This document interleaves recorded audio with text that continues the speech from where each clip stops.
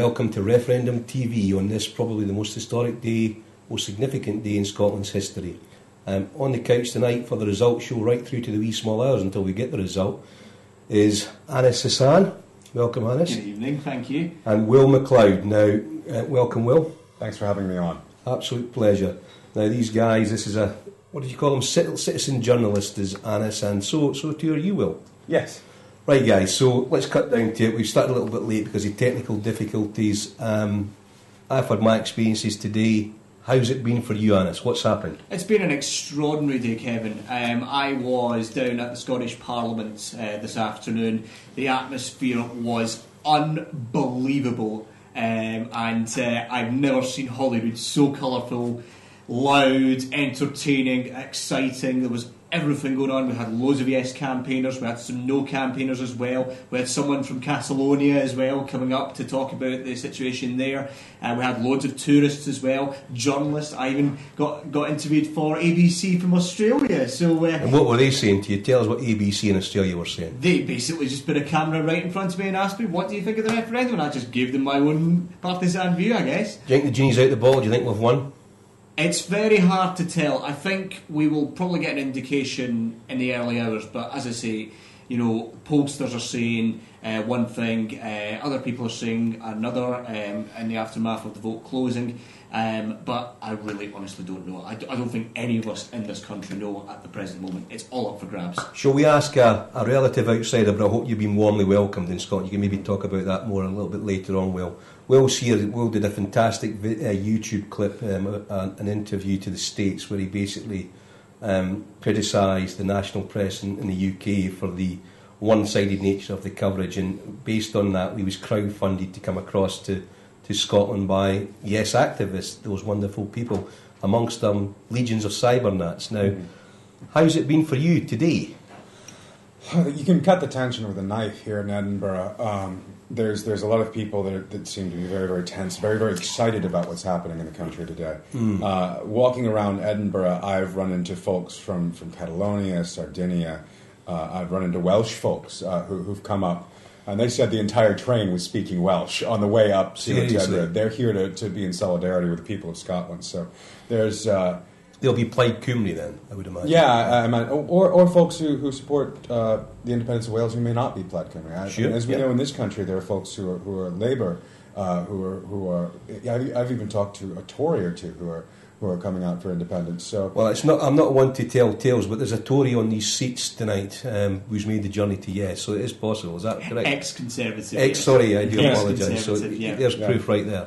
So I imagine that when people seriously look at these questions, they can cut right across the party lines because it becomes about what's best for the nation rather than a question of party loyalties. Yeah. I mean, I think what's interesting for me with your visit here is why were you interested? What brought your attention to Scotland? What really brought my attention to Scotland was my last name's MacLeod, and I realised there was a gap in my historical knowledge. I knew that at one point there was an independent Scotland and at one point there was Great Britain, but I had no idea historically how you got from point A to point B, and so I started reading Scottish history and reading academic histories of Scotland, looking at the historiography and other things. And I found myself getting quite angry because you had 1707 when the Parliament was bought out, and then you had the Jacobite rebellions, and then you had the clearances, and then you had all these instances in 1820. You had the 1820 Rising of terrible things happening to Scotland and to the Scottish people, all the way through history. And I was waiting for the point when the bad stuff stopped and when things got okay. And by the time we got to Margaret Thatcher, I realized it was only moments of things being good, but overall, the story of Scotland inside the Union was a story of the Scots losing out on things that they should have had access to, such as oil wealth. An interesting statistic at the start of the Union, it was one Scotsman for every six people in England for every one Scot was the ratio. It's now 1 to 10. Yeah. That's an interesting evolution through time. And there's a reason that there is a large ethnically Scottish population in the United States. Depending on how you slice it, 60 and 80 million people claim Scottish heritage or are considered to have Scottish heritage in the U.S. And that's because in the U.S. and Canada and Australia, that's the places that we got kicked out to. But it's not a question of ethnicity or anything like that for me, because it's a question of the people who live in Scotland for me. Yeah. Because those of us who've ended up in the US, for the most part, have done really well for ourselves. Yeah. Things like the clearances, they're ancient history to us, and they don't create any kind of emotional anger for us. Although we do lament the losing of our languages, but when it comes to language, I'm more angry at the government of North Carolina than I could ever be at what happened in Scotland, because we had an American Gaelic-speaking population. And with the rise of Teddy Roosevelt and sort of new American nationalism, where it was said that there's room but for one language, and that is the English language, but for one flag, and that is the American flag, and for one loyalty, and that's loyalty to the United States. America had been a polyglot at that time. You had Swedish language newspapers across the Northeast. You had German language newspapers, Hungarian newspapers in New York. We were a polyglot society. And that was all wiped out. Maybe we can come on to speak about that in more detail. Yeah, sorry. On. That's okay. I just want to bring you back, because one of the things that really switched people on to you is the quality and the feeling in the blog, the interview that you sent back to the States. So in terms of that, what have you found in terms of the social media over here and the Yes Grassroots campaign? Well, the main thing I found is that social media has been excellent at disseminating information. You have the Wee Blue Book. You have these other methods of disseminating information. You have citizen journalists. You have Commonweal. You have all these groups that have come together to get information to the Scottish people. And you have a media in this country that is as perverse as Fox News is in the US. Would you go as far as that? I would go as far as that. I was watching the BBC the other night, and they had this section on Europe. And there was this scary music in the background, and things were in black and white sometimes, and they had the doom drums beating in the background. And I was thinking that this is not news, this is a political advertisement. And it's coming from the national broadcaster. Who was that, the BBC? That was the BBC that had produced this. And then they went on not to talk about Europe to an academic or to a lawyer or to someone who studied the law of the EU, but to a Spanish politician who with a biased interest in tamping down on nationalist movements because of Catalonia. Yeah, and the Basque region. And the Basque region, and to some extent Galicia as well. Absolutely, Galicia as well. And so when we're talking about this, I don't know why the BBC would intentionally choose to talk to a biased source instead of finding one of the incredible academics in Europe who could talk in depth and about the antecedents to this decision. About, for example, Algeria.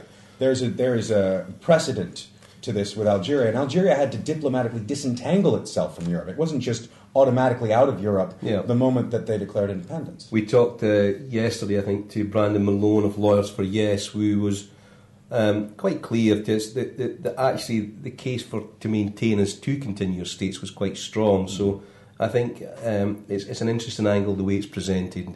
Can you talk about your sense of how it's been presented in the press and the broadcast media, apart from Referendum TV, obviously, Hannes? Because we're the best, aren't we? Oh, I think so. We're working towards it. That's biased. I'm sorry for the wee cheeky reference there. I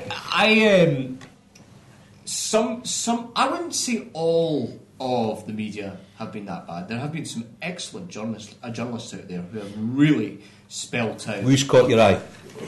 I would say my man of the match, or player of the match, as you would say in football, I think would be STV's Bernard Ponsonby. Right. That man has given an amazing analysis, a very simplified yet understandable analysis of what this debate was about. I was watching the STV News last night, I believe, if I rightly remember, and his closing statement on the STV News at 6 was absolutely beautiful. He summed up what this referendum means to the country, what this referendum means to everybody, and he emphasised particularly the power that you, I, yourself, and everybody else in this country registered to vote had today, and beforehand if they were registered with a postal vote, to actually have their say on where Scotland should be going as a country.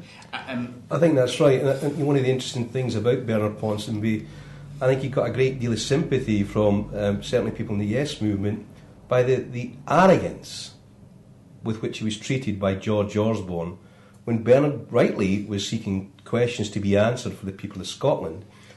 and he ran off basically away from Bernard as Bernard pursued him down Bread Street in a quite ignominious fashion, and that image will long stay with me. So I'm pleased that that's been brought out for you. What about you, Will? Who do you think's a standout? James Cook of the BBC, I think, has probably been their best journalist on this. And I think his ability to tell the truth, despite the fact that there's a seeming lack of it at the BBC, has been incredible. When he announced during a debate as the moderator that a certain email that was supposedly requested by journalists on RBS, that he'd received that email without asking for it from the Treasury. And when that was to Ruth Davidson in one of the debates, when someone else was saying that they didn't understand why Alex Salmond was attacking the BBC, James Cook said maybe that's because the BBC's coverage hasn't been very good. I think he's a real journalist. I think he's a journalist with integrity. And I think he's been one of my favourite people to watch covering this. I think he's done a couple of things in the big debates, and that thing with Ruth Davidson in particular, where he told the truth there, was very interesting. And he also did something with both John Swinney and Joanne Lamont at a debate I attended at Leith Academy. So it's good to hear. From an international perspective, you know, being in Scotland, you don't get to know how Scotland looks from the outside as readily. What do we know of Scotland? We only Scotland know, right? Well, fortunately, Anis and I have both lived in London, England, so we know a wee bit. But from that perspective, that international perspective, has this shocked you? What has shocked me is sort of what I've seen in the BBC, that reaction. I don't expect that from a state broadcaster because we have PBS and we have NPR, and they're usually very good. But the other thing that has shocked me is the level of participation. Mm-hmm. If we had this level of participation in the American democracy, if we were able to have the American left work together, and when I was part of Occupy Wall Street, when I was covering that as a citizen journalist, cracks formed in the left very quickly, and the movement is sort of fragmented. If we were able to work together the way that people are working together in this country, we'd be able to change America for the better. We'd be able to stop being this cops of the world kind of force. We'd be able to sweep away the plutocracy, essentially. I like that term, sweep away the plutocracy. I'm not sure I fully understand it, but we will come back to that. I think there's several people we've said have admired the way the campaign has been fought. And I've heard scare stories willy-nilly about problems here and problems there. But generally, my personal experience, we'll come on to. What's your personal experience of how the campaign has been fought on the ground, particularly since your arrival, and your experience is a bit more long-standing, Anis? From the Yes campaign specifically? Just generally. Just generally. Because there's a lot of people who say that it's a credit to Scotland. I'd be one of those, but I want your opinion. The Yes Scotland campaign can be proud of many things, but if there's one thing they can be proud of in particular, it's the vast numbers of people they have recruited throughout the last 18 to 24 months, getting them prepared, getting them on the ground, canvassing, leafleting, talking to their friends and family, and talking about the issues. They have been absolutely brilliant. They have really, really come alive, despite everything that's been thrown at them, and despite the fact that they have had to come from behind in the polls, and the fact that even as late as yesterday, although they weren't leading the polls yesterday, the fact they were so close behind the no side in the polls is an absolute credit. And they were gaining points in the polls as the time was going along. And, you know, it's an absolute credit to them because, as I say, a lot of the newspaper press, a lot of their papers, nearly all of them, backed to no votes or went neutral. Yeah. Very few of them backed to yes votes. Yeah. So you could tell the tide was going against them in many that's ways. The general flow. What I'm more interested in is the conduct. See, I think how people have been in this referendum. For example, at Middle Walk on Sunday, I think it was, there was a no stall. And there was friendly banter, but the poor girl did seem like Custard at Little Bighorn. She was surrounded. But she gave her opinion, and it wasn't with any menace. There was a great degree of humour. And I think people have sought to portray... On you go, sorry. And actually, at the Meadows, I was there, some young kid came up and tried to put stickers over the no signs. And someone came up and said, no, don't do that. Don't vandalize their signs. They were self-policing, I saw. Yeah. And so I've seen a very positive campaign there. And actually, when I was in Glasgow, I came out of the Arches. I'd just seen there's a play there called Wallace, which was response to the referendum, which was fantastic. I'd just come out, and I looked to the left, and there were a bunch of guys with Union Jacks who were singing, and I was wearing a guest badge, and they just walked right by me. Right. Didn't say a thing. They kept singing. You're a big guy. I mean, you got well, I am a big guy, but there were 30 of them, and they were also big guys. Fair enough. And so, but they didn't even try to menace me or anything like that. They were just they were not interested in fight. They were just trying to present themselves, and they were singing. And these were folks with Rangers stuff on who were unionists. So they're also Rangers for gas. Yes. But so I think that as far as the conduct is concerned, what the Scottish police have said today is that a couple of mindless idiots on either side is not indicative of anything. Yeah. And from everything I've seen in Glasgow and Edinburgh and other parts of the country, this has been an overwhelmingly peaceful campaign. You have more violence in American campaigns, and no one talks about it because it's isolated incidents. Can I add? Absolutely. Yeah. I am very proud of the whole country, not just the Yes campaign, but the No campaign, vast majority of them on both sides, who have conducted a campaign which, on a very, very fundamental issue, which in other countries you might see more sinister scenes emerging. Mm-hmm. Yet in this country, in Scotland, people have been peaceful, people have been dignified, and today, what I noticed, and the atmosphere that I sensed, was that there was a degree of humility from everybody, because they realised how gigantic this force is. And how close. And how close it is. And it's a real credit to Scotland. This country has a lot to be proud of. I think so, and I'm glad that both of you said that, because I think there's been some people that sought to portray it as being really vicious and really negative and really nasty.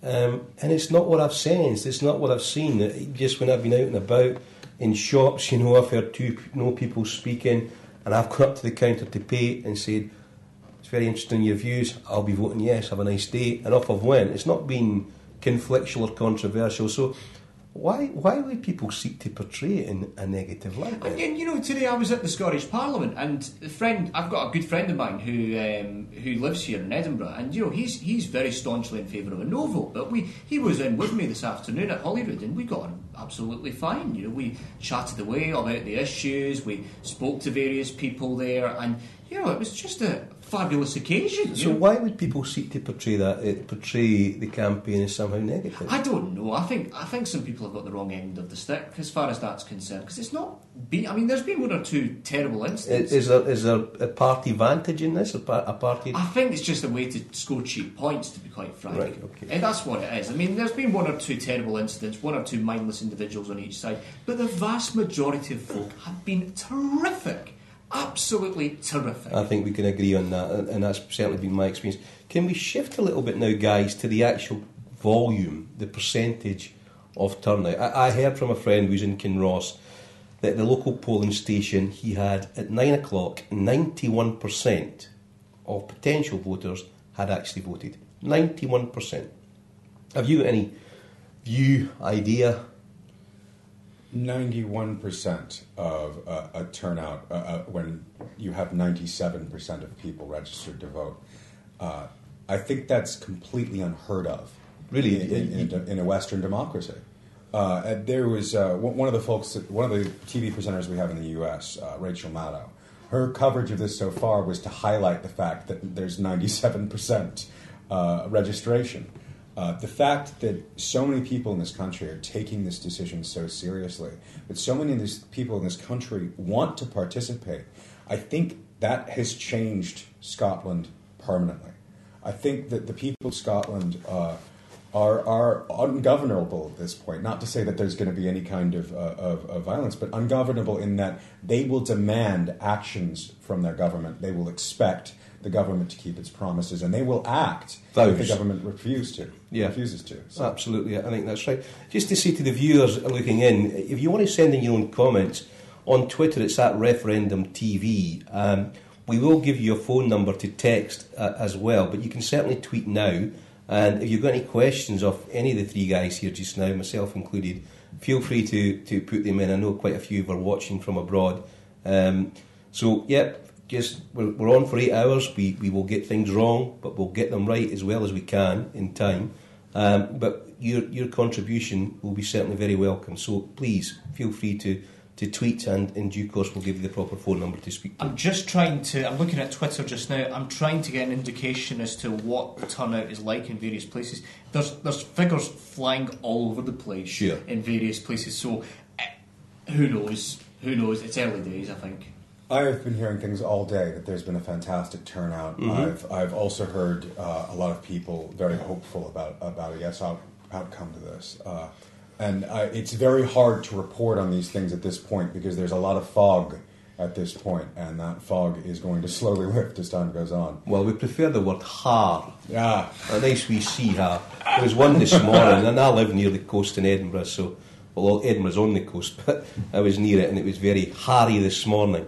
So, yeah, hopefully as time marches on, we will get clarity in terms of the hard lifting. Mm-hmm.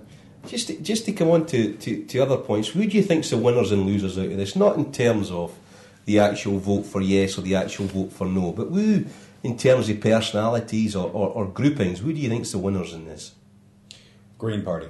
I think that the Green Party, the Scottish Greens, are going to be a major winner in this because they've been able to activate a lot of votes. I think also the Scottish Socialist Movement, the Radical Independence Campaign. So Sarah Beattie-Smith will be pleased, and Patrick Harvey and a whole host of other people. And people like Cat Boyd, yep. who's part of the Radical Independence Campaign.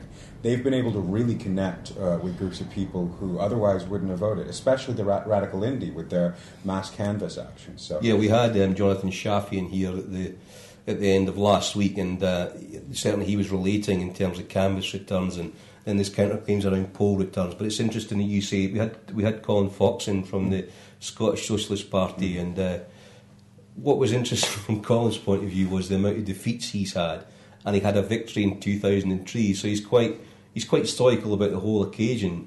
Though he did market the SSP terribly well when he was here, and frequently, Colin, didn't you? Yes, that's right. So can we? What's your view? I mean, that's the Green Party and the SSP being listed. I can't disagree much. I mean, Patrick Harvey is going to be a very happy man, I think, after this campaign, regardless of the results. He has been... Why is that? You bought my box of chocolates? No, I've never met him in my life, frankly. Hello, Patrick. But he has been terrific, absolutely terrific. I mean, let's face it, the Greens only have 2 seats in the Scottish Parliament. They're not a very big party, but they've really punched above their weight. Yeah. I would say as well, there was one other name that was in mind, Elaine C. Smith. Mm-hmm. I know she's not a politician, but she's featured on the television quite a lot, especially in the last few weeks. And the other person I'm thinking of is Nicola Sturgeon, the Deputy First Minister. Never heard of her. What does she do? Nick. I hope Nicola's not watching, probably in accounting in Glasgow at the moment. Possibly. But Nicola, now Alex Salmond leads the SNP. He's world famous in terms of his role, and that's indisputed. But Nicola is much less controversial in her personality and in how much approval she gets from the general public. I think you've got a fan here, Nicola. I'm just guessing. Nicola, I think what I hear when people ask about Nicola, when people talk about Nicola, they some people might say something along the lines of Alex Salmond isn't, he's a bit big-headed, he's a bit a bit arrogant. I mean, that's their opinions, not mine. But Nicola Sturgeon, a lot of people are, and this is regardless of what side people are on, people warm to Nicola. People warm to Nicola, and she's seen as trustworthy. Mm. And I would say, because of that, I would actually go further and say, in my opinion, I think she's a future First Minister in the making. I mean, certainly once Alex Salmond, now he can't last in that role forever as SNP leader. Once he goes, I think Nicola's the number one candidate. And Alex is in fairness to Alex, he's looking very trim, and he's got. If he's brought the victory, then he deserves the office for a period of time until things change. But I think you're right. What's your view, Will? I agree with that analysis, but one of the things that I've really been wondering is if you are Alex Salmond and you have just achieved, as leader of the SNP and First Minister of Scotland, independence for Scotland, I think what you might do at that point is possibly resign. And there's been a lot of question. I really want to know what he does. And at that point, because if you've achieved that, achieved it. It's time for me to retire before the stress. The Moses hypothesis, I think you're positing here. I think that may be, and then Nicola would not be, or president, or president if we choose to go that role. And I think that and potentially for the entire country, in Salmon decides that it's time to. And it's ready to when you're ready to do so. Yes, First Minister. Okay. Only when you're ready. And other people one of the things that I think is really scaring people internationally is they've seen how the Green Party has succeeded here, and I think they're afraid of Green Party in government. I think that really, really scares some of the Petro guys, because what I've talked to Green folks about is their view for the future of Scotland is we don't need the oil after we've established an electrical system that uses that really fully uses all the resources we have. Once we're using our renewable resources, we're making more money off of that than we are off of the oil, and even producing the oil is competing with ourselves. If you cut off oil production at that point and transfer the rest of that industry into the green renewables, then the price of oil will rise, because the largest oil producer in Europe has just shut down its oil fields. Yep. There's going to be more of a focus on that green energy, more of a demand for that green energy. It's interesting to I see think that scares people. I'm sure it does, and I think you're absolutely right there. There's one thing I want to come on to, because I heard somebody on one of the channels the other night saying that, Colin Fox was actually saying here the other day that because of the coalition that was formed for Yes, there was a belief from a lot of journalists that suddenly they would be each other's throats, because the Greens want to leave the oil in the North Sea, the SSP want to tax the rich until they bleed almost, and the SNP follow a neoliberal sort of economic policy. So one of the astonishing things for him was that he loved it, he loved the coalition, he absolutely adored it, and he actually wanted to carry on for another 2 years, because he was loving it so much. But I think probably being in the SSP has been difficult in the past, but the coming together and the energy has been something really attractive for him. Can we come on to Anis, who you think has not done terribly well out of this? It would be harsh to say, let's look at who the losers are, but why don't you anyway? On the yes side, or just in on general? the no side? Or just generally, yeah. Just generally. Yeah.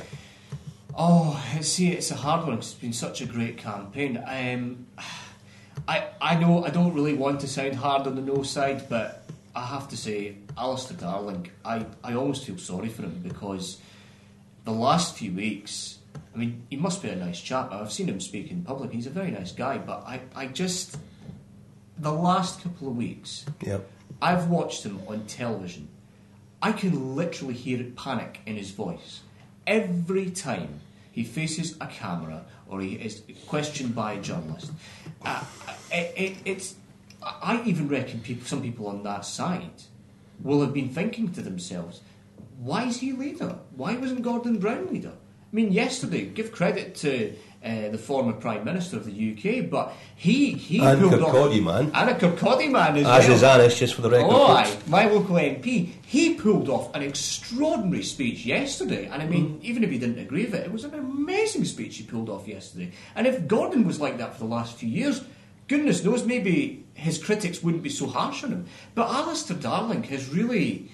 It sounds like he's tired. It sounds like he's faced this tsunami of pressure and panic in his direction because of the way the polls have been going in the last 10 days or so. Do you notice a change through time in terms of Mr. Darling's presentation to the world? Do you reckon that's changed? I think he's been quite calm at times, and it's only recently he's come on to be... Well, he must have been calm when he was Chancellor, because he faced an absolutely horrible situation there with the financial markets. But in terms of the campaign, do you see the deterioration in his performance as it's gone on?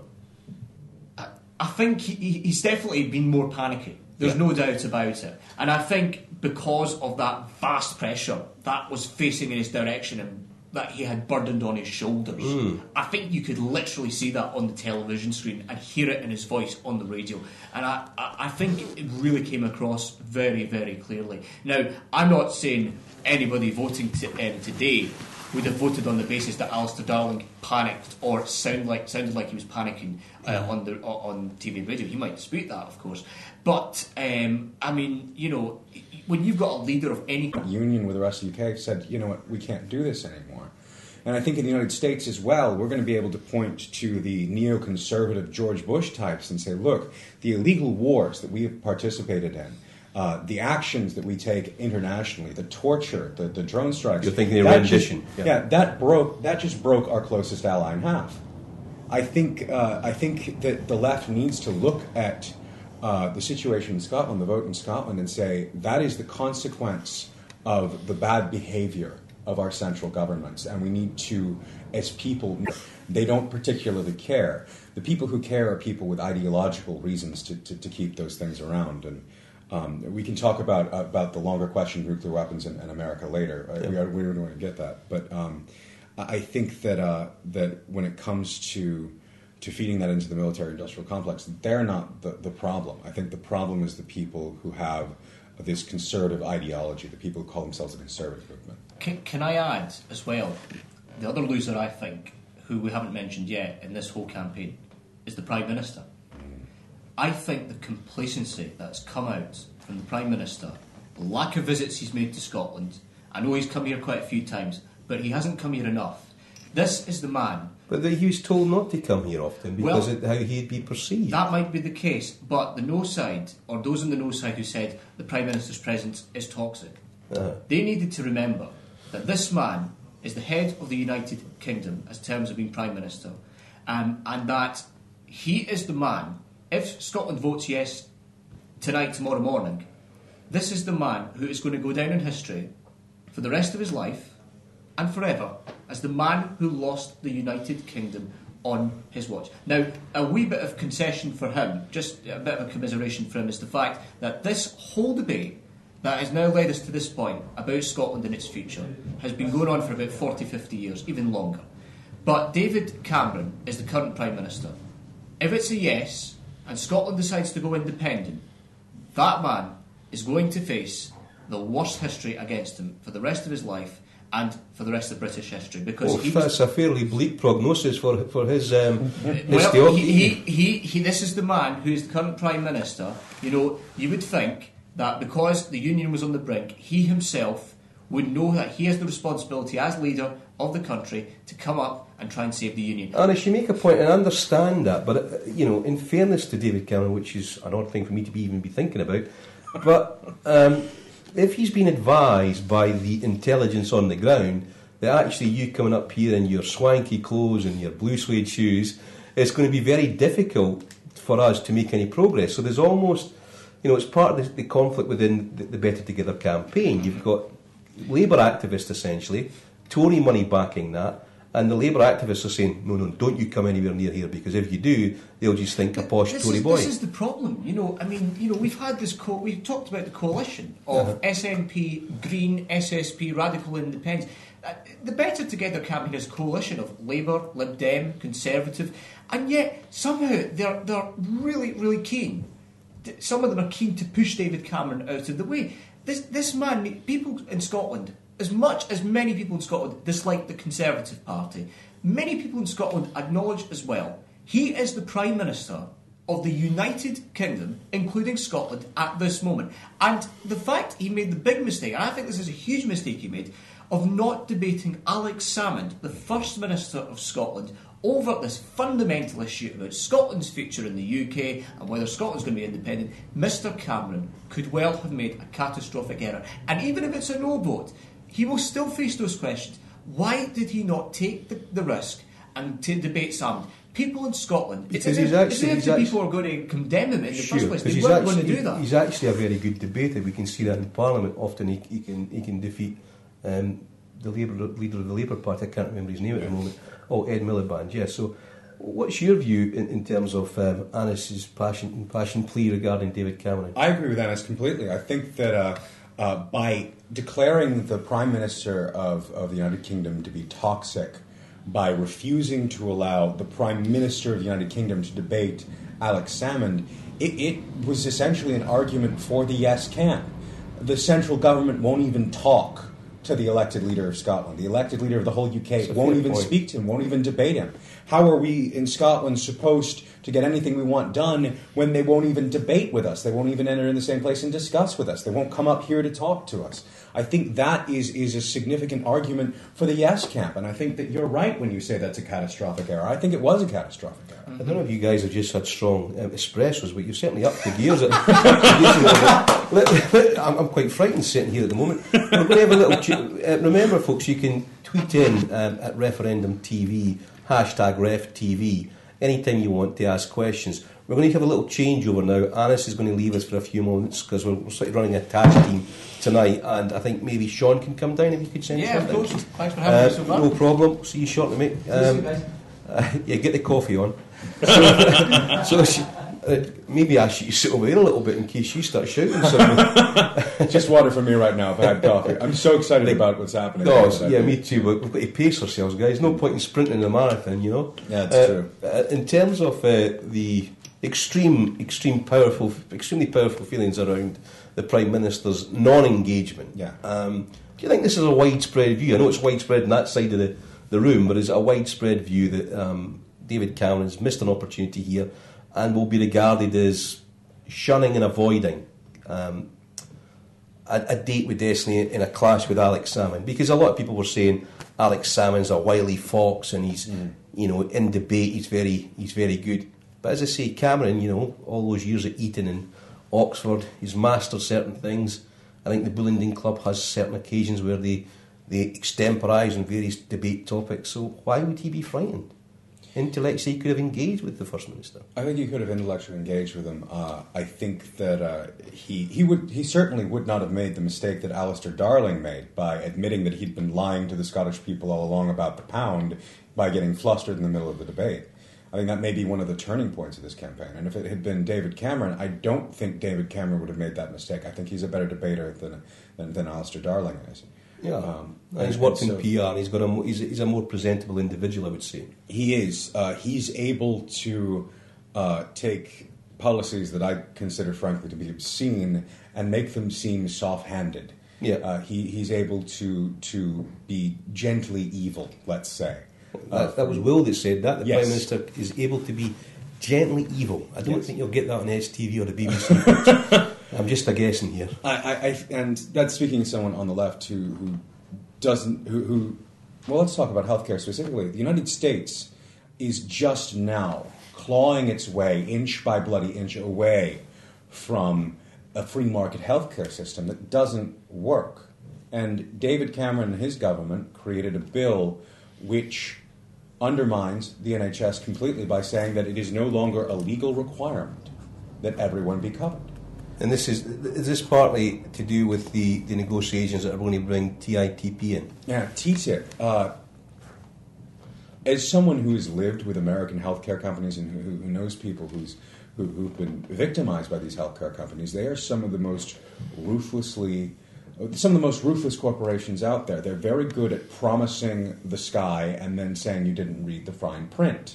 They're very good at telling you that you'll be covered in certain situations and then finding legal ways to go back on their promise. Essentially, These are the corporations that are being invited in by TTIP. And to not protect the NHS from those corporations in Scotland, to not keep those kinds of corporations out is really, really dangerous. Of course, the allegation from a lot of no voters and friends of mine are that when people started talking like that, that was to bring the fear from the yes side in terms of Yes's policies, that we were bringing the fear in terms of the NHS, that actually the NHS would be perfectly safe, there was no issue at all.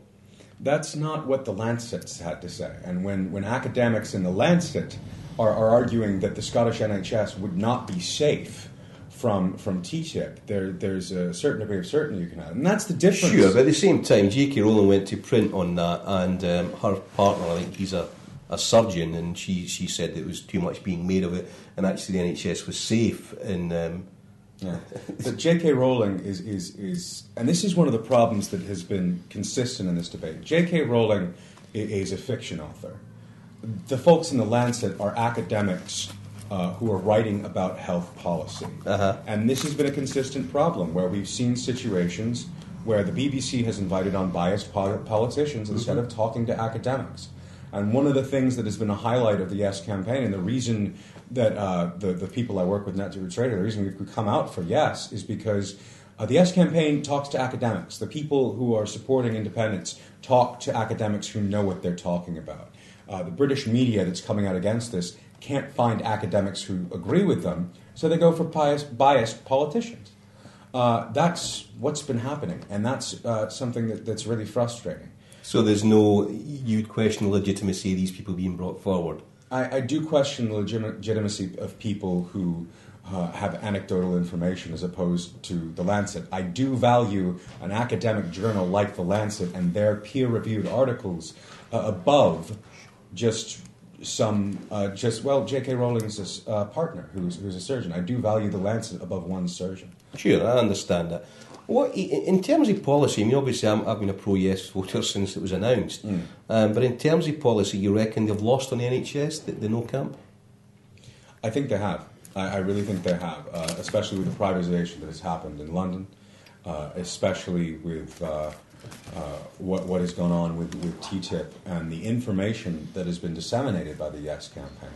And that's been one of the hallmarks of this campaign. I think as people actually get the information about what is going on in this country, information that the press has not been very good at disseminating themselves, I think people at that point have been flipping their votes to Yes. I think the more information people have, the more likely they are to vote Yes, which is why the Wee Blue Book was so important, which is why the debates we've been having in this country are so important, which is why Wings Over Scotland, Newsnet Scotland, and Referendum TV have been so important in making sure that people hear voices they otherwise wouldn't hear. That's certainly the case with me, and probably Anas as well. Yeah. So I don't know. Okay. Let's go to other issues. What, when you're president, I'm not sure if you voted for him. I'm not. When your president was asked at Downing Street, we can imagine the scenario. He was asked at Downing Street. I laughed because I knew this question was coming. Okay, we'll come on to that. We're just being joined by our colleague, our fourth presenter, Sean Allan. Are the cakes here? The independence cakes have arrived. Excellent. Yes. And the Hibs biscuits. And the Hibs biscuits, very good indeed. We're just talking. We'll come on to you in a wee second, Sean. Just let you get settled in there. Go on in. Talk about your president. When he stood next to David Cameron, he was in a position where he's standing next to the leader of a country that is considered our closest ally, and he said the bare minimum that he had to say to be diplomatically neutral on the issue. To not support David Cameron would have caused an international incident at that point. And he gave a heavily caveated response. He says, from the outside, it kind of sort of looks like things are pretty much okay. It wasn't a strong endorsement to keep the union. It was completely equivocal, yeah. It was equivocal.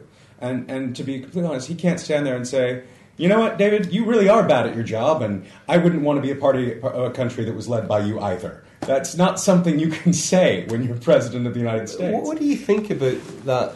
Johnny, you might want to come in here as well. I want to come to you about the count, particularly in a minute, but this the request from the former Commonwealth Office to ask for contributions, if you like, from world leaders to say that actually this is a ridiculous idea, Scotland, you should stay in the UK. What do you think of that approach?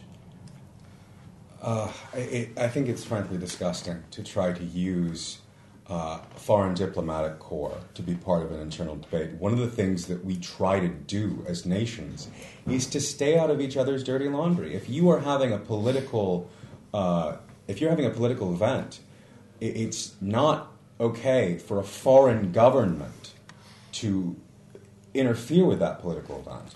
It's been interesting in terms of.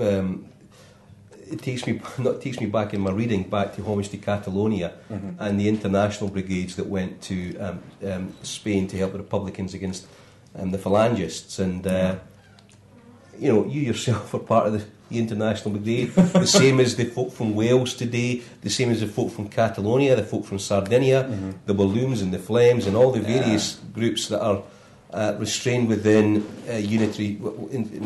restrained in certain state groupings as they are just now, that the sort of superior power or the main power is really against, and it's been a delight to have that involvement.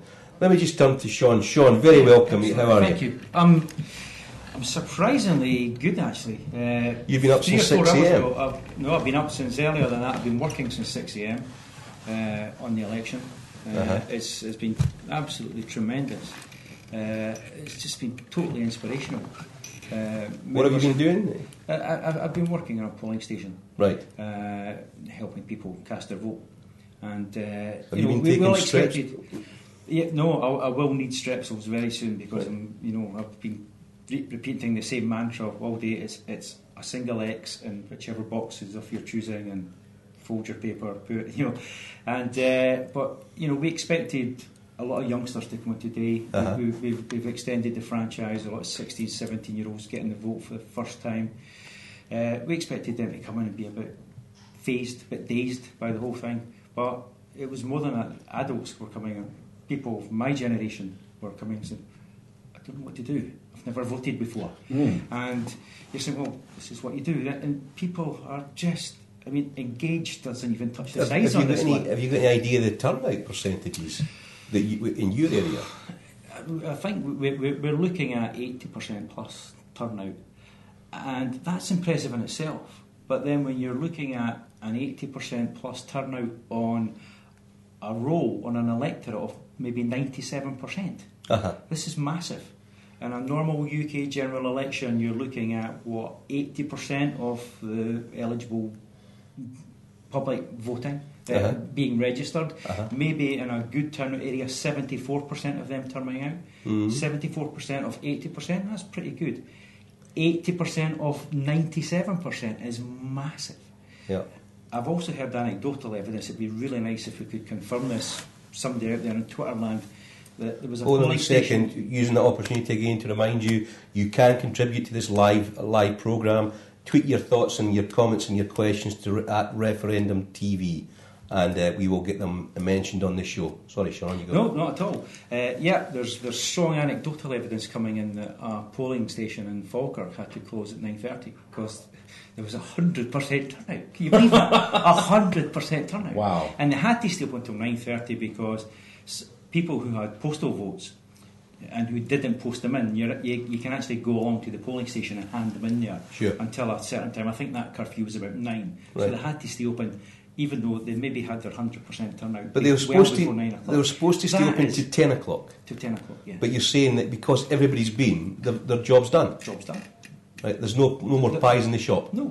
Now, that must be unprecedented in modern British political history, surely.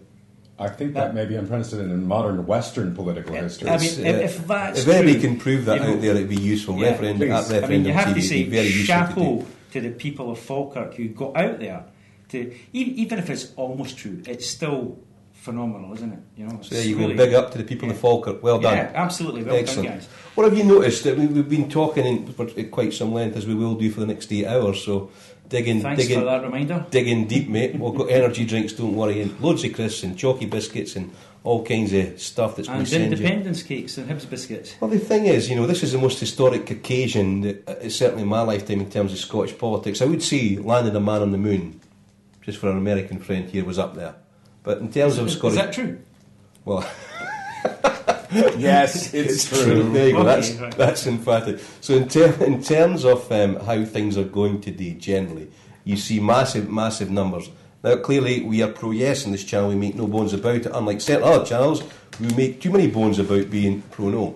So, Sean, is on this pro-yes TV... yes. What do you think? How do you think we're doing? I'm almost scared to say what I really believe we're doing. Right. I am. It's I think we're going to do it. And people who say, it's going to be very close one way or the other. Well, close is so subjective, isn't it? And I think we could see at least a 10% difference between the yes and the no. I would not be surprised at all if we're looking at 55 to 45, maybe even a wee bit higher than that. 55% to 45%. Put a label on that, Sean. Come on, stand up, man up. Who's on 55%? Yes, of course. It's people have been coming in and voting, as I say, for the first time. Now, perfect. Sorry. Okay, sorry, I'll just go into we'll come back to Sean in a second. This is a big shout out to your friends and viewers at Dynamic Earth. Hello folks, welcome at Referendum TV. If you want to tweet us, we'll get a phone number shortly. Can we get that organised, please? If we can get a phone number, maybe use my phone. I got no issue with that. That'll be a thing to do. Sorry, Sean. Can I say on that subject, if anyone from Dynamic Earth is watching at the moment, if they see Michael Stewart, remind them he's going to try and come in tonight. Right. I know he's at Dynamic Earth early, but don't let him forget he is due on Referendum TV at some time. Mikey. And Irvin Welsh never got back to me, so Irvin, you've broken my heart, mate. What can I tell you? Sorry, Sean, come back. So you think it's going to be... Will, can you come in here? Because I need a foil for this man's optimism. I don't like predicting information like this. If you look at the polls, they've been in a statistical tie. And one of the things about the polls that has been brought out is that Financial Times talked about how they were showing conflicting data. Yep. They're showing conflicting changes. In some, the yes goes up, and some, the yes goes down. That means that when the polls do not agree with each other on metrics, on the direction of the trend, on things, that means that there is a problem with the data that they're using, with the way that they are constructing their polls in general. It means that the pollsters are having a very difficult time deciding things. And we began with a statistical tie. That's where we began. We began this evening. But I will point out. You're not going to answer the question, are you? Huh? You're not going to answer the question. No, I have 8 hours. I have 8 hours to break this man down. You just watch this. I'm fully confident that this man. You said I had plenty of time, so I get to answer the question roundabout, don't I? Just building up. We're not going to deliver all the goods in one go, folks. So when it comes to what I've heard, I've talked to folks with the Radical Independence campaign, and in their mass canvass, they tried to ask every single person they could talk to try to get an actual picture of what the vote was going to look like for that mass canvass. And they said that in some of the places they'd gone where people just don't vote, they were getting 60 to 70% of for yes that they were expecting. There were folks I talked to with Radical Indy who are expecting, at least in Glasgow, for this to be a blowout. A blowout is an American term meaning what? Meaning a significant victory for yes. Right, in this case. I'm wary. I'm going to have to interrupt there, Will, because I'm wary. I need to bring Sean back in because you look as if you're going to drop off this perch. No, I'm just listening intently. I'm an amateur when it comes to this. I don't profess to really know much about the details of polling, but what I would suggest, purely from just being way back here and just looking on from above, is that traditional polling's possibly gone out the window in this referendum because it's based on traditional voter reaction to the kind of elections we've had, which are party political for one thing, not this straight yes/no question, but also the what's the word? The franchise has been increased by so much at both ends. Yes. Well, maybe not, certainly at the bottom end with the youngsters coming in, but also with this new section of people who were missing, the missing million, I think we kept calling it. Yes, we had Jonathan Mitchell on yesterday, who's a lawyer, for Yes, and he was highlighting that as a factor. Yeah, I think that's a huge factor in making the official polling, if you like, highly unpredictable. It's and if these guys, if their raw data is skewed, well, that would make perfect sense to me because they're dealing with an electorate that they've never dealt with before, and that's where I think this might just not be as close as the official polls are predicting. Of course, that could go the other way. This is completely unscientific on my part. Absolutely, and that's the other side. That's the other side that it could be completely wrong. But I don't think. I think, from my perspective, it's either going to be very, very close, or I think it's because that's the data that we see from the pollsters. Can I just? There are two people who've come out here, and I think that either that one of them is going to be right. Either the traditional pollsters are right, and it's going to be a tie, and it's going to be a very close vote, or the mass canvass is right, and it's going to be a blowout for yes. So I think possibly it could be somewhere in between. So where? Yeah, no, I think it could be in between those points too. Yeah, that's. So it's going to be very interesting to see as the results start coming in. Where would you place Nate Silver on traditional or?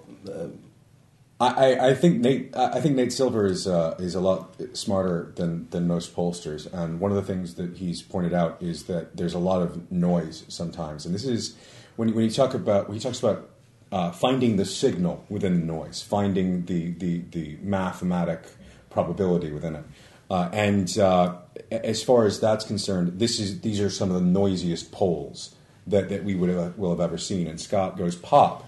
That blog has been very, very good at pointing out how James Kelly, yeah. He's been very good at pointing out just how noisy these polls are. So I think that if there's someone to pay attention to less than Nate Silver, it would be James Kelly in this election. That's no small accolade, and I think it's well deserved. Yeah. Apart from anything else, James, having to deal with those comments underneath those commentaries that you produce, quite startling and mainly anonymous, which is characteristic of some of the interventions. I was asking the guys earlier, who's the winners in this? And I know you're a Green, a confirmed Green, so who's the winners and who's losers? I'm a recent actual convert to Green. I've kind of been supporting them unofficially for a few years now. How does one support the Green unofficially? Well, by giving them the odd vote, right. Giving them the odd wee donation or whatever, tweeting out their messages.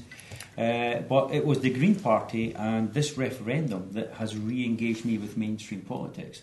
I left it more than 10 years ago, completely disillusioned by everything about it, mostly the Labour Party, which I'd supported since childhood. Contextualise this? I think, because you have been a long-standing Labour supporter. Weren't you at one time a union member? Yes, a union activist at a reasonable level. I would go down to national conferences and things, go to down to London on marches and all kinds of things. So I was a bit of a rebel in my young days. I'd go out there and do stuff. You were too busy doing soul dance. Politics was great. Never got the time to soul dance. But then I just, like a lot of people, just became completely disillusioned with actually not being able to tell the difference between the parties anymore. And that undoubtedly happened when Blair took control of the Labour Party. I remember being up north on holiday the day John Smith died, and it was one of these palpable things that the country felt. The whole country, whoa, that's there wasn't the crying and the outpouring of grief that we've had with some events since then. Yeah. But the whole country was certainly stunned. It was like, whoa, is that the headlines in the papers? Oh, that's bad. That's not good. And then there was, a bit of respect for education. Yeah, but then Blair came along and he changed the whole dynamic of the Labour Party. And at that time, a lot of people, rather than go, wait a minute, Tony, we're not too happy about this, they went along with it because they needed to beat the Tories. And they needed to beat them at all cost and any cost. Mm-hmm. And that was their undoing because they sold their soul to the devil. They really did. And from that's led to your departure from that. Absolutely. I would suggest I had to really sadly walk away from. Yeah, I would suggest that's been a move. Well, statistically, it's been a movement for a lot of people. Yeah. And even within this poll, within this election, there has been a massive shift within the Labour vote, hasn't there? I mean, that's... Oh, there has. Credit to the Labour vote, actually. It's. Can I ask a question to both of you? Because something that I've been wondering, as I've been looking at this reaction, is this event the sort of thing that you think is going to undermine New Labour and bring back sort of the old Labour George Galloway types down south? Is that something that you guys think might happen? Maybe. It's an unfortunate example to use George, because I think George is... burnt his bridges in a catastrophic fashion. Yes, absolutely. In terms of... if you mean the George Galloway of 10 years ago... That's what I mean, the George Galloway of 10 years ago. Yeah, the George Galloway we like to remember, the George Galloway that stood in front of the US Senate and he took them all on, It was a hero for the left here after he did that. So he's kind of burnt his own political capital, destroyed his own political capital. Can I answer Sean for a wee second, because it's nice to answer questions instead of ask them. I can't ask questions for 8 hours, guys. So if you're out there at Referendum TV, ask a few, and somebody else can ask them off us. In terms of the question, I've had the pleasure to interview Jonathan Shafi, Jim Sillars, and Colin Fox, and I'm surprised I'm still here to tell the tale, because of their passion almost burned me. And I think what becomes clear is after this that the country is politically more to the left.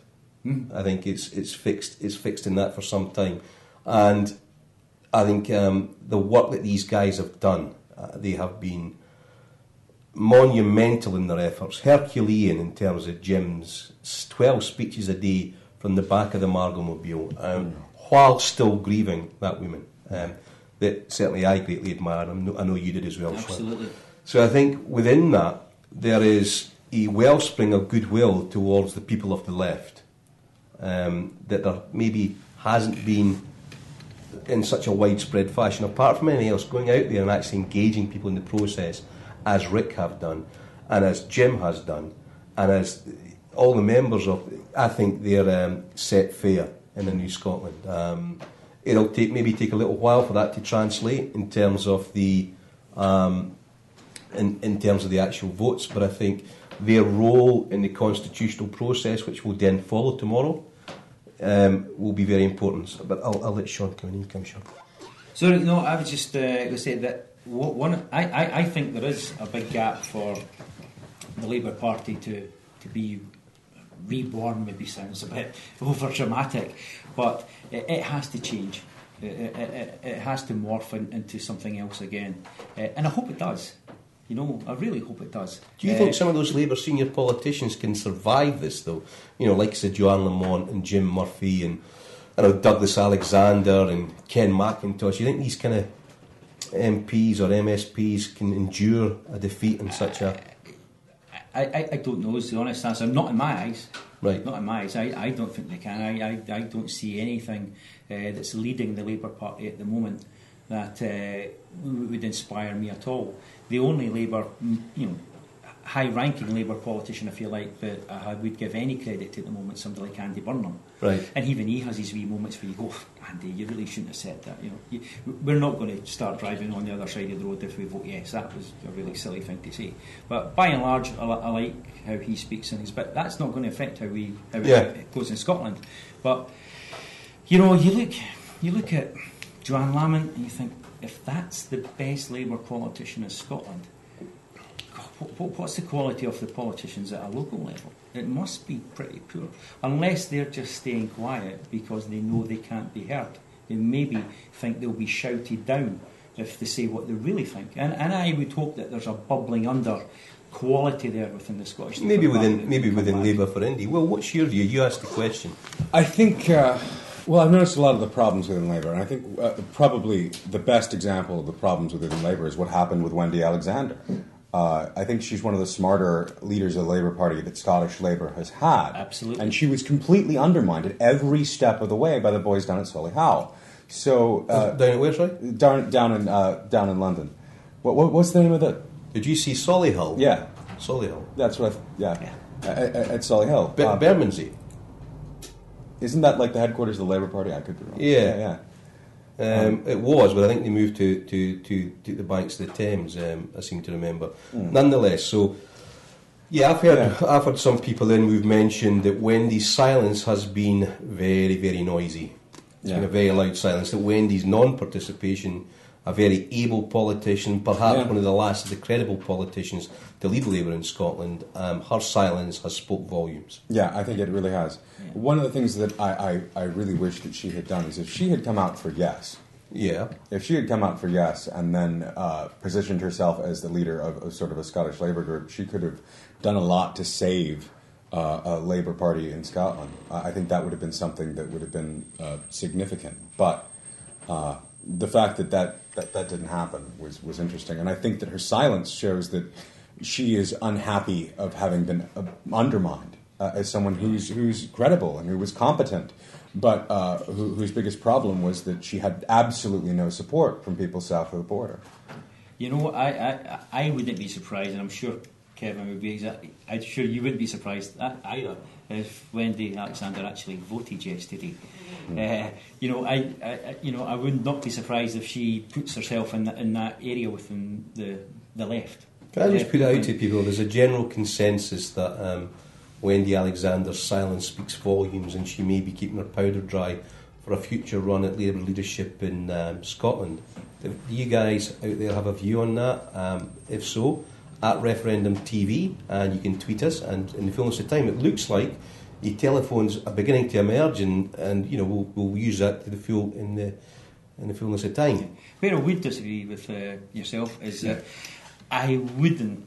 What would have surprised me is if she'd actually come out and declared that that's what she was going to do. I think for someone like Wendy Alexander, it's still maybe a wee bit too early for that. Can you imagine the meal times and the family get-togethers? Well, I think her brother's probably been the most impressive Labour politician on TV at the moment. He's still been a bit of a Rottweiler, but he's a very intelligent and very articulate Rottweiler. And I think if it wasn't for him firefighting for Better Together, they would have been in a much worse position than they were. Absolutely. And I would, I wouldn't have a go at him for that, really. I think that's just loyalty. He's had to do that. He really has. In the same way that I think Wendy could never really have come out and say, well, I'm actually with Labour for India. Can I just shift the spotlight I don't think second? Labour Party members were quite ready for that, but hey, who knows, Absolutely. in 12 hours' time. I mean, we've talked about David Cameron, right? We've talked about a little bit about the Conservatives. We've talked at length about the Labour Party. But there's a third leg in that coalition that's never been mentioned. Who? Well, exactly. Who? You know who I'm talking about, don't you? Dead Party walking. All right, okay. Dead Party walking. I take it, Yeah, Sean, you're Tories. referring to... No, he's referring to Liberal Democrats. Oh, right. We forget about them because they're irrelevant. And they're going to be irrelevant south of the border. I think when people have called them fib Dems, they've been correct. Yeah. When you make a promise to students, to the young generation, that you're going to protect them from university fees and then completely fail to protect them from university fees, you have destroyed your reputation with the next couple of generations. Could you speak to the Exactly. cameras here, Will? Because I think I'd like to get that message out there. This is Will speaking about what he's called the fib Dems. We'd probably know them better as the Liberal Democrats. Yeah. But he's entitled to say that because he's from the US. But carry on, Will. I think that the Liberal Democrats have really, really, really hurt themselves here. One of the things that I'm seriously wondering about is if we are going to see a similar Liberal Democrat wipeout south of the border that we saw in the Scottish election in 2011, where they lost every constituency seat in mainland Scotland, and I think they just hung on to what was it, Orkney and Shetland. I think you might see a similar kind of well, you said dead party. In terms of the first past the post. Yeah, so in terms of first past the post, But they're I think going to get... UKIP have already positioned themselves to just move right in there, haven't they? Yeah. Well, it's interesting. I mean, one of the galling things for me is I'm no political party, which is a very convenient place to sit, but it's where I do sit. One of the things that's really irked me was Michael Moore in the first instance, then Dali Alexander speaking as if he had any authority over Scotland, when quite clearly his party was polling at 16%, and yet because of the political electoral anomalies got position, and then they all seem to be big guys as well with big heads. It's an odd thing. It's an odd observation. But then proceeded to hector to a certain extent, both Michael Moore and then Danny Alexander, the population. I don't know if I'd agree with that completely. When I would look at Danny Alexander on TV, I just see blackness in those eyes. I think he knew this is just my last throw of the dice. Maybe if I stand here, maybe if I'm on screen enough, I might get picked up by someone because I'm about to lose my job. You reckon? Yeah. So it was a long interview for potential new positions. I think so. I don't think the man has a real career in British politics. I must say your prognosis for the future of Liberal Democrats is up there with Wales. They've annoyed me. Go on. Well, you don't want to be doing that. Say more. Go on, Will. And I think that's actually...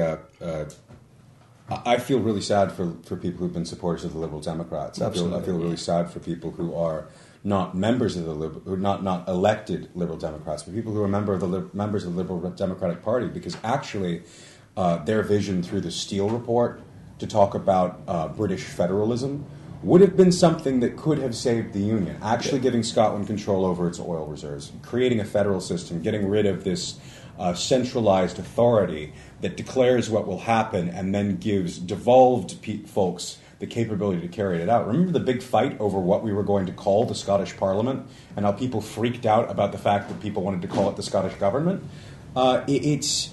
If the Liberal Democrats had actually been able to work something out on federalism, it could have saved the Union. It could have prevented this referendum that we're having right now. Intellectually a good idea, but politically a difficult one to implement.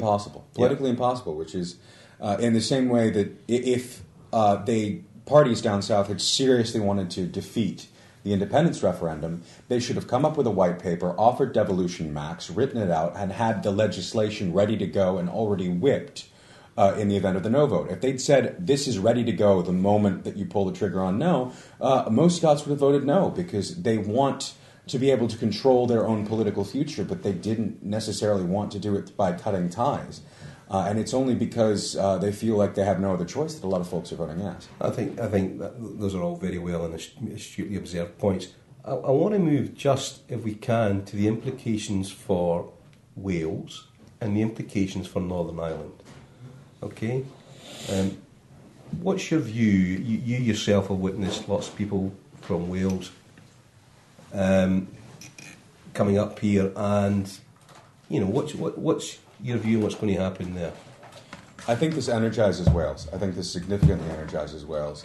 And I think in the case of Northern Ireland, there you have the Ulster Scots movement. When we talk about unionism in the context of the Ulster Scots, it's not the rest of the UK that those folks want to be united with. Yes. So you also have the sort of Presbyterian Orange Order, but they're separate from the Ulster Scots movement as a group. And so as far as the Ulster Scots are concerned, this undermines that aspect of unionism in Northern Ireland. Sure. So I think in general we're going to see energy into Plaid Cymru. I think you're going to have the Welsh Labour Party questioning what happened to Scottish Labour up here and seriously thinking about their future. And I think you're going to have a real process of questioning going on in Northern Ireland about that area's position within the Union and talk of potential reunification. I asked because it seemed to me there was a number of people posting trend maps on Twitter. And I don't know if you've had a chance to observe them. There was yeses where it was the yes is the topic of conversation or is in the tweet. And there were yeses flashing up. And essentially, they were down the coast of the north, coming down past Aberdeen. It was all yeses, and obviously the central belt, Belisha beaconing yes, yes, yes. And then coming down into Wales, there was more yeses. And then across the Irish Sea, in Dublin, there was a concentration of yeses. And then yeses up in the north of Ireland. So it was very interesting who was actually observing and tweeting about it. And in Belfast, there's sort of a hill that looks over the city. And on that hill, there was once a big sign that said, Yes, Scotland. On Free Dairy Corner, they were flying saltires. And they've been tweeting this stuff out through social media. There are a lot of folks in Northern Ireland who are in solidarity with Scotland, who are really encouraging a yes vote there. And I think the same thing is true of Wales. But also, I mean, I think we've got to be neutral here in that respect. But also a lot of folks in Northern Ireland from the Orange tradition who support Scotland, but support Scotland within the frame of the United Kingdom. I have to say, I think Frankie Boyle defined unionism pretty well when he said that unionism is simply the view that two pretty similar countries ought to remain united as long as neither of those countries are part of Ireland. Right. And I think that's... I didn't swear there. I think that was actually more astute than even Frankie Boyle realised at the time. Yeah, no, it's an incredibly astute point. And I think that in the context of talking about Northern Ireland, this is going to lead to a period of soul searching. And yes, there are folks who are Orange Order and folks who are not Orange Order in the Ulster Scots movement who did want Scotland to stay within the United Kingdom and who do support a united Kingdom of Great Britain and Northern Ireland, who do support that idea. And I think that a yes result tonight will absolutely cause a lot of questions about the future of Northern Ireland. Is there not a paradox in politics in Northern Ireland, or that even amongst the unionist side, that they still feel that they could run a lot of their own affairs better than London can run them for them, even though there's this fierce tradition, which even through recently in our lifetime was leading to killings and bloodshed. But they still feel that they can run things better themselves. which is that's a very difficult thing for me to get my head around. I think one of the interesting things in recent developments, and Ian Paisley's recent sad death, when Martin McGuinness came out and said, "Well, actually, I've lost a friend," and that's a remarkable statement. A remarkable statement. And those two guys who were in absolute polar opposite camps and very militant in their language, could actually, through time and through the good offices of Clinton and his advisor at the time, whose name escapes me at the moment, could come to a position where they could dialogue sufficiently to look after both their groups of people, to find commonalities, to establish a tight enough rapport to be involved in the power sharing situation. I think that's been a remarkable development. And I think, Alex Salmond has been involved with these people at high levels, so I think he will lend a hand as best he can if we get yes. So I think the future's good there. It may involve change, but through time it can be changed very much for the better. If you draw your attention down to Wales, I've got a mental map here, so you're going across and then we're coming back, and then we'll maybe switch to Ireland and then go to the EU. Go on. Well, I think I'm more interested in how this might affect Wales. I think we'll see a more dramatic knock-on effect in Welsh politics than maybe Northern Irish politics. That may take a wee while to try and catch up, but if we have voted yesterday, I think Welsh politics tomorrow will start going, right, what can we do now? They'll be starting right away. And I think there's, from where I'm looking on, I think there's a similar problem in the Labour Party in Wales as there is in the Labour Party in Scotland. So it's not just Plaid Cymru who've always, like the SNP, but never got to the strength that the SNP got, who've always had this notion of independence. Yeah. But the Labour Party in Wales is there's fraction, that's splitting up as well. People are really, really angry at how Labour politicians are not representing their members. I suppose, Sean, when you're talking there, one of the great examples of this campaign has been the inclusiveness of really diverse groups, interest groups, Women for Indy. I have the cup here, thanks to Natalie McGarry. Thank you very much. Africans for Indy, Irish for Indy, Canadians for Indy. I think Americans for Indy are in there as well. A lesser group, but there's lots of different groups that are not naturally bedfellows. And I suppose from the Quebecois, the Flems, the Walloons, the Galicians, the Basques, the Catalonians, that there's scope within what we've done here to model it and use the best use the best techniques and the best presentation of the information. What do you think on that, Will? What I think is a bit more depressing. I think that in the event of Plaid Cymru coming to power and getting the chance to ask for a referendum, I'm worried that London would look at a yes result and say, we don't really want to allow any more referendums. We don't want to be shedding any more parts of the UK. I'm really concerned that in the event of a yes vote, that they wouldn't want to let the Welsh people even ask that question. All right, so they'd be more politically astute. Yeah, that makes me really nervous. And also, I think that a yes result will I'm very nervous about the other nationalist movements. I think it'll light a fire in a lot of people. And I hope literally it is my hope. It's happened before. Literally, fires have been lit in Wales. Yeah. I think that I don't think we're looking at that in terms of Plaid. I think Plaid have advanced massively since then. I think Plaid do a very good job. Leanne Wood up here was fantastic. I've got a number of Plaid followers, a number of Plaid followers. I need more coffee. A number of Plaid followers on my Twitter account who have been very helpful, very gracious in their comments, and people that I would in turn like to support back. I really hope that London would do the right thing in the case of a Plaid Cymru government. I really hope that they would. I'm scared that they wouldn't, though. I'm really, really fearful of that because of time will tell. Can I just say out to the viewers out there, we now have a phone number, and if you want to call in and ask questions or speak to any of our speakers, you're more than welcome to. The number is 01294 508 285. I'll say that again, it's 01294 508 285. And you can ask us any questions you see as appropriate. Try and keep the language clean. And yeah, feel free, either that or you can tweet us on @Referendum TV and ask us questions that week too. So I'll say the number one more time, it's 01294 508 285 to speak to any of us on Referendum TV and have us discuss questions that you may want answered. Okay, sorry about that. Well, on you go. Thank you. No, I was just saying that I know the Catalonians right now are struggling really, really hard to have the right to have the referendum, and that is because Spain does have a constitution which doesn't allow for those kinds of referenda. How does that work then? What goes on past that? If the central authority is saying you can't have a referendum, what happens? I think mass resistance happens. I think mass demonstrations happen. I think at some point there's a peaceful way to operate as if your nation is a fact and the central state doesn't exist. I think there are directions that people can go peacefully where they can take a greater and greater and greater autonomy.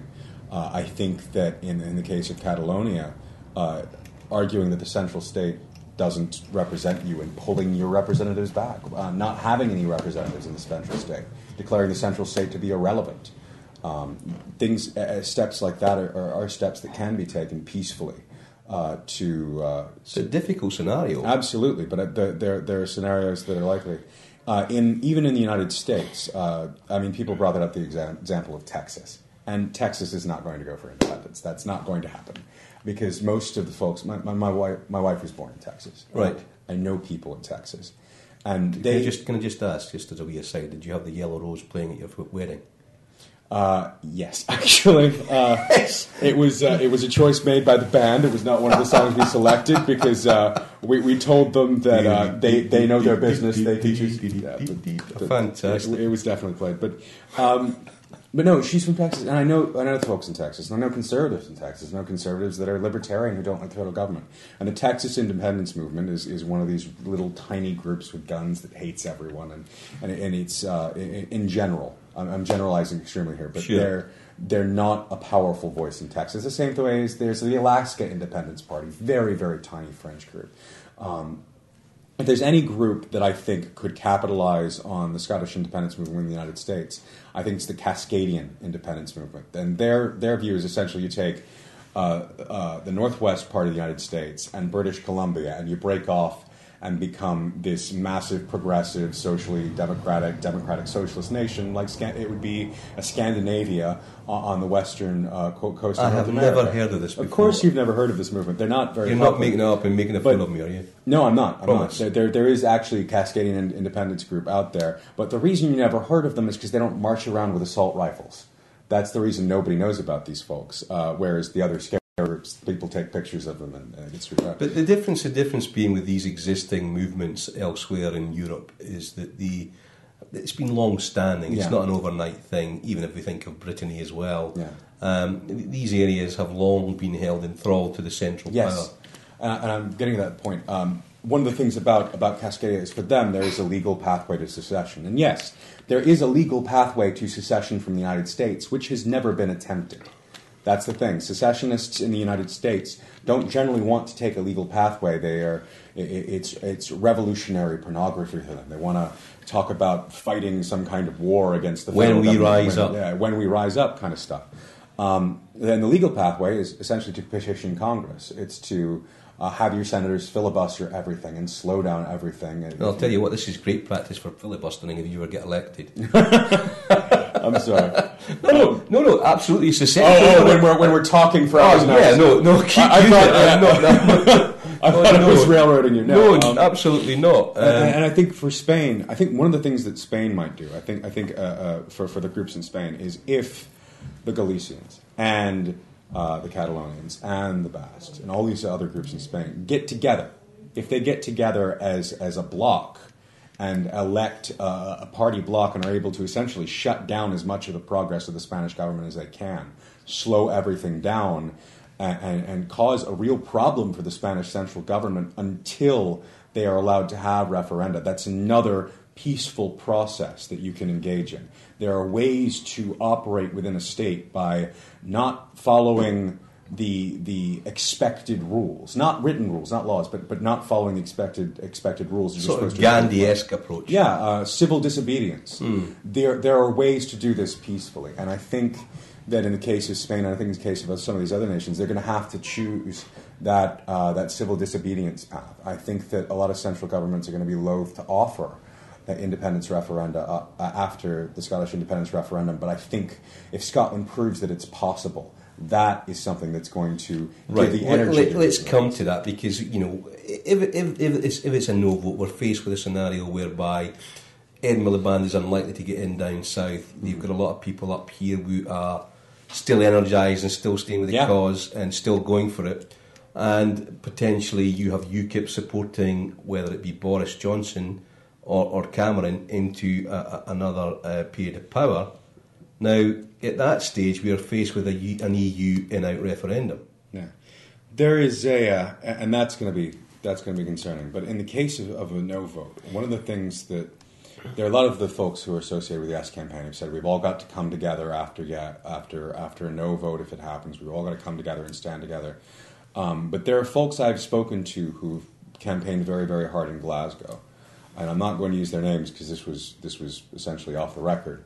But one of the folks I was able to speak to said that their goal in the case of a no vote would be to make Scotland ungovernable from Westminster. Every single mistake Westminster makes, they're going to be out in the streets. Every single time something doesn't go in Scotland's favour, they're out in the streets. Every single time that Westminster denies Scottish people what they want, they're going to be out in the streets. And I think that we have a situation in this country now where people are so politically active and so politically involved that it's going to be difficult to tell people to quiet down ever again. I don't think that Scotland's ever going to shut up again. But one of the interesting things, we will come on to the EU in due course, but we skirted round the Celtic periphery, down through Wales. We've not mentioned the Cairnau movement in Cornwall yet. We will come on to that.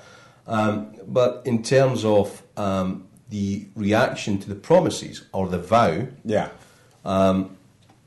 the Tory backbenchers who use Twitter have stated quite clearly that they are annoyed by it, that they will object to it and use all political process available to them to become an obstacle to it. So based on that kind of sets up an additional conflict. And I think, I don't rightly know, because I don't have the information and I don't have the ability to kind of poll folks, whether this is a couple of Tory backbenchers shooting off on Twitter because they're frustrated with the idea, or if it's indicative of what sort of the men in the grey suits think. I don't know if this is indicative of a couple of folks who are just angry conservatives. Well, it's women. It's a couple of women who are in sharply tailored suits. There was Louise Mensch, there was Nadine Dorton. I mean, she's no longer in Parliament, but she's obviously passed comment. There was Nadine Dorris, who's passed comment too. And some other backbenchers who've made remarks, some on Sky, some on News 24. So there is people who are stating they're against it. We don't know what's going on in the backbenches fully, but we're certainly clear after the resignation and calling off the by-election in favour of UKIP that there are people who are considering that position. So in terms of his own party, David Cameron seems to be facing a two-war front. A gargantuan task, absolutely, to keep people together and to keep the Conservatives from breaking. That's going to be very difficult, I think. But I don't know whether there's going to be serious opposition to the vow or not. There are a lot of people saying there would be. I mean, you had Haig stand up and say greater powers are not government policy. You had an article I read by someone who's part of the Labour Party saying that Devo Max is incompatible with the current system in Westminster. So there's a good chance that if they do offer more powers, it's not going to be Devo Max. It's going to be a little bit more power, nothing significant, and then they'll claim that they've kept their promise. I think that's what we can expect to see. I don't think we're going to see Devo Max. I think we're going to see a little bit more power, something that's a bone thrown to the Scottish. It's going to be risible, whatever it is. And I'll just read out to our viewers again, and I hope you're enjoying the show. If you want to tweet us, you can do at Referendum TV, or you can call through on 01294 508 285. And I know Tommy in Portugal, Tony in Texas, ironically. I don't know what the international dialing codes from those places are, but it would be nice to hear from you. Sarah Jane Hempy in Glasgow, it would be nice to hear from you too when you get a chance. And yeah, feel free. Nothing seems to have happened in terms of the actual results yet. And in terms of the first delivery is, I'm going to let our American colleague announce what the first due date is, the first declaration. What is it? It's Nahilan and Shia. Nahilan and Shia. Yeah. That's probably far better than me. We also know that as the Western Isles. Yeah. So they're due at 2 o'clock, as are North Lanarkshire, Inverclyde, Orkney, East Lothian, Perth and Kinross, and then Moray, followed rapidly by Clackmannanshire at 2:30. I think we're going to try to actually respect the will of the folks who live out there and use the Gaelic name, even though it's difficult for us to pronounce. Well, because we'd be central belt, arrogant central belters. Yeah, absolutely. Okay.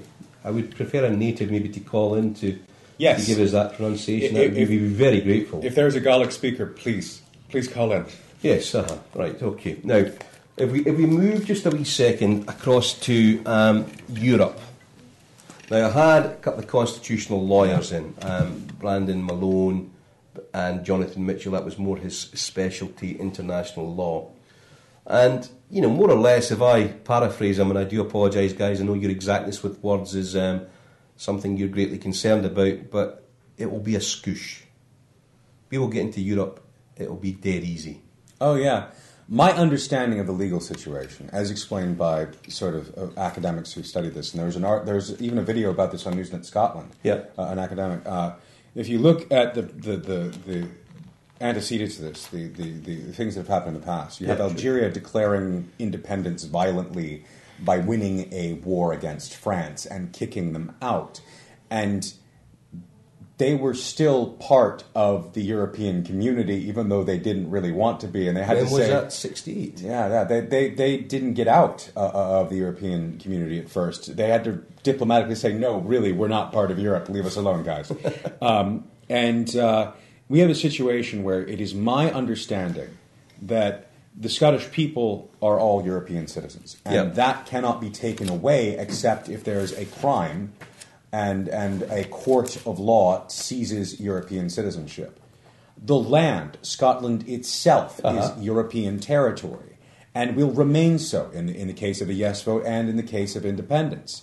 The only thing that has to be integrated with the European Union is the Scottish state, which does not yet exist.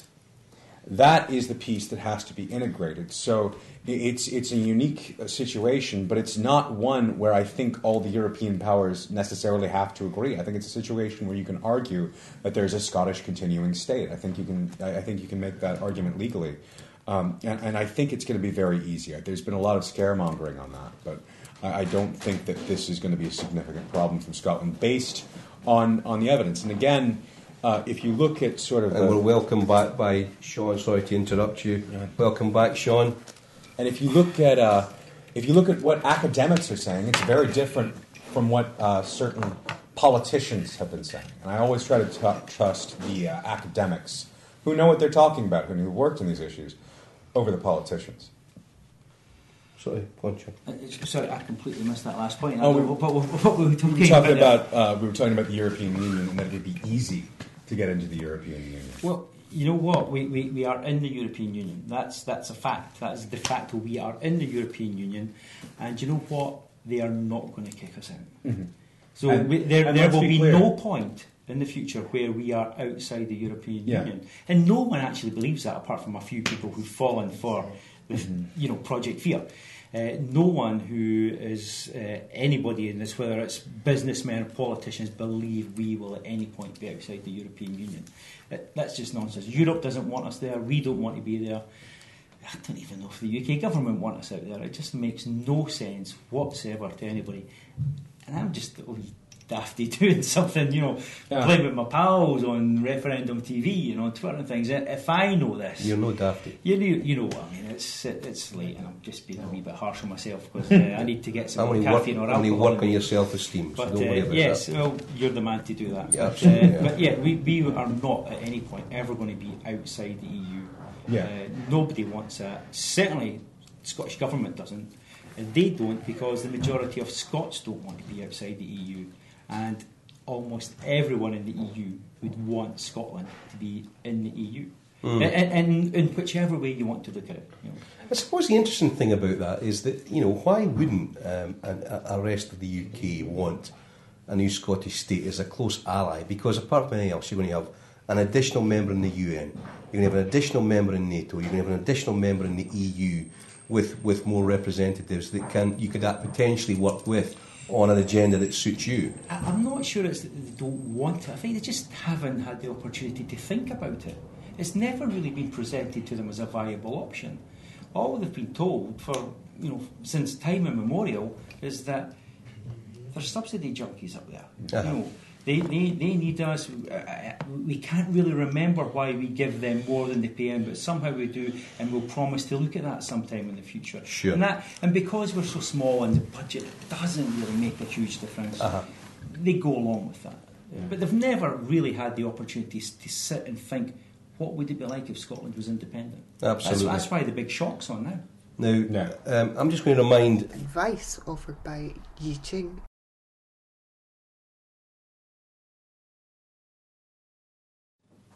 On that, to ask any question to any of the panellists, or contact us via Twitter at Referendum TV.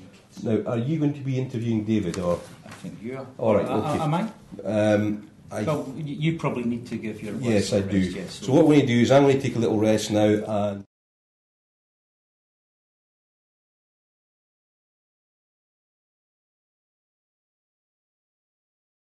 There you go.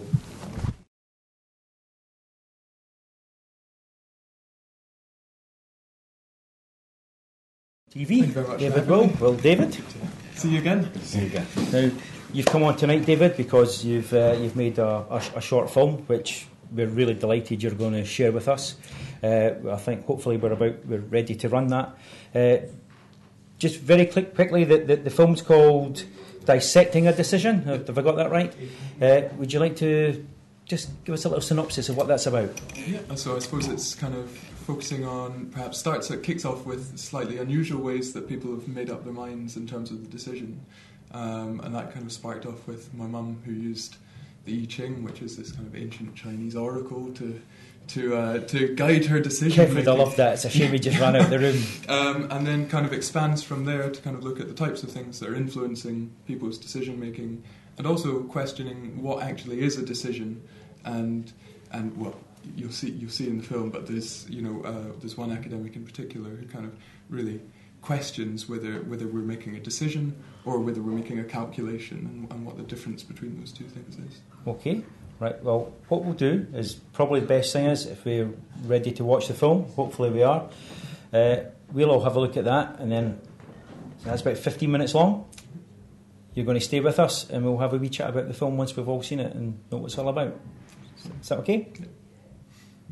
Advice offered by Yi Ching is wait, be patient. It is not the right time. You cannot move forward, you cannot move back, you have to stay where you are. So that does add up to a very clear picture of the referendum is not going to result in that big movement of the rain falling. Okay, we will be staying where we are. And it does look as if it were a no vote, that it would be very chaotic. So therefore, I'm going to no for now. But I'm seeing here a very clear picture that this is not the end of the situation.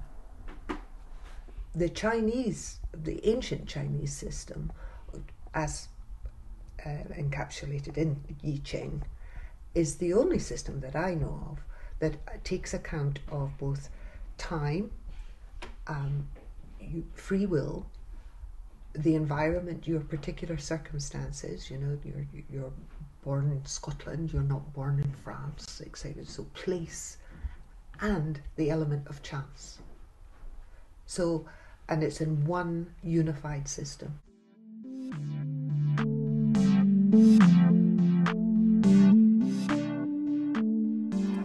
On September the 18th, the people of Scotland will vote in a referendum to decide whether the nation should remain as part of the United Kingdom or become an independent country.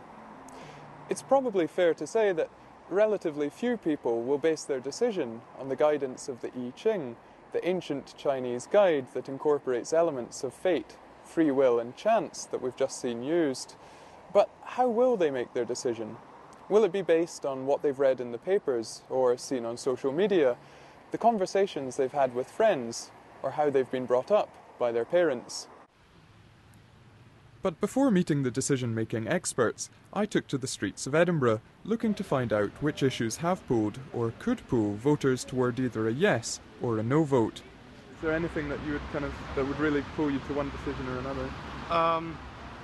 Well, I'm about to start going to university soon, within the next year, and I don't want to limit my opportunities for when I carry on into higher education, then on to further job, and then so on and so on. I don't really have enough information to kind of go for a yes vote. I feel that, yeah, the safer vote is probably no.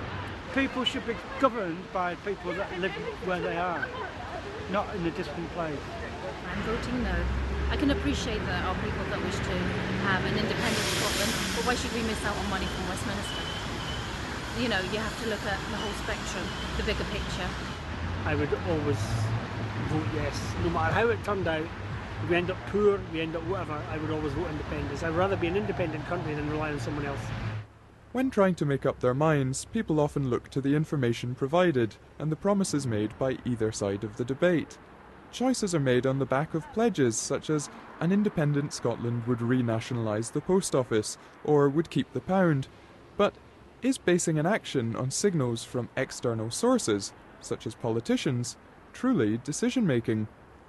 Conceptually, we often think of any action that we take part in, any behaviour or change of direction, as being what determines a decision, or what would be defined as a decision. But a decision is actually much more, much finer than that, much rarer than that. What people often describe as a decision is actually a calculation, and the importance, the distinction between a decision and a calculation is very important, particularly in this kind of political context. Most of the things we do in our lives aren't decisions at all. We call them decisions. They're actually simply calculations in the sense that they are, we can work them out from information that's available to us, and the outcome of the calculation will be determined very much by what is fed into that calculating process. The actual moment decision, it's not random as such. It's not random in the sense that it's a flip of a coin, but it's incalculable, which, you know, it's very close to being random. It's very difficult to predict, and ultimately impossible to predict. We're going to look at all the cards in the middle of the table, so we want to, just shimmy them all up, and we want to spot connections between the cards. What patterns do we see from what we've heard? What do those connections say? And then what we're going to do is gather together cards with connections, and we're going to take our time, and we'll probably end up with some groups. And once we find those groups, then we get into the next stage, which is we create a bigger picture card.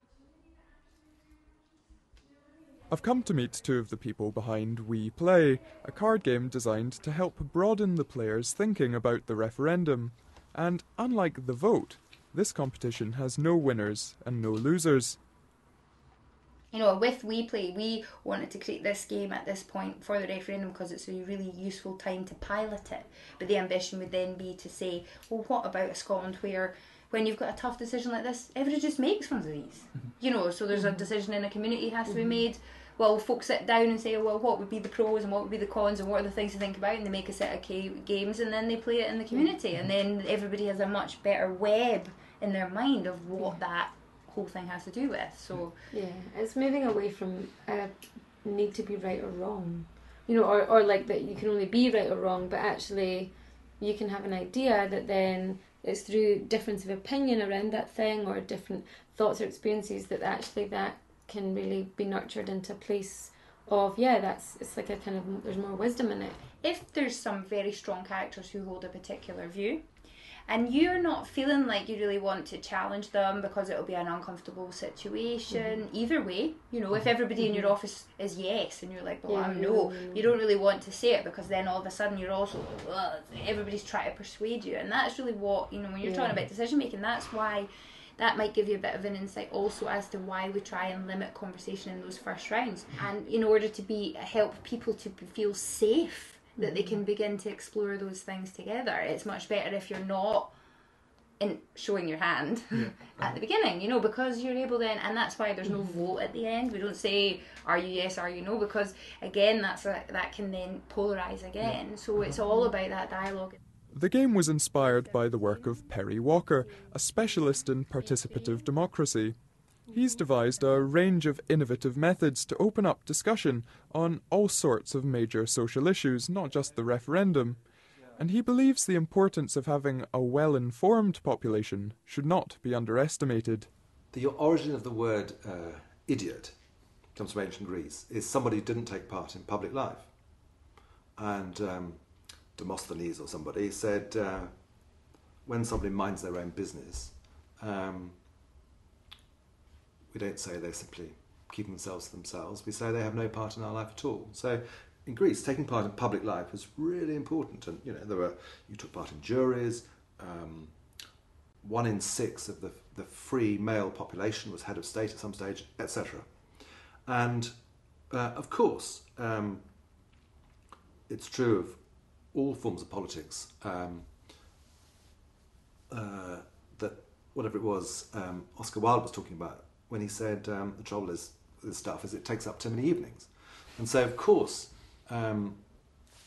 we need our representatives who, for whatever strange reason, are prepared to give up so many evenings to taking obscure decisions in obscure committees. Thank you very much. But nonetheless, on the really important issues of the day, if we don't have a view, we're not necessarily deciding, but if we don't have an opinion, then we are giving the politicians carte blanche. But as we've already heard, being informed about what may happen and trying to predict the future are quite different things. Could the desire to know conclusively whether the sun would forever shine on an independent Scotland, or whether it would instead be closed for business, in fact be an attempt to abdicate from a democratic responsibility, that of making our own decision? In order to make a calculation, you avoid any responsibility, because the responsibility comes with the calculation. So if I make the choice to vote no in the referendum because I think my economic situation is going to be better because of that decision, if we all vote no, we'll be in a much more secure position. I'm doing that on the basis of the information I've been given to make that calculation. I'm therefore not responsible for the outcome. The people who fed me the information are responsible for the outcome. The reality is nobody knows. Nobody knows what's going to happen afterwards. Nobody knows what the economic situation is going to be. I don't know if it's better to sell my house now or wait till next year to sell my house. All of these decisions, which we've normally done as decisions, we're trying to force into the position of being a calculation. And you can't do that. It simply won't work. The only thing we can do in the referendum is make a decision. But I think, as I said, what's really interesting is people don't want to do that. They want to avoid that decision. So they're desperately trying to get answers from people like Alex Salmond and Alistair Darling, who give them the information and essentially therefore take the responsibility from them for what's going to happen. The media is often seen as one of the main influences on public opinion and has been criticised for alleged pro-union bias. But do people's attitudes really reflect what they see and hear in the news? Or has the power of the media to shape our beliefs been exaggerated? I think it's always been overplayed, and there's been all sorts of studies going back a couple of decades. That's not a new phenomenon. In the bubble, there is a view that the newspapers are somehow shaping the agenda, and to an extent they do. What's in the newspapers will inform what the BBC does that day, STV, And by and large, it still informs Twitter and online activity. The view that somehow Twitter generates its own stories and operates in isolation is completely overdone. It can do, but by and large, it's still responding to what's in what they call the mainstream media. So it's important, but its impact can be completely overstated. Most people buy newspapers because they want to be entertained, they want the sport, the TV listings, a spread of things. Its political line, I think, is probably quite far down the list. Beyond the mainstream media, the debate has seen an explosion in the use of social media. I'm in Glasgow to meet Zara Gladman, who's filming her latest parody YouTube video. Better known by her stage name, Lady Alba, her pro-independence films have notched up tens of thousands of views. But I was interested to know why she was attracted to social media in the first place. When I decided that I was a yes voter, I wanted to do something positive as part of the campaign. And I don't think I'm particularly good at debating or, writing, but I'd dabbled in a bit of comedy before and thought that might be a fun way to try and get people talking about it. And I'd done a parody video a few years ago of a Katy Perry song last Friday night, but I made it about a night out in Glasgow. And it had gone viral on YouTube, and me and my pals had ended up in the local papers and stuff. So I thought if I can try and replicate a viral video, but this time make it about the referendum, that might be quite an effective way of reaching a lot of people. So I decided I was going to do a parody of a song, and I had a chat with some pals about different songs I could do, and Bad Romance came up, and I thought it's actually quite fitting, like the idea of Scotland being in a bit of a bad romance with the Union. No, I'm voting no. I want your weapons, I want student fees. I want a country run by Tory MPs. I'm voting no. No, I'm voting no. Social media has given ordinary people across the country a platform to communicate with each other and have these conversations online. So it's really empowered people in a way. We don't have to sit back and accept what the media tells us or what politicians are telling us. We can go online and hold them to account and pick apart their arguments and speak to each other, which is really powerful. The referendum has certainly come to dominate Facebook and Twitter news feeds across Scotland, and there is evidence from the country's recent political history that this content can prove persuasive. Facebook, it's almost like a personal recommendation often from people who are friends and family, so that maybe offers a kind of stamp of approval. Authenticity and approval. Yeah, and certainly in the last two Holyrood elections, the SNP were very adept at sort of playing on those connections to try and push a message, because it was deemed to be more trustworthy coming from those familiar to voters, friends and family, rather than politicians who, like journalists, are not trusted. My final stop is to meet a woman who helps people make decisions for a living. As a business and life coach, Kirsty McWilliam guides people through momentous choices daily. Although her work usually relates to personal matters, she suggests it can also be applied to the referendum decision. I was interested to know what professional advice she can offer to those who are still struggling to make up their mind. It takes a strong person to go against the consensus, and it takes a strong person to stand up for what they believe if that's not what everyone around them believes as well. I think the only way to do that is to listen to yourself, and it can sound a bit kind of contrived, but actually you will know the answer inside. There'll be fear coming in, as we spoke about earlier, but I think as long as you do, and again it depends what type of person you are, we spoke about that earlier, do we all need to stand up and have a confrontation with each other about this? I don't personally think we do have to have confrontations with each other about it, but I think you need to have a clear mind when you go in to vote on the 18th of September, that you're doing what's right for you and that you've not listened to someone else. I just want to know the facts is a phrase that has cropped up time and time again in the referendum debate. And among all the noise being generated by both sides, there are undoubtedly some of the facts and figures that people need in order to make a calculation as to which way to vote. But many of the experts we've spoken to suggest that a better way to make a decision would be for voters to try and cut out as much of that external noise as possible, and instead spend time closely investigating their own personal beliefs and values. Hello folks out there, welcome back to the Referendum TV studio. I hope you enjoyed David Griff's film here, Dissecting a Decision. Never actually said this before, it just struck me while that was on, David. Did Referendum TV just do the world premiere on your film there? That was indeed the world premiere. Thanks very much for that. That's a real coup, that's fantastic. I believe there's someone else that needs a little bit of credit for the film as well, is there? Yeah, absolutely. It was kind of put together by myself and Igor Slepov, who's a filmmaker based in Edinburgh.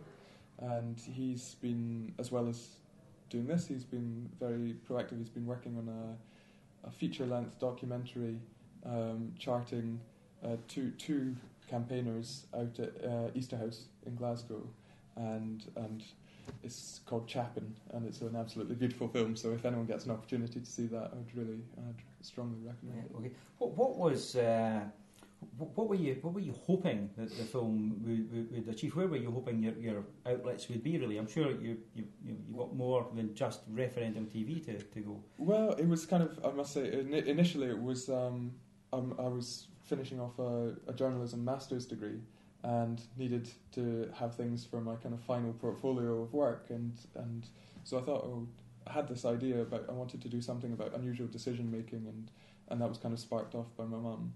And then once we kind of and her I Ching use and all the rest of it, and then once we kind of put it together, we thought actually this is all right. We might as well see if we can't get kind of a few media outlets to kind of pick it up, and so certainly. Delighted to have it on Referendum TV, but hoping to maybe get it kind of on some kind of online news outlets as well, and certainly on YouTube as well. Yeah, well, certainly best of luck with that. There's a few diverse subject matters covered in your film there. Card games with David Torrance talking about media. We even had, again, Kevin will be gutted he's missing this, psychoanalysis is his game. What was... you personally, what was the really interesting part for you? What was the bit was there something that surprised you? Did you get something from it that you maybe weren't expecting when you started out in the project? I suppose there were two lots of things. As I mentioned before, I thought the stuff that Callum Neill said about the difference between a decision and a calculation was fascinating. But I think the things that really stood out for me were David Torrance talking about how the media doesn't have quite such a significant impact on people's kind of voting patterns necessarily, but then contrasting that with Zara, and what I noticed going out and speaking to voters kind of both on the yes and no side, but especially on the yes side, was how many of them were telling me that they'd based their decision almost entirely on something they'd seen on social media. Maybe it was a link to an article that explained a certain issue, or it was a post from a friend. And that really kind of got me interested, because I think that's a power that maybe we see a shift perhaps from traditional media towards social media in terms of having that influence on people's kind of opinions. And I wonder if that's, which was touched on slightly in the film as well, whether that's because on Facebook you really do have this sense that information is being fed to you by people that you know and you trust. And so it's that kind of personal seal of approval, and it's almost like someone's telling you around the dinner table. So you're much more likely to trust that than necessarily if you open a newspaper, and certainly in the current climate of attitudes towards journalists. I think there's a deep culture of mistrust there. So I can really see why that shift is going on. Yeah. At the moment. I think, I don't know if you would agree that that's something that certainly when this campaign we've just gone through is being analysed and looked back on, that social media might be one of the battlegrounds where people say that's where this referendum was won or lost. Would you agree with that? Well, I think it would be absolutely fascinating if it was possible to do a kind of analysis of kind of people's consumption of social media and how that's then gone on to influence what they've done. As I said, all of my, what I've got is kind of purely anecdotal, but from that, it certainly seems like it's having a really strong impact on people. And But then I suppose the counter to that is that you've got plenty of people out there who say, well, I'm not even on Facebook, and it's kind of bypassing them altogether. But I think that's kind of a generational thing, becoming less and less. And I think, as Zara Gladman was saying, it's something that anyone can tap into. So it is kind of truly democratic in that sense. Anyone can write an inspiring Facebook post or go to the lengths that she's done and put together kind of really really entertaining kind of videos that get tens of thousands of views.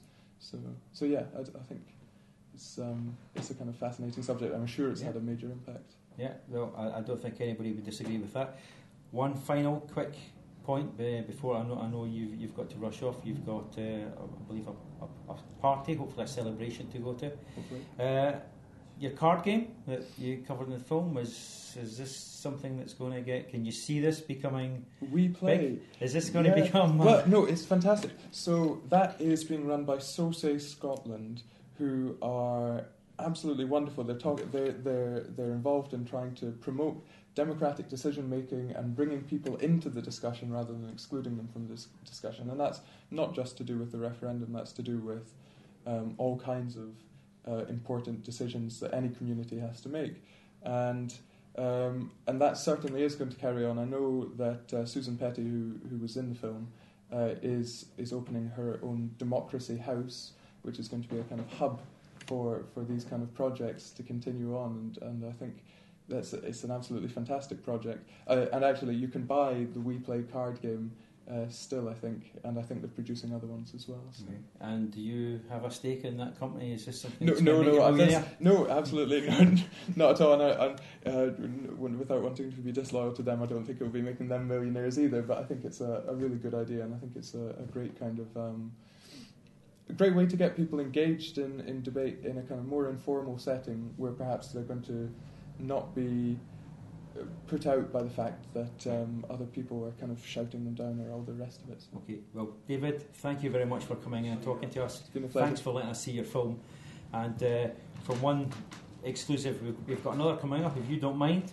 Thanks again. You can send the band in, because we have another exclusive coming up on Referendum TV from the film.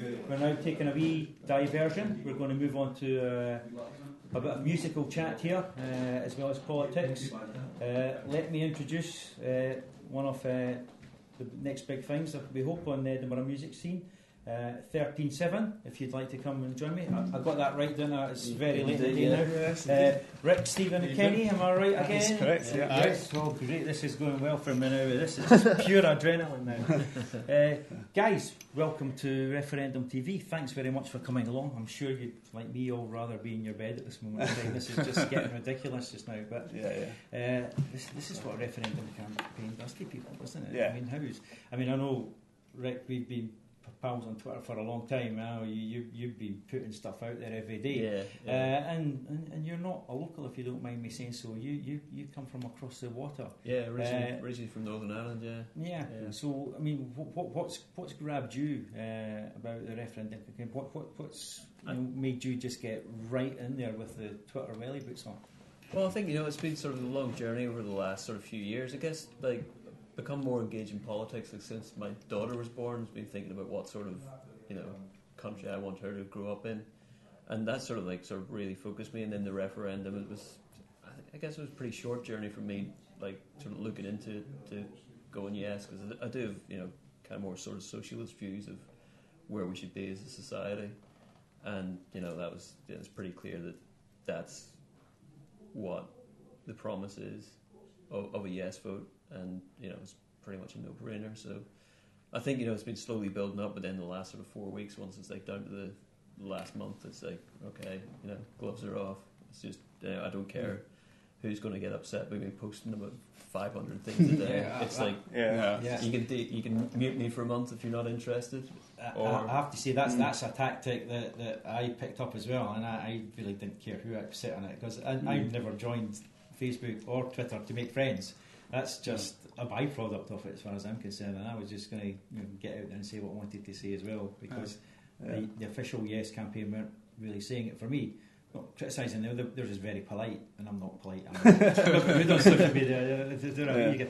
What about yourselves? How engaged have you been with the whole referendum campaign? Again, it doesn't have to be about social media, but just have you been has it been 18 months of torment, or has it just been later that you've engaged? How's it gone for you guys? I've tended to just stay away from politics, most of my life, to be fair, and then this came along, and it's just, you cannot ignore. It's just momentous, really, to have that, to be here and today and have this situation, where the votes are being counted out there. We've got a real chance, of getting our independence again. So I think you've been quite active on tweets and so on. I kind of sort of look after the Twitter account, and I mean, if you'd asked me a year, 2 years ago, about Twitter, I would probably have known what you were talking about, but the power of that, what I've noticed over the last year and a half, has been phenomenal, and you can really feel the momentum over the last few months has been huge, particularly with the Yes campaign, there's been a huge response. I mean, I was up a couple of weeks ago, I was up Ben Nevis, and beforehand I was sort of chatting with the campaigners and the Yes campaign, and just having a chat, and I got to the top, there was a Yes flag up there, and I posted it, and within about, my phone was just going crazy after that, the whole journey home, it was just mental. It was like 500 plus retweets, favourites, and so, I think that just highlights the power of social media, And also, I think, just over the last few years, really, I've just distanced myself from the mainstream media, because you begin to see through it, and you feel as if you're being spoon-fed, what they want you to hear. And so, that's been a common theme, isn't it? Yeah. Particularly with people who've leaned towards the Yes campaign. I think so. I think, they felt disenfranchised from the whole mainstream media. Absolutely, I think the moment for me was, I think it was on BBC when they did a story about how, a Yes vote would affect Newcastle Airport on BBC Scotland. But you mean this is good for Scottish airports? Why are you broadcasting this on BBC Scotland? It's just ridiculous. Some of their news stories have just been left field at times, and other ones have been utterly ridiculous, of course. It's just comical. You feel that the BBC represents London, I think, generally speaking, and because they've the numbers, obviously, there's far more English people there, so maybe that's a reason for it if you want. But I've found myself really just focusing on the social media, because the last few years I've sort of distanced myself, like I said, from the mainstream, if you like, media. Cause, I don't own a television. I haven't watched television for the last 5-6 years now, because I just feel that I can't trust. But you're going to become a Referendum TV regular now. Well, absolutely. This is the sort of place where this is the forum. For this is real TV. This is real people, real TV. This is Scotland. It's people taking control of the media. Absolutely, exactly. And things like YouTube and that kind of thing as well. People can just put out their own news. And there's some big viewings. Because people, if they want to just be reality and say, here's what the truth is, or whatever, make up your own mind. I think it's really the thing. I've got to hold my hands up and say this whole kind of thing that's going on here is witchcraft to me. I don't know how anything works. The fact that I can do more than make a call or send a text on my phone is wow. So I know. The fact that we can sit in this room in the New Town tonight and it's absolutely fantastic. I don't know what we're up to, a couple of million viewers by now probably. That just blows me away still. Yeah, absolutely. But the referendum, though, it's not just been about politics for you guys, no, isn't it? I mean, the referendum's been the birth of this band here, hasn't it? Because we first met in the real world on the march one day, one of the big Indian marches going down the high street. We went up from Royal Mile to Calton Hill. Yeah, that's right. And I believe that was the birth of 1372. That's right. Yeah. So how did that kind of come? You didn't just go. You weren't just sitting there going, "This is really good, but we need a drummer." So guys, Rick normally plays the drums. For those of you who haven't recognised him yet, he's just showing off tonight that he can play one instrument. So you weren't just sitting there going, "We need a drummer," and Rick's kind of going, "Oh, I'm a drummer." I mean, what happened? How did this all come about? Well, it's kind of like that. Yeah, a little bit more convoluted. But it's our sound engineer for for my day job, if you like. He was on the march as well, and he'd been recording these guys. He'd done an EP with them, and I first met them in the march, and then it was a few months after that. Our sound engineer Haggis was like, "Oh, these guys are wanting to do an album, but they're having a few drummer problems. And do you fancy, maybe recording the album would be something to do while you're at home off tour?" I was like, "Yeah, I'll off for that." So just going to the rehearsal room, and one thing led to another, and here I am sat on the couch with you. Yeah. And it's clearly you're clearly comfortable working with each other. You can feel that we're very tight, and well underway now, we're all on the same page, really. Yeah, musically and outside of music. Recorded in Auchendenny, Leith, and Dumfries so far. Not to mention my parents' caravan, because that was the vocal booth. It's a great little place, So I was down there a couple of weekends. So got to say thanks for that. So we are going to get a song from you very soon. What type? Tell myself really, and anyone who happens to be viewing at the moment. What should we expect from 13/7? 13/7. Why 13/7? If your sound producer's Haggis, why not Neeps and Tatties? That's going through my head. But that's a rubbish question. You don't. No, it's sort of a. What musically? What we're going to expect? He's got a tattoo. It's too late to change your name. Right. But this is the logo actually. I don't know if you can see it. That's Kenny designed that himself. Yeah. And it's an address in Wonder Park Road. Right. 137. Okay. And it's obviously going to be an acoustic set tonight. Is that normal for you? Is it usually acoustic stuff, or are you usually wired up? It's usually pretty loud. Usually wired. This is first for us unplugged. So right. Okay. So we had a world exclusive of David's film just a wee minute ago. Looking forward to see that again. So this is another world exclusive, then, is it? Looks like it. 7's acoustic.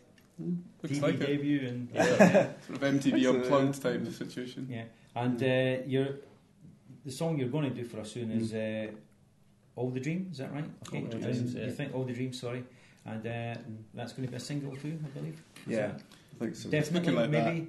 No, I would say over the last while it's really grown into a strong single. I think it's definitely contending. Yeah, it's very appropriate too. It was one that's been inspired by the independence referendum. The lyrics are in that ballpark. It's the most recent song that was done as well, isn't it? So it's about fulfilling your dreams. It's not just because that was the most appropriate title that you had in your repertoire. We'll do that one. Actually, lyrically, it has some resonance as well. Yeah, it's about achieving your dreams, and believing in yourself, basically. Cutting through the lies and deceit and getting to the heart of it, Yeah. And when's this going to be available? I was going to say when can we buy the single, but we don't. It's no one buys music anymore, do we? Exactly, because they're going to download it whenever. When are we going to be able to do that? Yeah. Well, you'll find out on Twitter. Excellent. That's the best answer. Yeah, keep an eye on social. Right. Okay. Before I leave you to bash on with the song. If you don't want to get into this, you don't have to. But I don't know if you heard much of the chat a wee bit earlier on when we had Will. One of the things we just moved on to was we spoke about how if we get a yes result tonight, this morning, how this might impact on the rest of the United Kingdom in terms of other devolution independence movements. And the two obvious ones to us were Northern Ireland and Wales. You'll obviously have a better understanding than any of us here how it might affect things in Northern Ireland. Before we ask you about that, any thoughts on how this might go for Welsh? Have you been following what's been happening? There's been a few Welsh people, sort of getting involved with the chat. Not too many, but a few certainly. I think it'd be a logical progression, after if Scotland were to get independence. I think that would probably start a trigger of. Well, subsequent. If it does go through, it's definitely going to give people a boost. And go, well, one part of the union's gone. It's like, well, why not us? Yeah. And be inspiring for a lot of people, not just Wales and Northern Ireland, but there's going to be, throughout Europe. Catalonia, the Catalonian guy who drove, a couple of guys drove from Spain all the way here. Just to be part of just to make the point, we want our independence too, sort of thing. I mean that's certainly remarkable, isn't it? I mean that's something that I have to say, just it blows me away when I hear that we're having this effect on people around the world. Because that's not really being reported back to us again through the mainstream media, is it? No. We're just relying on social media to do this. But very quickly, because I have to say, I wouldn't even begin to suggest that I understand some of the politics that's been going on in Northern Ireland over the years, even though when I grew up it seemed to be on television a lot. It seemed to be every night I'd come home from school and Northern Irish politics were on the news. But I still feel very ignorant about the whole thing. Is this something that you think could have a positive impact on politics in Northern Ireland, or do you think that could disrupt things again? And I don't mean in a violent way, just maybe upset the apple cart a bit. Yeah, well, I think it'll make people think for sure, but it's hard to say what the effect's going to be there, because I know from the union side, they are very concerned about it being a yes vote. I just don't know what the reaction's going to be if it is a yes. I'm sure if it's a no, then it's going to be like, okay, the apple cart hasn't been upset. Yeah. We'll see what I honestly don't know what the reaction's going to be. It's just it's too tough to call. Right. Well, whether they want I don't think there's any appetite for just Northern Ireland being by itself. There's just there's unionism, or there's Irish republicanism, and it's sort of one country or the other. But I'd hope that if there is any sort of change there, it'll get people thinking beyond. Because this is part of the reason why I've been really into the yes side as well. It's not just about nationalism, and if it was just about nationalism, I wouldn't be interested in it. And I hope people from Northern Ireland can see that this is about choices about what sort of health service you want, how you want to look after the disadvantaged, and what sort of it's real politics. It's not it's not just like, oh, I belong in this. It's tribalism. Yeah. Well, sorry for putting you on the spot there. You probably weren't expecting to be asked about that come in, but it was my very amateurish way of linking up a previous package with what we've just done. So, guys, are you all set up? Are you ready to go? You're ready to get All the Dreams its world TV debut? Sure. Okay, I'll just sit back now, and folks out there, here's 13-7 and All the Dreams. Thank you.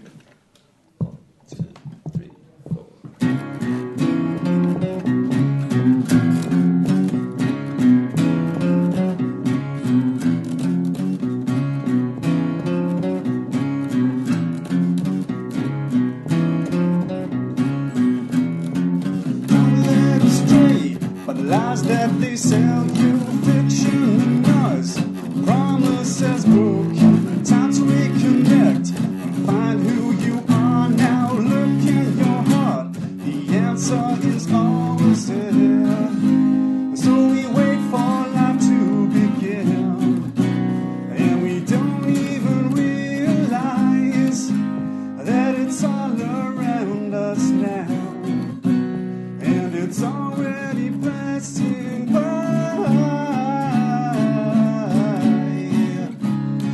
All the dreams we hold inside, I've been waiting for all my life. We can't be patient, the time is right. Don't wait for the wind to change.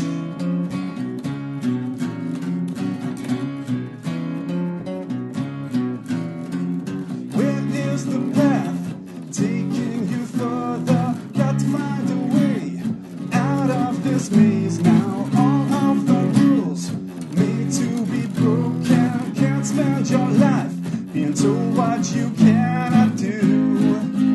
Every day that passes by will bring you another chance to find what you need.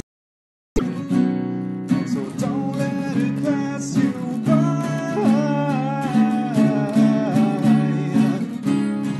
All the dreams we hold inside, I've been waiting for all my life.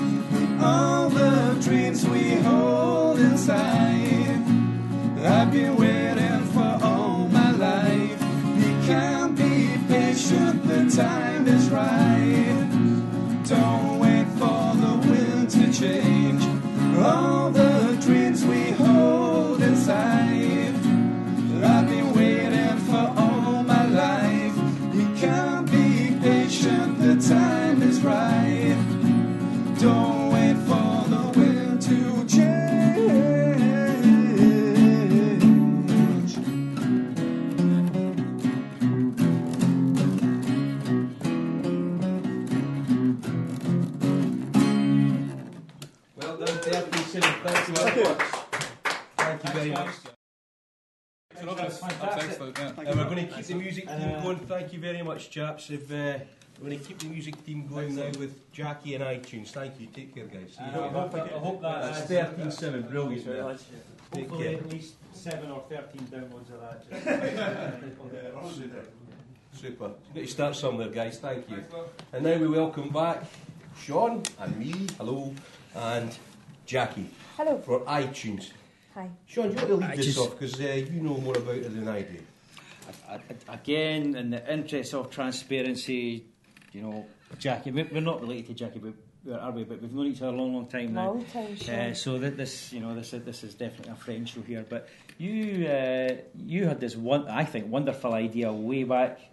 Was the referendum was drawing closer to invent something called iTunes. iTunes. And then you must have thought, this has been invented before, I better spell it differently. Is that pretty much how it went? So pretty much. Had we think about how to hashtag it, but essentially towards the end of August, festival time, things seem to be getting a wee bit heated, and I wanted to make the debate a wee bit fun, have a wee bit laughter in there, and bring in some music. So the idea was that people would upload their daily iTunes in the lead up to the referendum. So that was where right. So this was hashtag iTunes. Yep. AYE. AYE. Right. Okay. And so, how many days did you actually get iTunes to run? From the 1st of September. So put it out there on the 1st of September, and you were very kind yourself and added a few suggestions that kind of set the ball rolling. Had a bottle of wine one night, and it was just the juices were just going, I think. Yeah. So you were looking for 18 tunes, and I must have suggested tunes. About 50. You suggested about 40, 50 on the one night. Yeah. Kind of not quite getting the idea, but that set us off. We had a good first night. And then thereafter, it was really basically anybody that wanted to could upload or post their tune, their daily tune, which was like the idea of today. It came together as your referendum record day tune. Okay. And are you pleased with how the whole thing went? Did apart from idiots like myself who just didn't get it at all and just bombarded you with the suggestions? I thought that the iTunes thought that was quite clever, and then on the first day very quickly realised that somebody had already come up with the idea of iTunes, and they had linked that to a Spotify playlist. Not the iTunes, the I. The AYE. So somebody had already posted first tune, thought, yay, got it up and running. You subbed twice before you even got going. It was already Spotify. Yeah. So had a wee conversation with this person whose name escapes me at the moment, who we were very happy to say, do you know what, let's all bash on together. You add a few tunes to my Spotify and I will retweet whatever you come up with. So for the first 2 or 3 days that was fine, and then it's been the lead up to the campaign. It's been really, really busy. So it was really just myself and Allan who posting a daily tune, and then a couple of friends maybe adding into that. Yeah. Allan isn't me, Sean Allan. Allan's Mr. Jackie. Yeah, so it's been... What's top of the charts? Come on, what's that? Oh, well, it's an eclectic mix, myself and the Allan that Sean Allan When one is gets talking to a certain age, everything becomes an eclectic Well, mix, it's quite eclectic. I originally made a playlist and had Scottish bands, Scottish artists, and that was going to be... That was it. That was going to be my criteria. It had to be.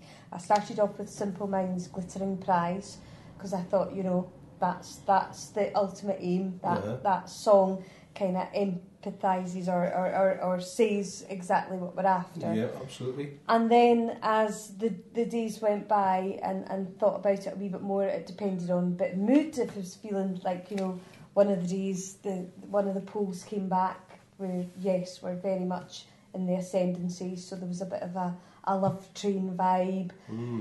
Other times, you know, a bit of a downer, not feeling so good about it. So, you know, it has. And then also you feel you've got to get in your stalwarts. I felt Billy Bragg had to be mentioned. And he's not at all Scottish. And he's not at all Scottish. But an absolutely essential contribution to the Yes campaign, I would say. Absolutely, absolutely. So, but it all kind of, yesterday, day before yesterday, a wee tweet to Citizen Tommy seemed to take it out there into another stratosphere. Fantastic. Yeah, Tommy's got quite a few followers. He does, and just by asking Tommy to retweet it, which he did very quickly, and then his followers not only retweeted it but embraced it, and over the last 24 hours, you know, we've had in excess of about 150. I understand you're a wee bit tired because you've been to the Wallace play with David Gregg. Was it David Gregg's play David tonight? Gregg, yes. And that was outstanding, so you really, you know, it's well past your very buys. It is, But yes. nonetheless, can you tell us what's top of the pops? And what was Billy Bragg's song that came up there? Because that's what I want to know. Billy Bragg's song for me, I posted Between the Wars, just because... I could sing that, it just isn't going to happen. No, you know, maybe it doesn't sort of overtly resonate with the independence campaign, but it's just a song that evokes such a strong response, I think, in people. Ideology, Billy Bragg was there as well. There was a few, you know, lots of Billy Bragg songs. But today it's been a lot more sort of Hamish Henderson, Dick Gaughan, you know, very much sort of traditional songs on the day of the vote. We have Billy Bragg and we have Dick Gaughan. Which side are you on? Yeah. Thanks for both. That had to be one of your iTunes. Yeah. Please tell me it was. Yeah. I think I didn't post it. It was there. It was definitely there. But you know, there has been, you know, George Michael Freedom has come up a couple of times. Sean, don't do your George Michael dance right now. Don't do a George Michael face. And my potty mouth almost came into action there as well. I had to bite my tongue. Absolutely. What was the David Gregg play like? The David Gregg play tonight was fantastic. I don't know if you're aware of where that evolved, but about 18 months ago, last September I think, David Gregg tweeted a couple of tweets, a couple of random tweets, and he said he was just sort of struck by the direction that the debate had taken. And no, we're very much in the ascendancy, and he thought, right, what am I going to do here? We're fighting the forces of the British state here. It's never going to be an easy victory. No, it's and not. Can I just say to all you doom-laden doommongers out there, give it a rest. Wait until the votes come in. Mongering about YouGov polls, this, that, and the other. You know, keep the vibe going. It ain't done until it's done. Sorry, just a wee aside. Oh, just a wee aside. Carry on. Sorry, David Gregg. Yes, so he sent out a couple of tweets about a year ago, I suppose, and they kind of took on a life of their own. He said tonight in the Traverse that he liked the idea that you were restricted by 140 characters, so you had to really think about what you wanted to say, what your message was. But also... Can you imagine Sean's challenge? 140 characters. Sean. And none of them can be sweary words. No, there's no... Have you ever put out a tweet with no swear words? Have we post Watershed? Very much I think so, yeah. I might have. Now, what was the idea that David would collect... He said that he sort of had this idea in his mind. He came up with two characters, yes and no. He wasn't sure what kind of form they took, whether they were male, female, whatever. So he put out his first couple of tweets, just sort of, you know, his thoughts on where we were at that point last September. A couple of mates retweeted it. Got a bit of feedback to say, you know, that was actually quite funny, and he said it just kind of developed from there. So if you've been a follower of the Yes No play over the last 12 months, it has completely taken on arms and limbs. It's had quite a sort of cult following. And then tonight he brought 6 actors together in the Traverse, and they took a selection of his tweets over the last 12 months and sat, no staging, literally no staging, just sat in a row with the script on their knees and read it out. And by the end of he said originally he had hoped it would run for 55 minutes. I think it was about near enough an hour and a half. And by the end of it, there were people on their feet, and it was fantastic. And if you've not read some of the stuff, I urge you to go back and have a look at it, because it's really, really funny. He's got Jimmy Reid face in the moon as an integral aspect. The Yes Yurt, the Yes campaigner is very much hippie. We are of the earth. No is very pragmatic, and no, you can't. And Alistair Darling is just an absolute bampot who spends his time in the car park of Tesco clanking together trolleys and looking for meat paste. That's exactly how I picture him as well. But you mentioned Jimmy Reid there. Now, you could probably quote that speech verbatim. I'm sure you could. Well, and I couldn't, but I'm pretty certain that at no point did he say a nay swearing. So just putting that out there. I'm trying to remember the stats. There was a lot of things that he kept the troops under control with. There was a lot of instruction. But he did have a gentle authority, which is why he's endured.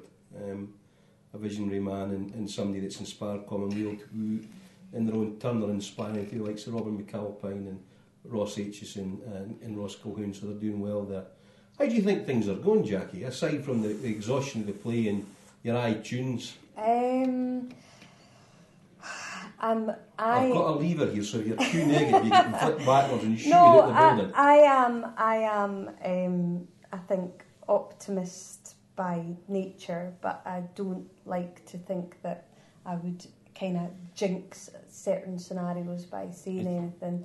Is that because you're a bit unsure? Is that just because you genuinely just fear to jinx it? No, I am. I'm really, really scared. Fair enough, we'll not put you on the spot. I'm really scared to jinx it. What I'll do is I'll just read out some turnover figures that we've got through, which is North Lanarkshire showing at 88.6%, Orkney at 83.7%, I reckon, and Clackmannanshire at 89%.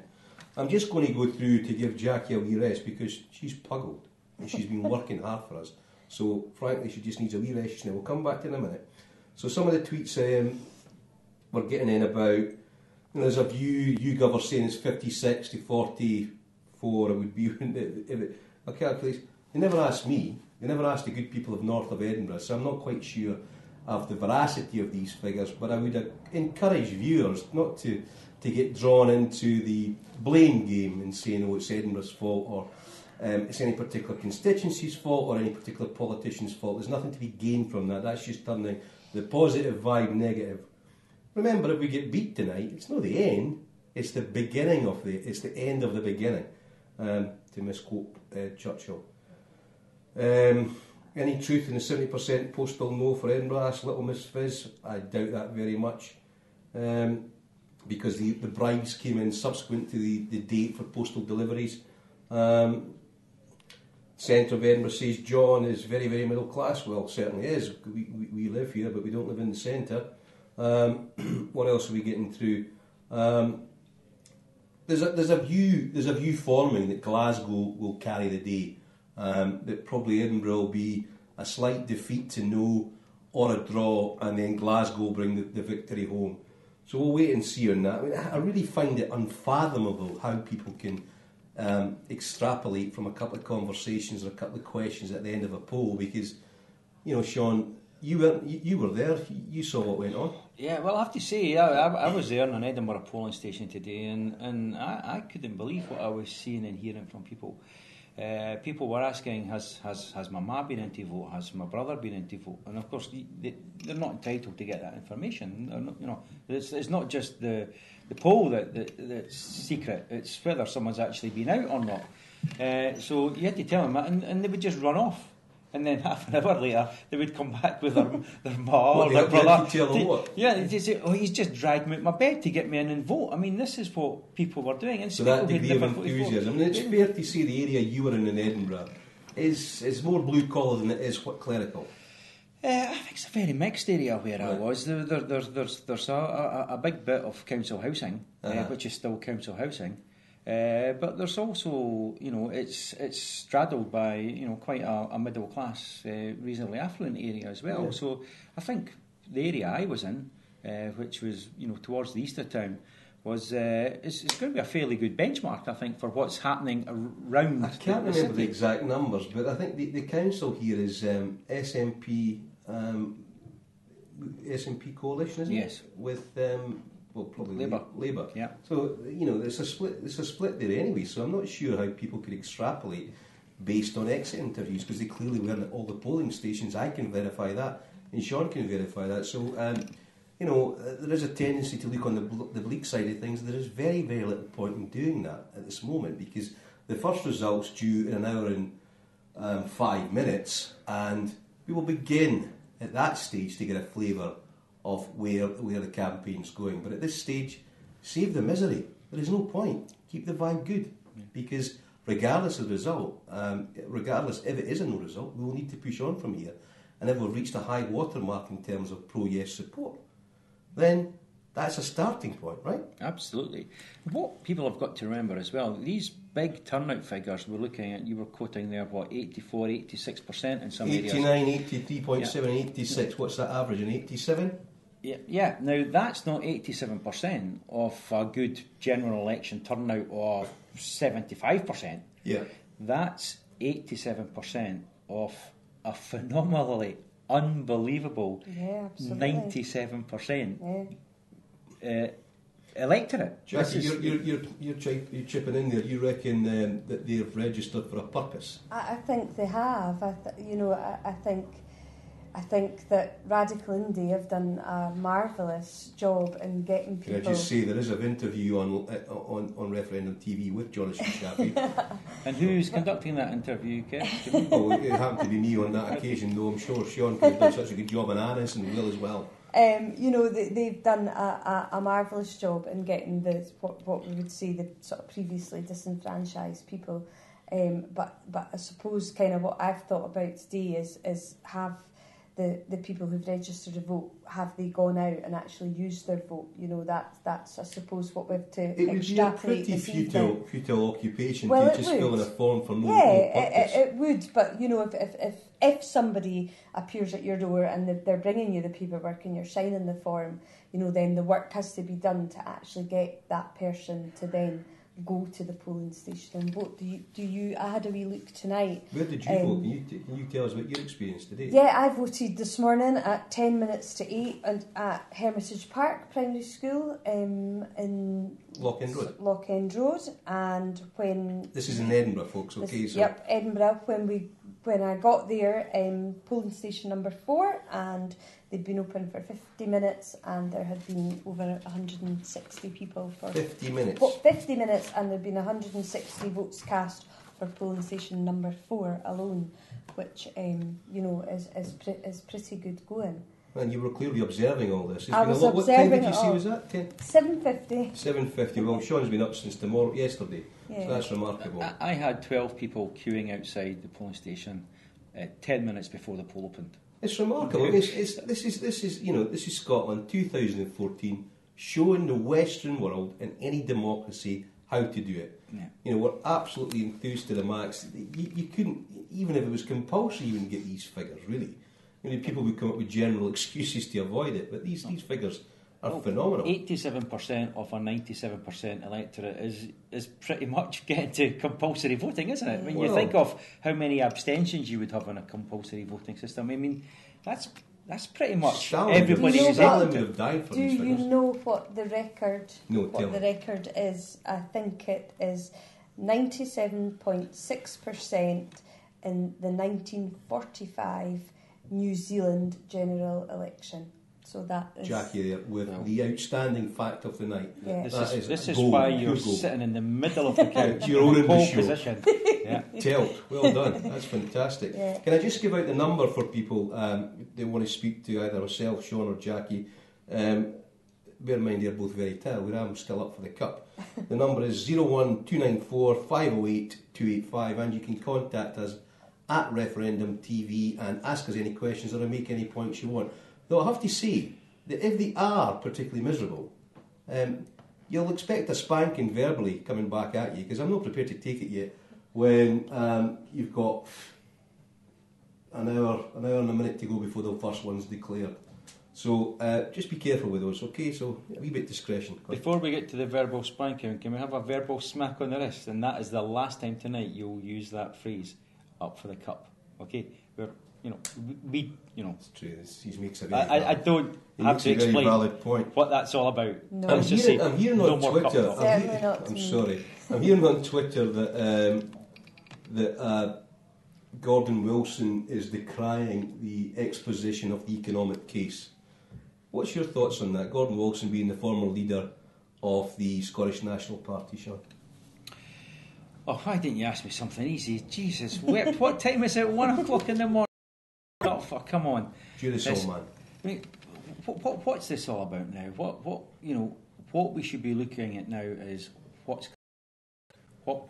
results are we expecting from where? I mean, the arguments over whether or not it should have been yes or no and what we were all about in the economics of the debate is irrelevant at this moment in time. Absolutely. And I wonder sometimes if there's unfortunately, I wonder if at this point it's people, grinding axes.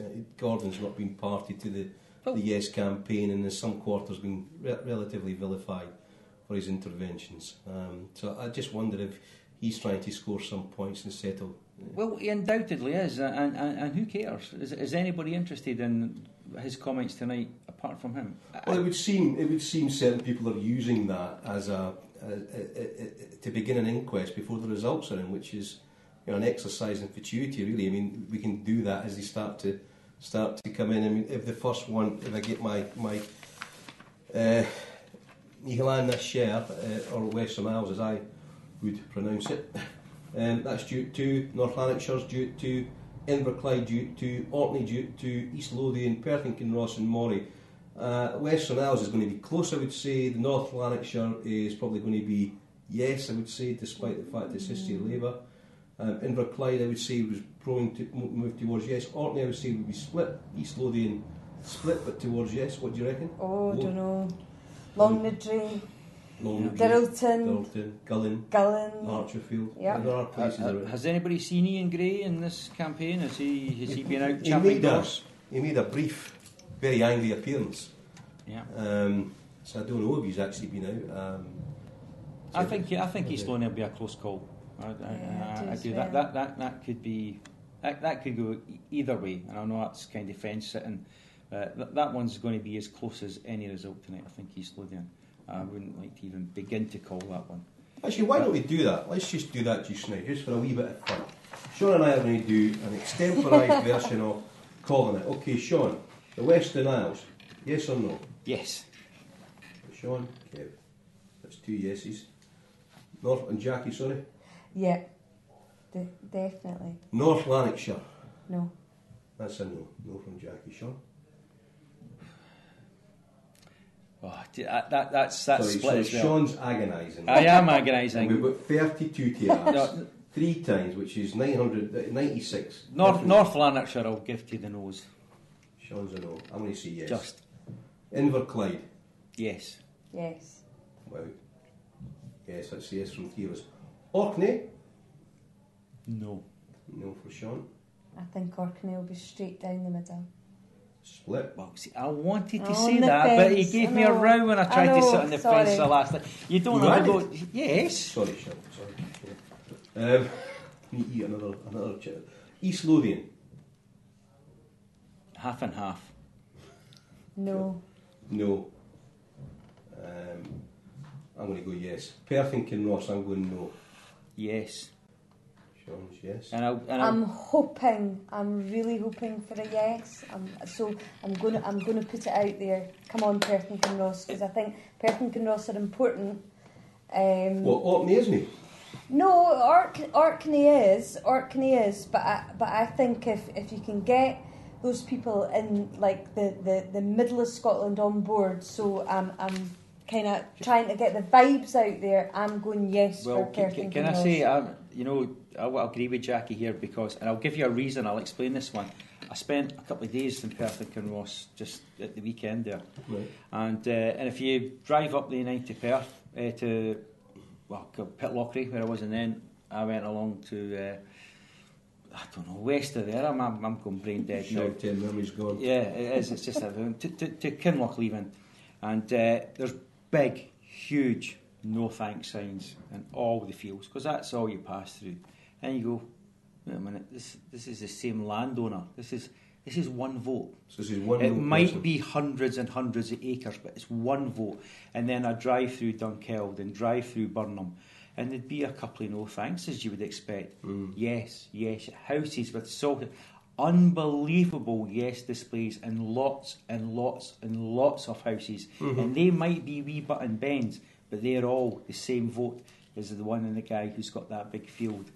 And it was the numbers, the no's had the big sign, they were the loud ones, but the numbers that I was counting were yeses.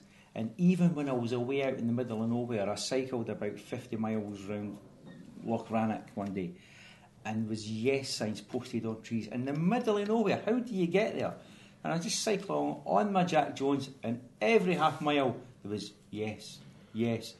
Just nailed it. It's an interesting aside, just but nailed it's the murder and trees. getting their instant poll there. Yeah. I mean, it's not happening, is it, really? What I'm saying is, Great story, I Sean, think yeah. the people there, the ordinary people up there, are saying yes. Yeah, the loud voices, I the think big Perth and Kinross are a wee bit like the silent no in reverse. I think. So the silent yes. Yeah, I do, and I've got faith. Perth and Kinross, they're drawing more interest and excitement than I thought it would, given the previous. Well, that was just luck of having a short break there last Maury. weekend.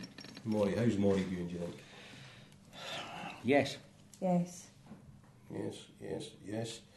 Of course, that's Angus Robertson and your very good friend Stuart Crowther's patch up there. So that's an interesting view. Clackmannanshire. Yes. Oh, Jack, that was a reaction. Yeah, I know. I think there's enough people in Clackmannanshire that will go yes, but I think it's quite a kind of Labour established area, but I feel that maybe there's enough.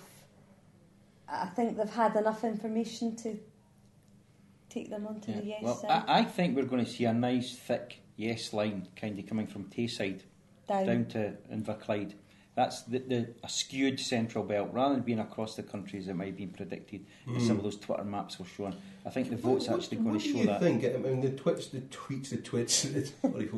tweets are coming in thick and fast as we're speaking, which is all to the good.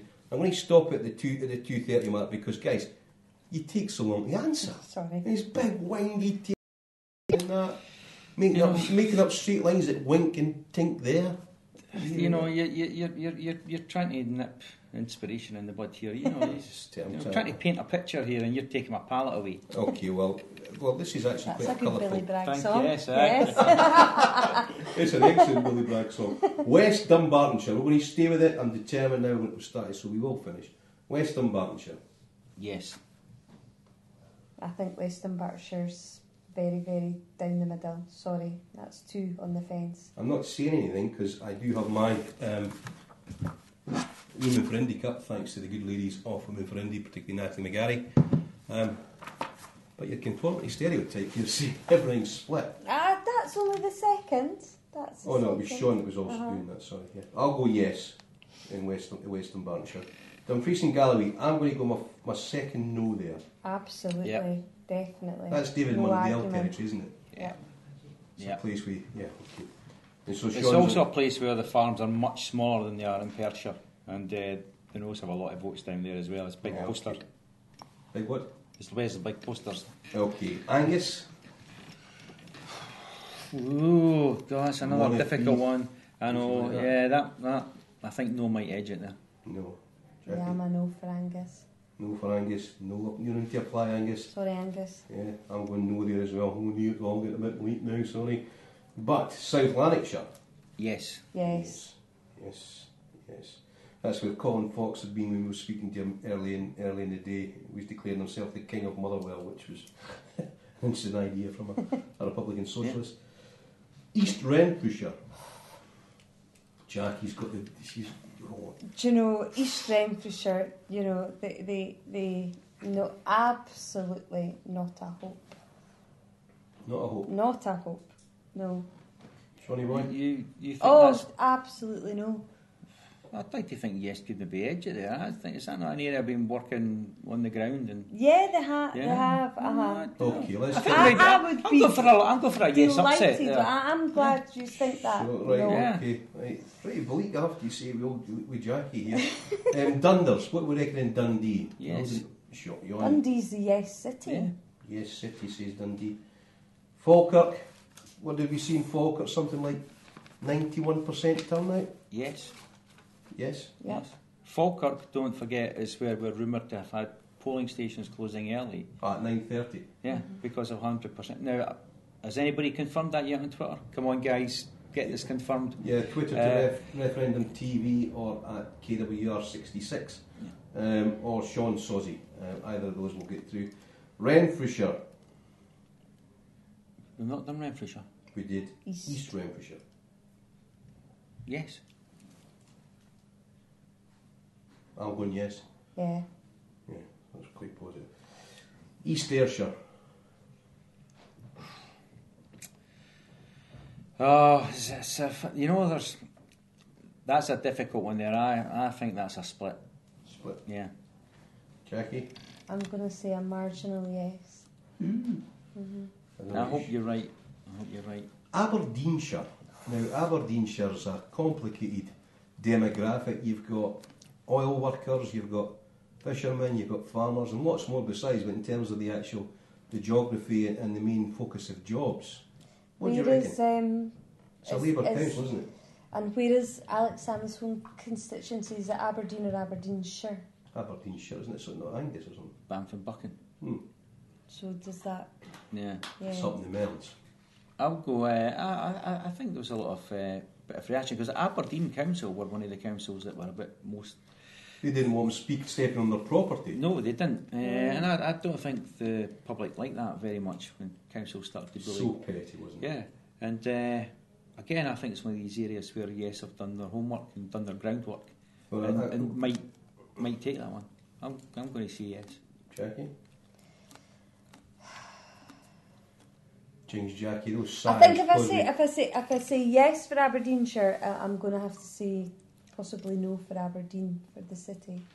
Wouldn't you switch it round? Well, I'm going to... Right, No Aberdeenshire, no. Stirling. Now, there's been all kinds of difficulties there. I retweeted something last night that Anne Maguire was quite miffed about because it said it was a Labour badge that had been posted on my Facebook, and I forgot the source, and before I could look at it, there was a taunt of other stuff, so I couldn't see where it came from, and she questioned that. So I was happy to take away once she was polite to me. But Stirling, what do you think? Yes. If you do another sigh, I swear, come on. What do you reckon? I'm possibly thinking no, but I'm hoping for yes, so I'm going to say yes.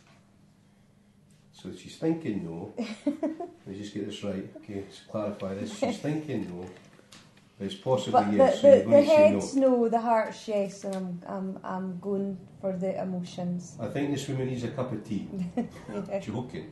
No, I think you're right. Midlothian, Sean. You Midlothian's yes. Yes. Yeah, I'd say the right canvas returns in Midlothian were substantial. 64%, I think, in Bonnyrigg in some cases. Argyll and Bute.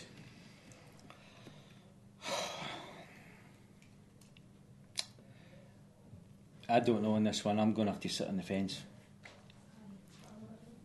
That's I think the naval base argument there just might make the local economy. Yeah, that might just I've put the frighteners on people who I think probably wanted to vote yes, but... Okay. We're almost there. Just 10 to go. Hang in there, guys. Yeah. West Lothian. Let's do a wee bit more rapidly because I can hear Anna's milling about and you'll be coming next. I am a West Lothian girl. Grew up in deepest West Lothian, Stoneyburn, Blackburn, and Neil Finlay, who's I don't know if you know Neil, yes, MSP, absolutely fantastic guy, and I think Neil has galvanised West Lothian, and unfortunately I think West Lothian are going to be a shocker, and I think West Lothian are going to be a no. Well, if this was an election along party political lines, this would be one where the SNP and Labour would be looking at for the benchmark. They'd be saying if we can take West Lothian, we'll be confident of doing well in this election overall. Yeah. Wee bit different because it's yes, no.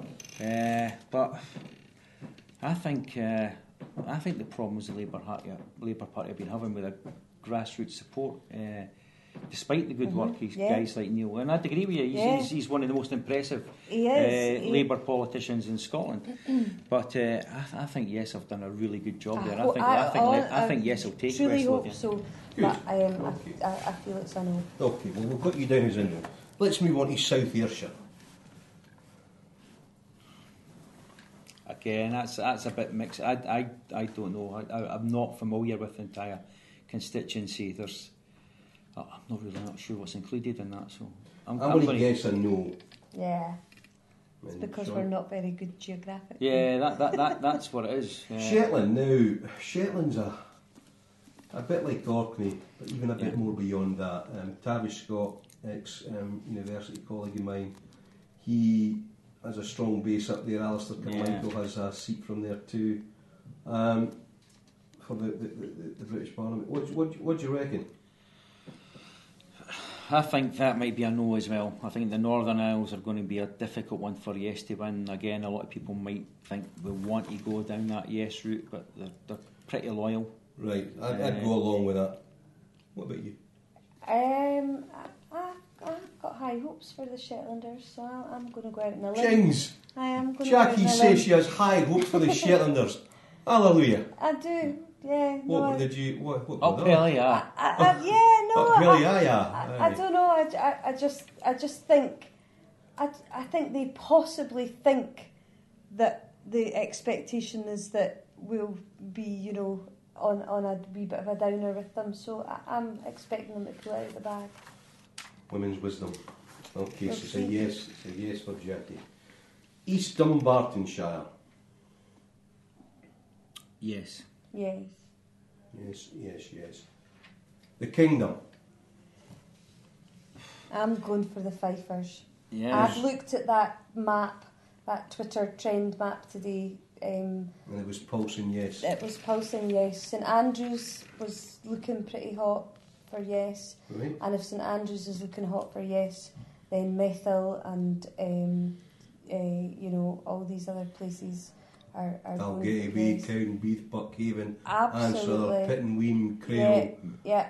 I'd agree. I think this one where the yes vote's going to rather upset. I think Fife has been quiet. I think there's not, who's been out canvassing Fife. Where has opinion come from Fife? Exactly. So, I had Alice McGarry and Natalie McGarry in my first interview. They were very kind enough to come across, and the returns from the Cowdenbeath by-election were so showing, and they said at the time, but it was roundly condemned as being wrong, that the results, even within the Labour heartland, were showing that there was a positive vote for yes, and I think what Jackie's picking up on there might come through. Yeah. So I would go for yes for Fife as well. So that's 3 yeses for Fife. Excellent. Highland? Yes. Absolutely. Why so emphatic? I just genuinely think they have kind of engaged. They've been informed. They have gotten facts and figures, and I just feel that they are saying, "Look at us, look towards us. We want to be part of this." I get a good. They've felt the real benefit of successive I do. SNP representation. Yeah. Okay, a few to go. North Ayrshire. It's a hard to call. I'd hope that yes, maybe could pull a wee rabbit out of the hat there. I'll say no, but you two are saying a split possibly. Yeah. Scottish Borders, I'm going to go no on that. Absolutely no. Debatable lands, no way. Hello, we've got a phone call. Hello, Referendum TV, how can I help you?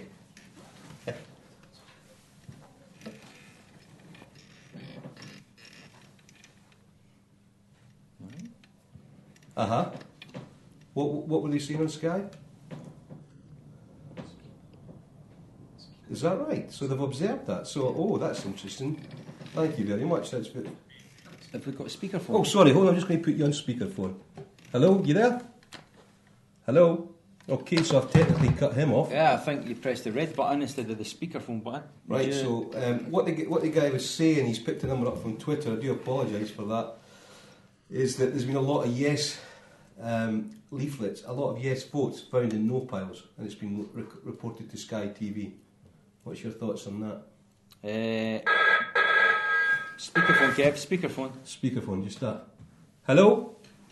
Hello, maybe cut off a bit. It's no problem, mate. What are you saying there? You're saying that there's been a pile of yes votes discovered in the no pile by Sky TV? In the Clack Manager pile.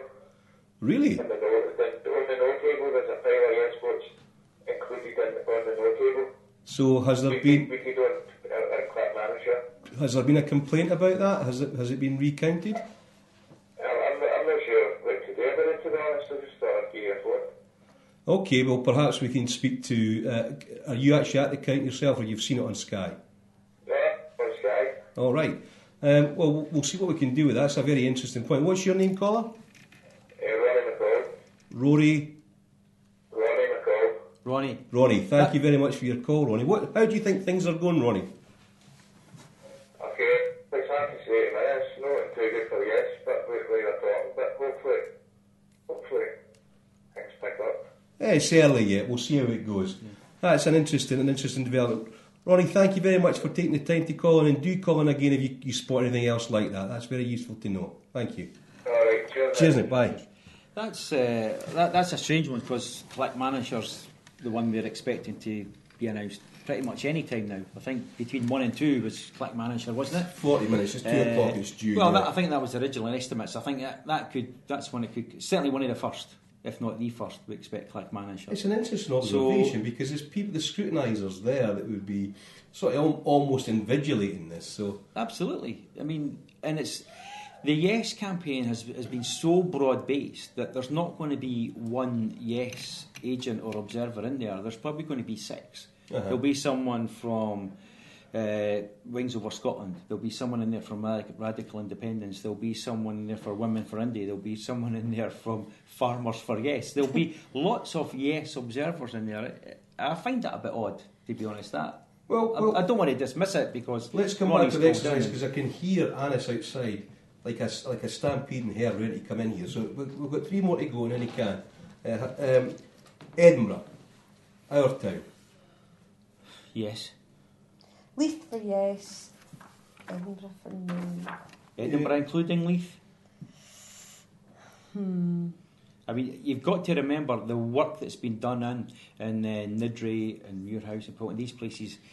There's a big bitty vote that was never there before in Edinburgh. If this was any other kind of election... 30,000 registrations in August in the Lothians area. I think the Yes Army is going to pull a yes one out the back here. Clearly we hope all of them are going to be yeses. Absolutely. The Deer Green place, the Weege, Glasgow. Yes. They've done us proud this year. The Commonwealth Games were fantastic, and they're not going to let us down tonight. No. They might bring no pressure, Glasgow. No pressure, Glasgow. Don't let us down.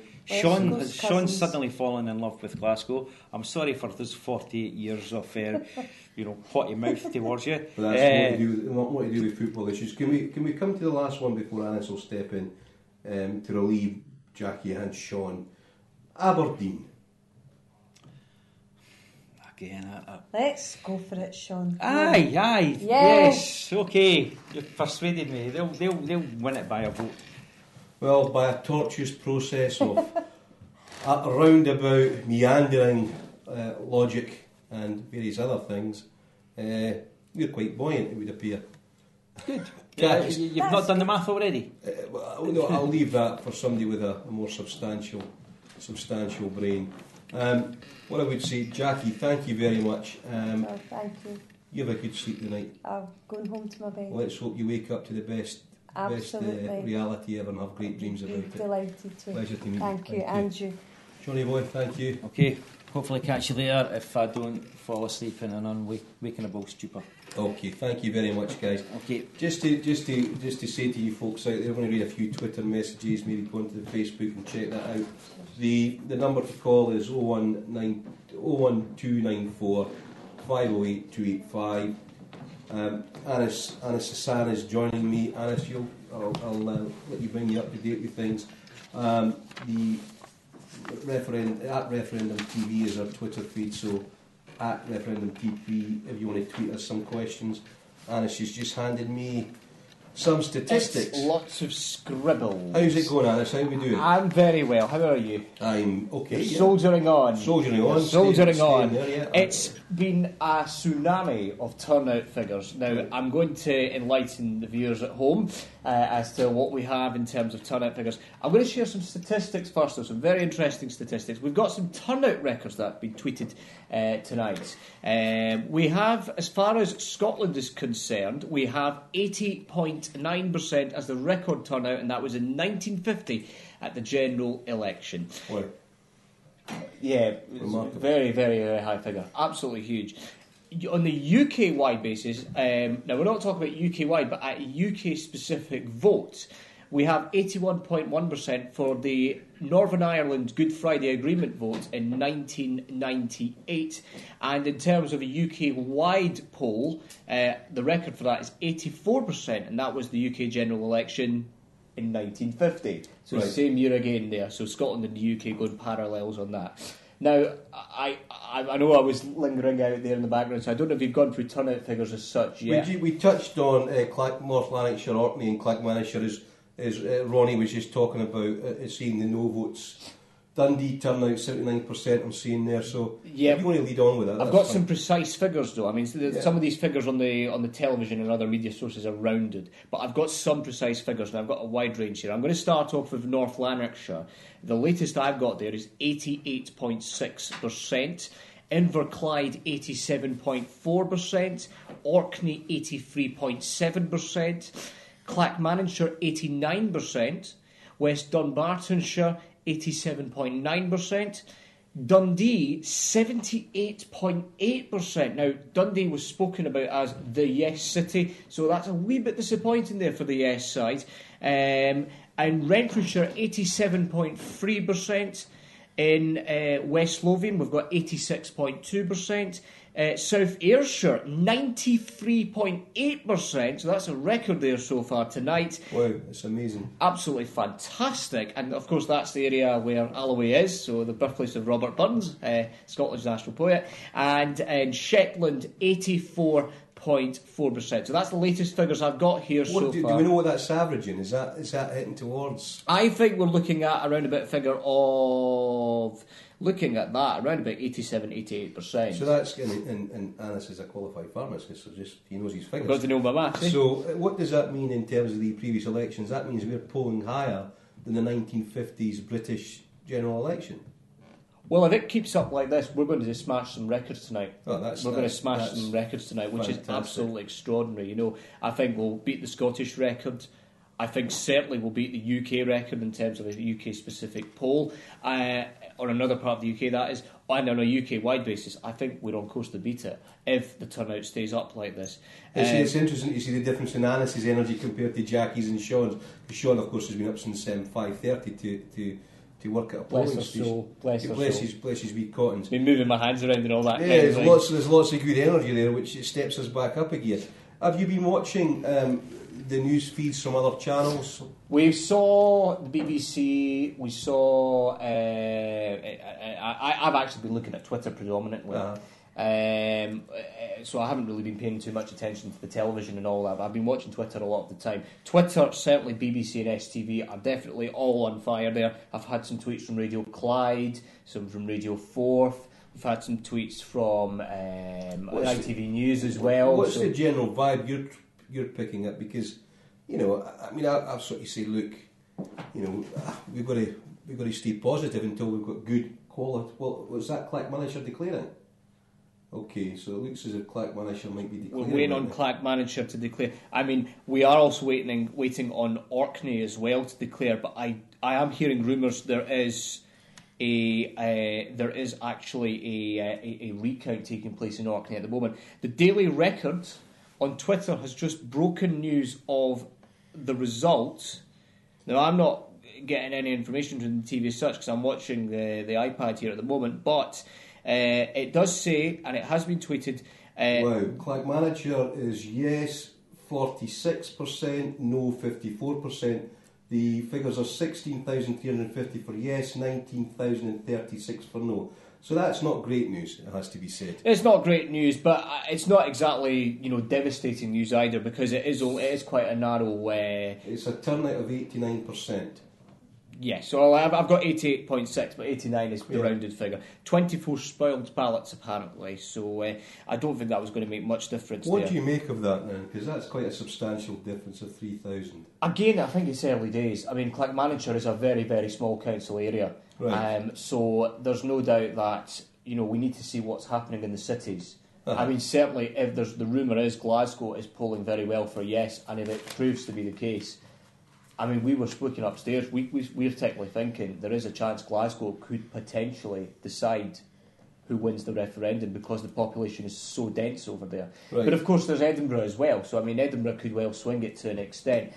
Clackmannanshire, 4654, I mean, it's a rural area, you've got little villages, you've got Alloa, you've got Sauchie, you've got, other areas there as well, you've got some affluent areas, some not so affluent areas.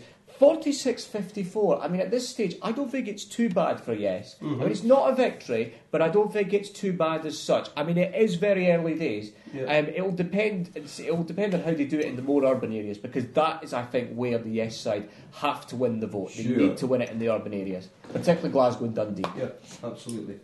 Sorry, there's a note coming in. Whilst that's happening, the phone number again is 01294 508 285. And it seems you're onto something there, Ronnie. And if there is evidence of, activities involving counting yes and no, that's an interesting development. They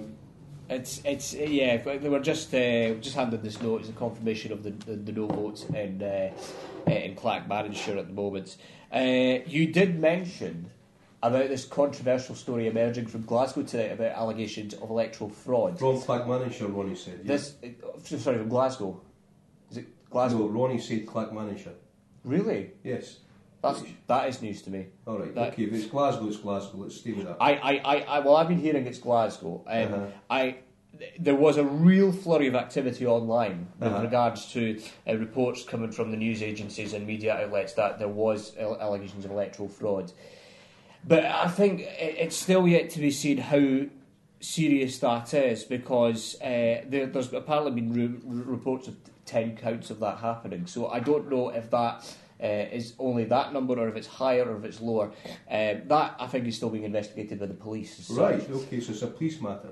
It is a police matter at the moment, as far as I know. I don't know how that's going to impact on the actual overall outcome of the Glasgow vote. Will it delay it? Will it mean certain votes are going to have to get recounted? Who knows? I mean, it's really early in the night, and I imagine we won't get the Glasgow result until very later on this morning. It's due in at 5 o'clock. So is Edinburgh. So still a lot of time. So we'll wait to see. So that's the only result that's declared so far. 46-54, turnout 89, with a population involved of about 34,000, 19 I think it was, yeah. So it's an interesting development. It is indeed a very interesting development. It reflects the idea that polling's seen it to be a knife edge. That is. And there's no doubt, because, I mean, everyone was saying this is going to be literally 50-50, or close to 50-50. I mean, we're not expecting a draw. I mean, there's a very little chance of that happening, but it is close enough to 50-50. Yeah. And I think we did see evidence of that in Clackmannanshire. Now, I'm not sure that's going to get replicated across the country, particularly in the urban areas and in other areas like Fife, where you have a bit of a north-south split. Now, I'm a Kirkcaldy boy, so I live there. I mean, if you go to the south of Fife, you will have Kirkcaldy, you will have Glenrothes, you will have Lochgelly, Dunfermline, Rosyth, You'll have Dalgety Bay, which probably might swing towards no, based on the demographic, and Inverkeithing as well. But when you go to the north, you have Cooper, St Andrews, you've got Newport, you've got Tayport, you've got... and how do you think they'll swing? I think the north, from what I think, from my instinct, I'm not saying this on specific data, I think the north might swing to a no. Right. And I think the south might swing to a yes. But as I say, it's still early days. I don't know how that's going to turn out. I mean, really, the only thing I'm basing that on is on the tendencies of how elections go in those areas. I mean, if you go to the north, you'll see the Liberal Democrats get elected. I mean, the Lib Dems, arguably, I think, have shifted to the right because of the recent realignment in UK politics. Sure. Whilst in the south of Fife, you'll get your Labour MPs, and I think now in the Scottish parliamentary election, you've got the SNP now doing well down there as well. So I really don't know. It's really, really early days. And, I mean, you know, I think for the yes side, they shouldn't be too downhearted yet. There is a lot of volatility going on at the moment. Can I just come in there when you say the yes side shouldn't be too downhearted? The yes side is polled 46% in one area. Yes. Now, if that stays the case all over Scotland, yes, then we'd lost. But that's a hell of a platform to go to. The parliamentary leaders have committed to more powers. So it's a hell of a platform to start from in the future. So I wouldn't be too despondent about it. As Colin Fox said, you know, if it moves to no, you'd be allowed your disappointment, but not despair, because there's nothing to be despaired from here, because the reality is this election has been conducted with a hostile press, demonising the First Minister, and it's had broadcasters who the majority of people think have been erring towards bias. So given that and the onslaught of the British straight through the various offices, you can't have the currency, you're going to be reduced to Belarus type levels. All these scare stories and that coming up. Stories, you know, it would frankly be remarkable if we had a thumping majority. So as it turns out, I think what people should be thinking of is, well, this is the start. It's the end of the beginning, but it's not the end. Okay? Yeah. That makes sense. Yeah, absolutely. And I mean, you know, as I say, if it does turn out to be a very narrow poll, which is probably very likely, and you've got so many people voting in favour of independence, yeah, the Prime Minister and the UK government is going to have to take that into account and take it extremely seriously. Now, I know there's a lot of talk of MPs in the rest of the UK wanting to potentially block any idea of no powers coming to Scotland, but that could itself amount to a constitutional crisis, because then suddenly, if you've got this huge block of voters across Scotland wanting all the powers in Scotland's hands, and yet nothing new comes up after 2.5 years of debate, that is going to create a huge lot of friction. That's going to create a serious political crisis in Scotland. And, you know, there's a lot of talk about an economic crisis that, you know, the media have made out that would maybe be caused because of a yes vote. But not many people have actually, in fact, I would say daringly nobody has actually made out or spelt out the dangers of a potential narrow no victory and a significant minority voting yes, and yet there's a danger if no new powers comes to Scotland. That in itself could constitute one of the most serious political crises, or even one of the most serious constitutional crises this country might even witness for some time to come. Yeah, it certainly generates all kinds of hypotheses at this stage. But let's be honest about it. This is a good result for the No campaign. I see Joanne Lamont there trying to crack a smile elsewhere, which she's entitled to do. I mean, this is heartland Labour territory. So the swing has not been so great, but it's been pretty good. I suppose the next ones that we've got are the Western Isles, North Lanarkshire, Inverclyde, Orkney, East Lothian, Perth and Kinross and Moray. Yeah. So we'll see how they go. We'll see how they go. I mean, I would guess Perth and Kinross and Moray might shift to no. I mean, it's quite a conservative area, Perth and Kinross. I've heard that just information just in. Okay. The Dundee count has been evacuated with the sprinkler system over yes votes. Could somebody out there in Twitter land or on the internet possibly find out if that's true for us, please, and perhaps call us in on 01294508285 or tweet us on at Referendum TV. That's an interesting development. Jamie Beatson, who is a freelance journalist based in Perth. This is on Twitter. He's just tweeted 2 minutes ago, alarm off, awaiting fireys, letting us back in. So he's just tweeted that there. He's also tweeted a picture of a fire engine arriving at the Dundee Indy referendum count. So there has been an incident there in Dundee. I just hope those ballot papers haven't been damaged in the result of what's happened there. Well, yeah, I mean, it's not great, is it? No. The thing is, I suppose, I remember Alex Massey in an article that he wrote suggesting, you know, what might be the explanation if yes were to lose. What would your thinking be around that, Anis? Well, you see, that's difficult because the first thing I'll mention in connection to that is one of the betting companies has actually, I think, slashed the odds from what I'm hearing on Alex Salmond resigning in the next 48 hours. I think it depends, if the yes side lose, it will depend on how badly they lose. Now, if they lose very badly, now we're talking about 40% or less, or just above 40%, I think then there will be a lot of questions getting asked of Alex Salmond, Nicola Sturgeon, and the leadership of the yes side, and technically the SNP, which obviously is the dominant force in the yes side. Sure. And there'll be a lot of questions of them as to why the result was so bad. However, having said that, if it's near enough 50-50, we're talking about 47, 48, 49% of the vote to yes at the end. I then think it would be against the interests of the SNP, who are the party in government, who are the party that brought about this referendum. It would be against their interests to start throwing some very hot questions. There'll be questions asked, no doubt, but not questions that are so sharp that it would cause so much damage to the leadership and to the cohort of the SNP in the Scottish Parliament and in the party. I mean, I suppose part of the Orkney after the recount is due to announce shortly, so we'll have that for you as soon as it comes through. I suppose that's right. I mean, the thing for me is, speaking to Jim Sillars and various others, is that we press on from here. If we come in for a loss, then it makes sense that, given our view on the media and the broadcasters, that we stay focused, stay organised, stay committed, and build the future we want. And you know, there will be other electoral opportunities. So in 2015, the general election will be an electoral opportunity, but there will be other ones. So, you know, disappointed maybe, despair, no, absolutely unacceptable, because that's just not really understanding the long-term nature of this engagement. And can I also point out as well, I spoke to an STV journalist. I'm not going to name the journalist I spoke to today, but I spoke to an STV journalist earlier on today. We spoke about, in fact, earlier on yesterday, because we're now into the 19th of September. Absolutely. But I spoke to him about the future ahead, and we actually came to the conclusion that this whole constitutional issue could result in, I don't mean to quote David Cameron, but I'm going to, a never-ending. Yes.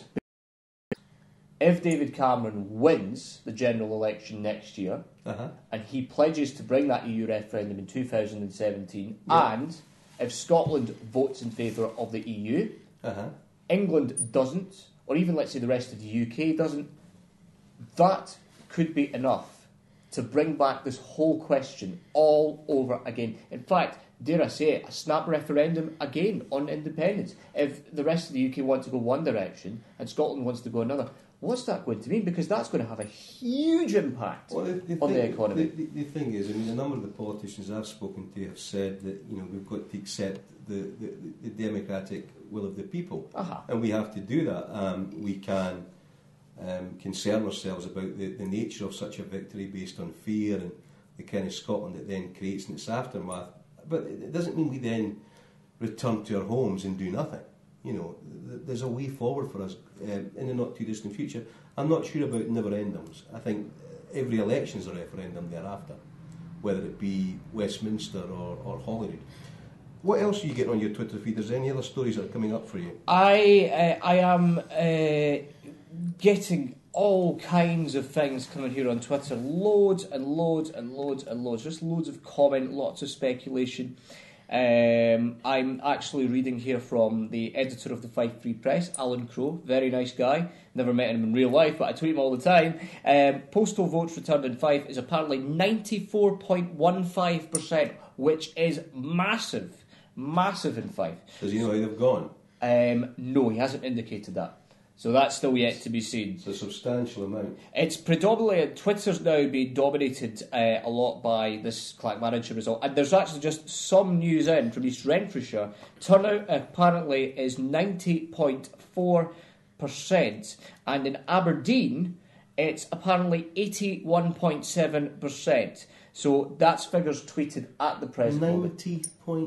90.4 in East Renfrewshire.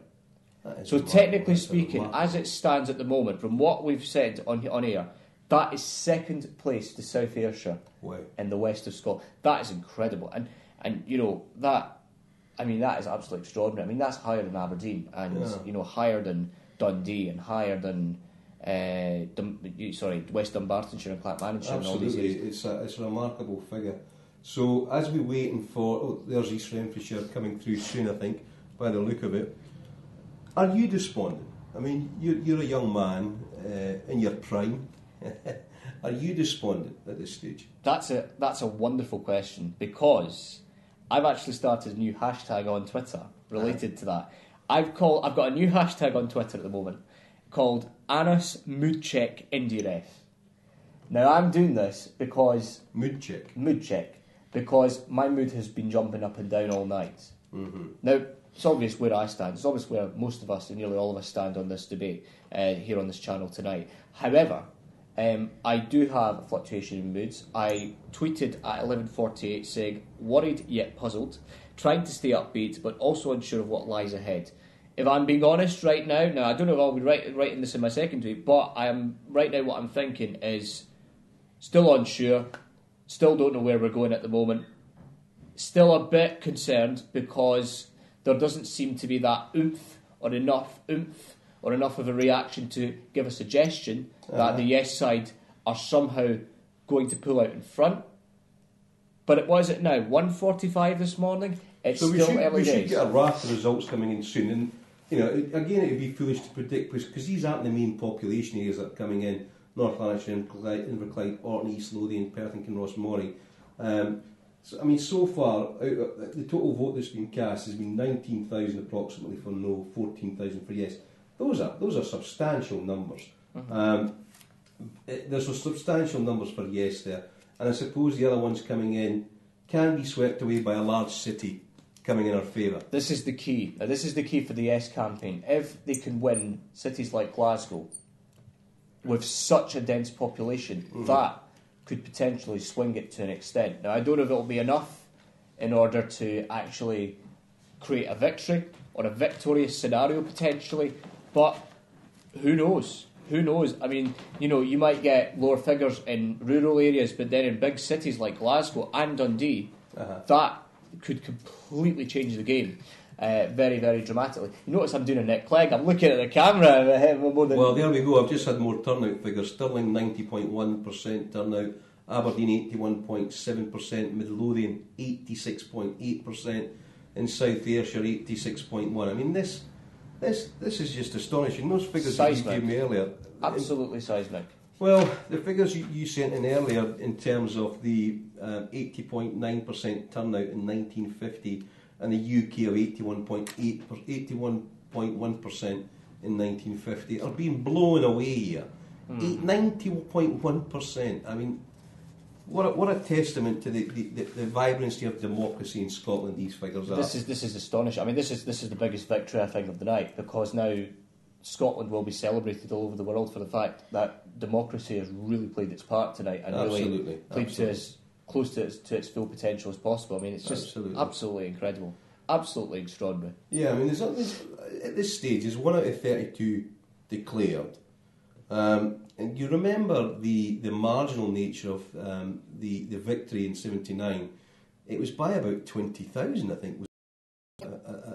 Are you suggesting it might be like that tonight? I think that when they say knife edge 49-51.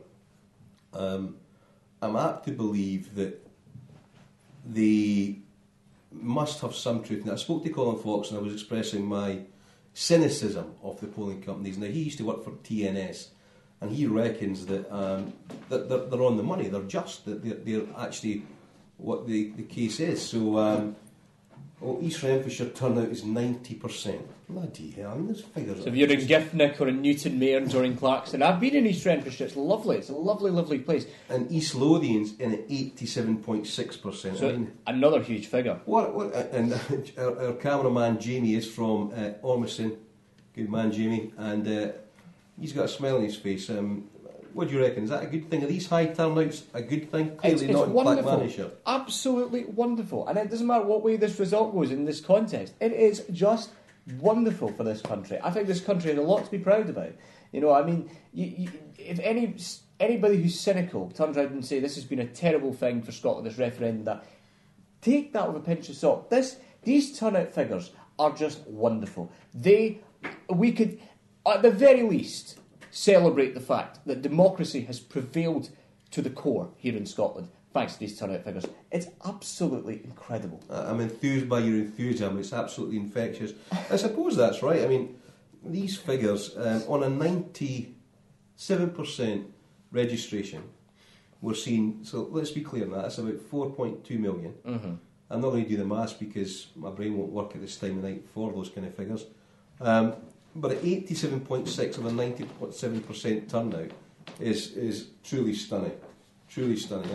There's more news coming in by the second, which is 3.6, 3.7 million voters approximately, which is huge. You know, it's absolutely huge. We're talking about well over 70% of the whole Scottish population. There you go. There's Angus coming in at 86%. 86% for Angus. These are remarkable figures. Absolutely amazing. Absolutely extraordinary. So absolutely extraordinary. So we reckon Orkney, East Renfrewshire may be the next ones to come in. Yeah.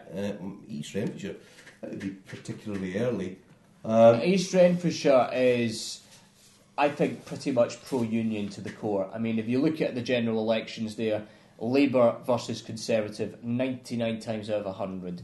In the 1980s, 1990s, the Conservative Party used to weigh up the vote in East Renfrewshire. It used to be called Eastwood back then. It was actually the safest Conservative seat in Scotland. Now, it isn't anymore. I mean, that's now pretty much strong Labour.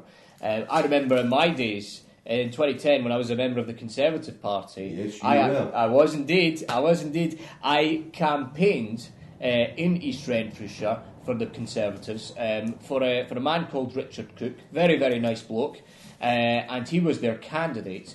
And you could tell that there was no hint of the SNP or any nationalist surge in East Renfrewshire. It was predominantly a pro-union constituency. It was Labour versus Conservative.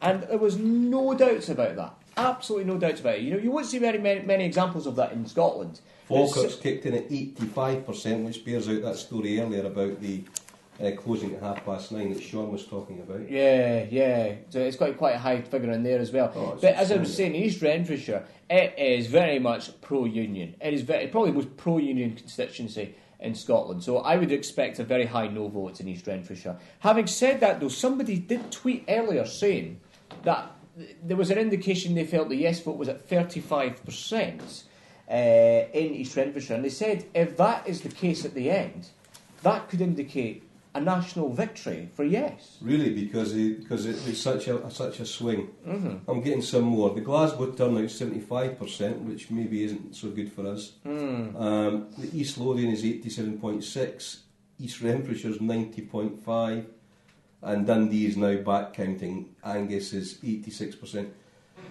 To give an indication of where we are in terms of the counts, the previous Scottish turnouts at the UK elections are, in 1997, 72.6%. In 2001, 58.1%. In 2005, 60.8%. And 2010, 63.8%. Why is this? Why is this happening at this level, which is so enormous? What's causing it? It's the fact that the question on the ballot paper was so fundamental. The issue here in this referendum was so fundamental. It was, the question being, should Scotland be an independent country? It's just, that question is so fundamental that it's really provoked a polarised reaction on both sides. So well, it's a simple question. It's going to be polarised. There's no maybes in it. There's no Devo Max. This is it. No Devo Max. And I was saying to a friend of ours upstairs in the room that had there been a Devo Max option, and this is my own personal preference, I would have probably gone for Devo Max. Yes, however, because it's not on the ballot paper, a lot of people, like myself arguably, and many others, will have looked at that option and probably said, if we're going to get those powers that we would have got with Devo Max, then it's independence, so therefore it's a yes. And that is why this is such a polarised referendum. It has really, really got people's opinions out to the surface, and that is why the turnout is so huge. That's Dumfries and Galloway just in at 87.5%. 87.5% confirmed. Which is, Orton is 87, East Lothian's 87, Dumfries and Galloway is 87, Angus is 86, East Renfrewshire's 90.5, Falkirk's 85, Stirling's 90.1, Midlothian's 86.8, I'm going to call it 87, South Ayrshire's 86.1, Aberdeen's 81, Glasgow's 75. I mean, those figures, Glasgow's obviously brought the average down because of the sheer volume, but in terms of the overall turnout, that's still whoops. That's a lot. It's still whoops 97, 2001, 2005, 2010, and the UK election of 1950 of 81.1. I mean, these figures are a testament to the vibrancy of Scottish democracy. Absolutely. And apart from anything else, they should be utterly celebrated because it's a politician's job, and it's taken Alex Salmond and the SNP and the Yes movement broadly to galvanise and re-energise the Scottish demos to get them back involved. So I think this is a remarkable outcome. Given that Clackmannanshire, we don't have the stats for Clackmannanshire yet in terms of the turnout, or I don't have them to hand rather.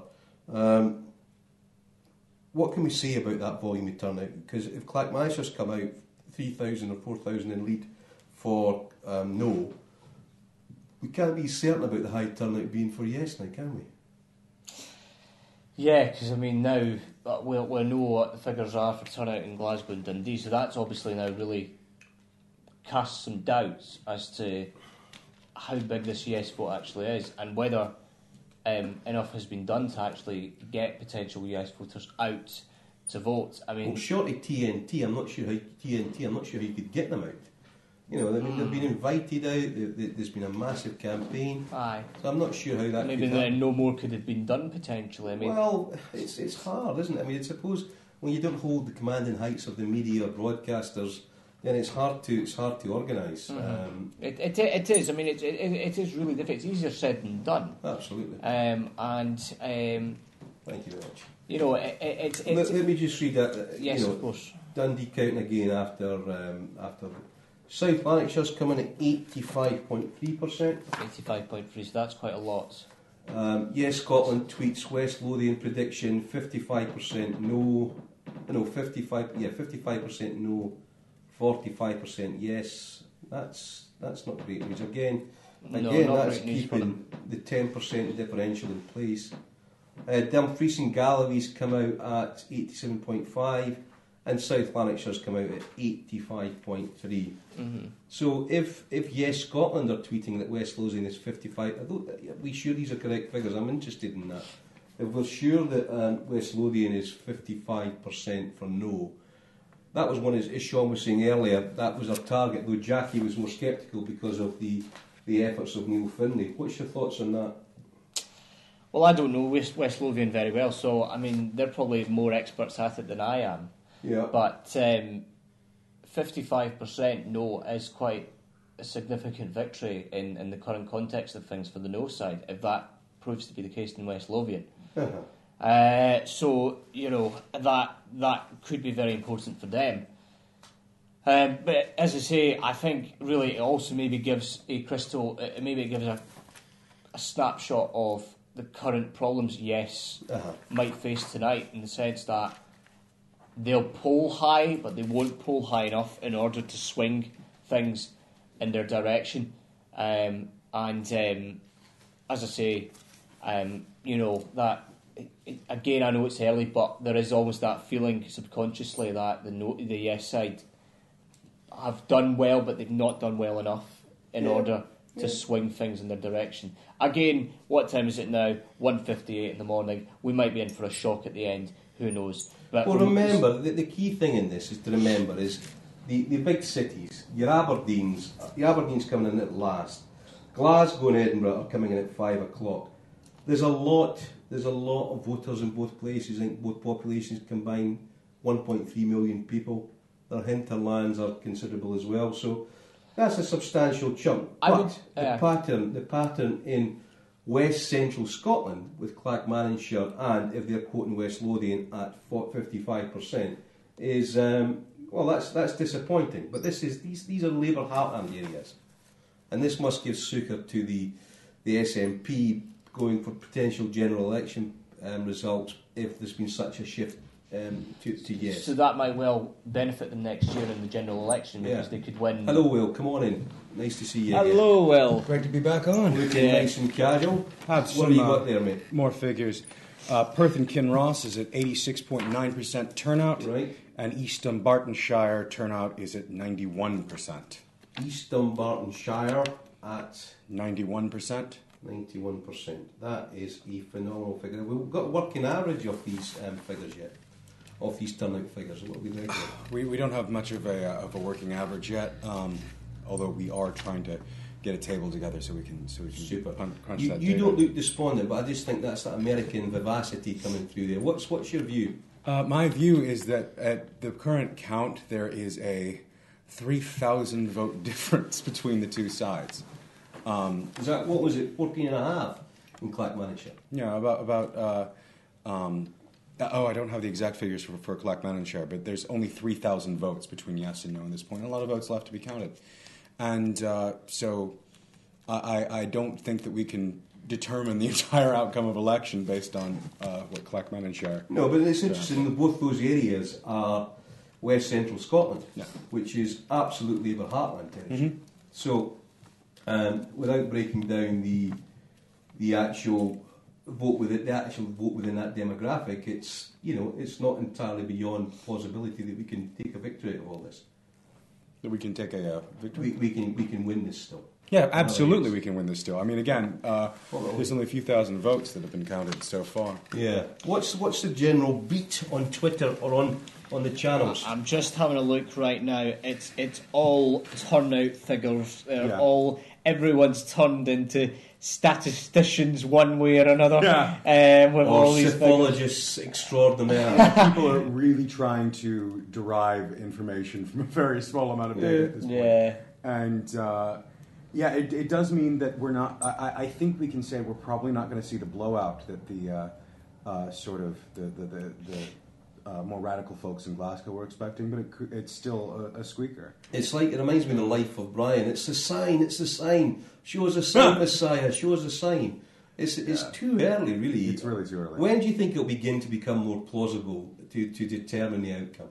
I think it'll become more plausible once we see the results from the Central Belt from the higher population areas. Right. I mean, we know we're going to have certain areas like the Highlands and Islands that are very much yes support. The Western Isles, especially, that we're expecting a high yes turnout from. So it'll be really interesting to see sort of the breakdown of the regions and historical voting trends and where they go. This looks like Orkney's declaring now. We're getting Niall Patterson from Sky News Online has just said Orkney yes, 4,883 votes. And for the no side, 10,004 votes, which is a big victory for the no. That is very, very. That's sick, almost 2/3, which is huge for Orkney. But then again, I guess being Orkney and Shetlands, you will expect probably a high no vote, but big result there for the no side. Huge win for them in Orkney. Could you open up a Twitter window and for Ref TV, please, and we'll get people to tweet to that. Could you organise that, please? Yeah. If you could tweet your thoughts and comments, to #RefTV, and you could tweet to that. We'll be able to gather the information. A resounding victory there. What's that? A margin of almost 5,200. Yeah, that's pretty impressive. That's a thumping percentage victory. It's a very, very thumping percentage victory. It's a massive victory for the North side. 42% versus 58%. So there we go. It's a turn at 87, and that's the general figure. So it's saying 42, 58. Do you believe there's any truth to it? I mean, okay, that's hard physical information. Yeah, 10,004. It's a big figure. It's absolutely huge. I mean, in fact, Tyrone Smith from STV has actually just tweeted, in Orkney, the No's had 67.2% of the vote. So that's well over 2/3. Well, that is a huge win there for the No side. Very, very huge win for the No side. And of course, it's one of the islands that, there's been a lot of talk about the feature of the autonomy of the islands of Orkney and Shetland. So what's that going to mean if the rest of Scotland goes in another direction? Yeah. What, independence for Orkney? I don't know. I'm teasing a wee bit now. It has been mooted, but that's 67 versus 22.8, which feeds in, and there's Joanne Lamont looking very smiley there. So yeah, no for Orkney it's 60%, and I've done my calculations entirely wrong, and yes at 33%. So that's actually better than I thought, because I wrote it down wrongly. So, well, my understanding is that Orkney and Shetland are both Liberal Democrats. That's correct. Yes, they are. Alistair Carmichael and Tavish Scott. Right? Yeah, so they'd be out for federalism and further devolution. Yeah. If they're Liberal Democrats, is my understanding. They'd want to stay a part of the Union, and they'd want essentially British federalism in those regions, is my understanding. Yes, I think that's the case. Can I also just point out as well, the Shetland Times was one of the few newspapers to back a yes vote, so it'll be interesting to see what their declaration will have in terms of the impact on the vote in Shetland. If you actually see, I mean, there's a 6,000 adrift from the no vote total. It's 29,000. Oh, there's my mask on again. Yeah, it's about 8,000 between 21,000 and 29,000. That's negligible in the scheme of things, isn't it? Yeah, it's a very small number at this point in our election, where we're going to be counting millions of votes. We're going to see what the Central Belt has to say in the big cities, and we're going to see what the higher population areas have to say. What's really going to be interesting is that result from East Renfrewshire. I think we're expecting that to be a no victory as well. And so the question is going to be, can some of the sort of sparser populated areas, can they override yes vote that we seem to be expecting from places like Glasgow? Yeah. But Glasgow's turned us down to 75% though. No. That's going to impact things, surely. Yeah, but one of the figures I wish I'd brought down with me was what Glasgow's total votes were. Yeah. The total votes versus not just a percentage, but the total votes number versus the registered number. So, yeah, that'll be interesting to see. Yeah. Just a reminder for those of you watching, you could always tweet us at Referendum TV. We've also got a hashtag as well, and that is hashtag RefTV, REFTV. So you can talk to us through there if you wish. Yeah, we're on Twitter. You know, it's all happening on social media. What else are you picking up, Will? I just want to take a look at some other figures here. So far.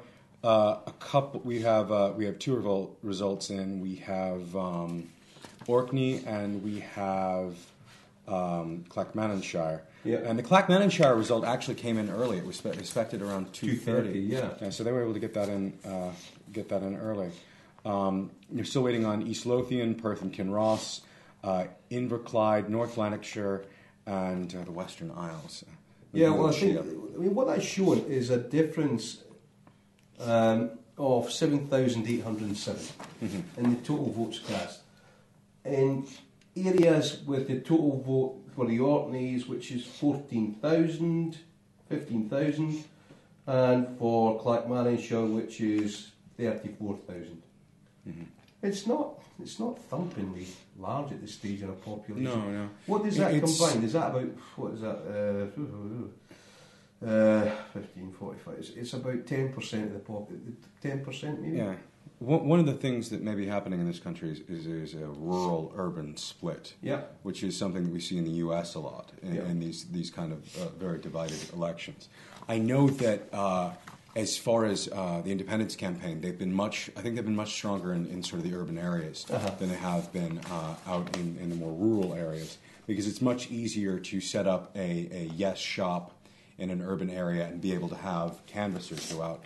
When you're doing rural campaigning, which I actually did for Barack Obama in 2008, it's very difficult because you have to carpool, you have to get folks with vehicles, you have to head out into sort of rural areas and go house to house, and that's very, very difficult campaigning for a small number of votes. So it'll be interesting to see, once all the information is in, how much was ultimately invested by both campaigns in these areas, and how much of a sort of bang for their buck did they get with campaigning in these parts of the country. So, is anybody crowing yet, do you think? Do you think the pollsters said at some stage it would be 54-46? Do you think it's coming in at that? It's showing that just now, but do you think that's the ultimate? No, I don't think anyone's crowing. I think anyone who would be declaring victory at this point doesn't want to, because they don't want it to turn against them. And most folks don't want to, but most folks know this is a very small number of votes so far. They don't want to declare that this is indicative of the rest of the election. And I have seen kind of calm from some of the no folks that I've been following, rather than outright declaration. Would you like the overall scores so far? 2 out of 32 councils, 1.3% of eligible voters. It's 42.2% yes, 57.8% no. Turnout 87.1%. In numbers, that is 29,040 votes to no and 21,233 votes to yes. Yeah, that's what we've got. A difference of 7,807 so far. Yeah, yeah. It's not significant. And what percent of eligible voters? 87.1, I believe, is what I read. But of eligible voters, it was 1.3%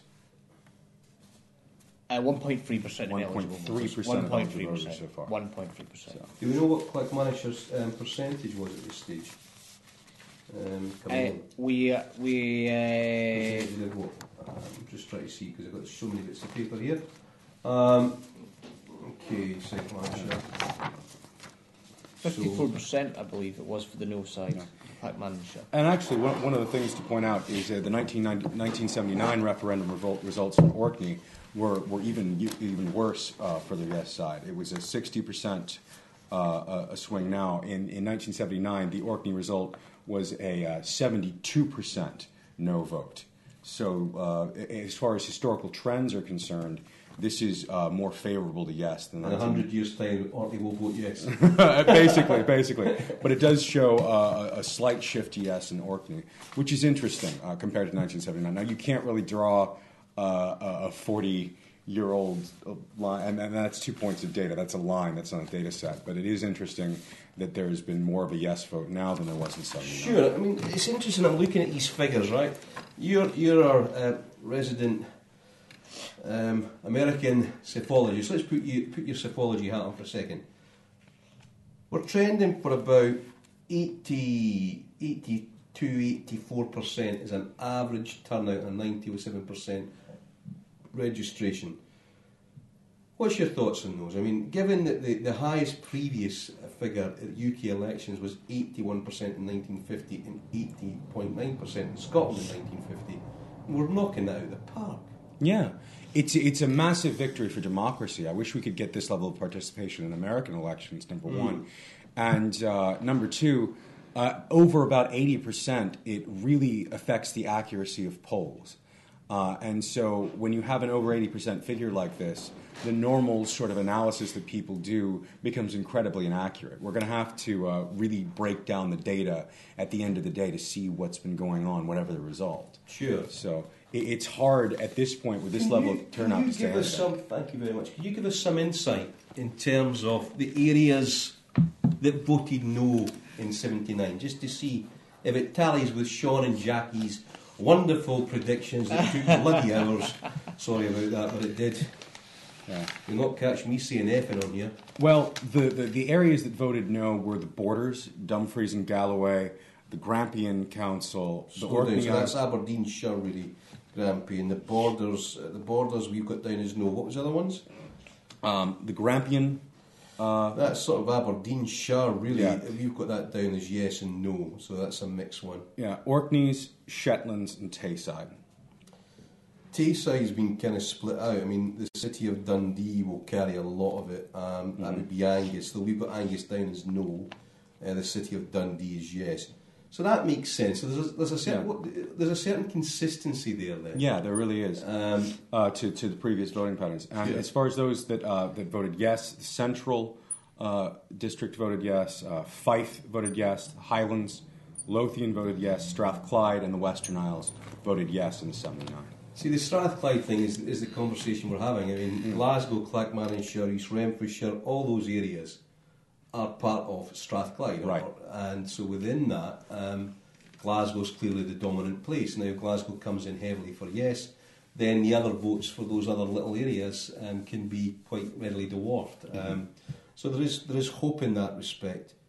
The democratic participation here, though, it's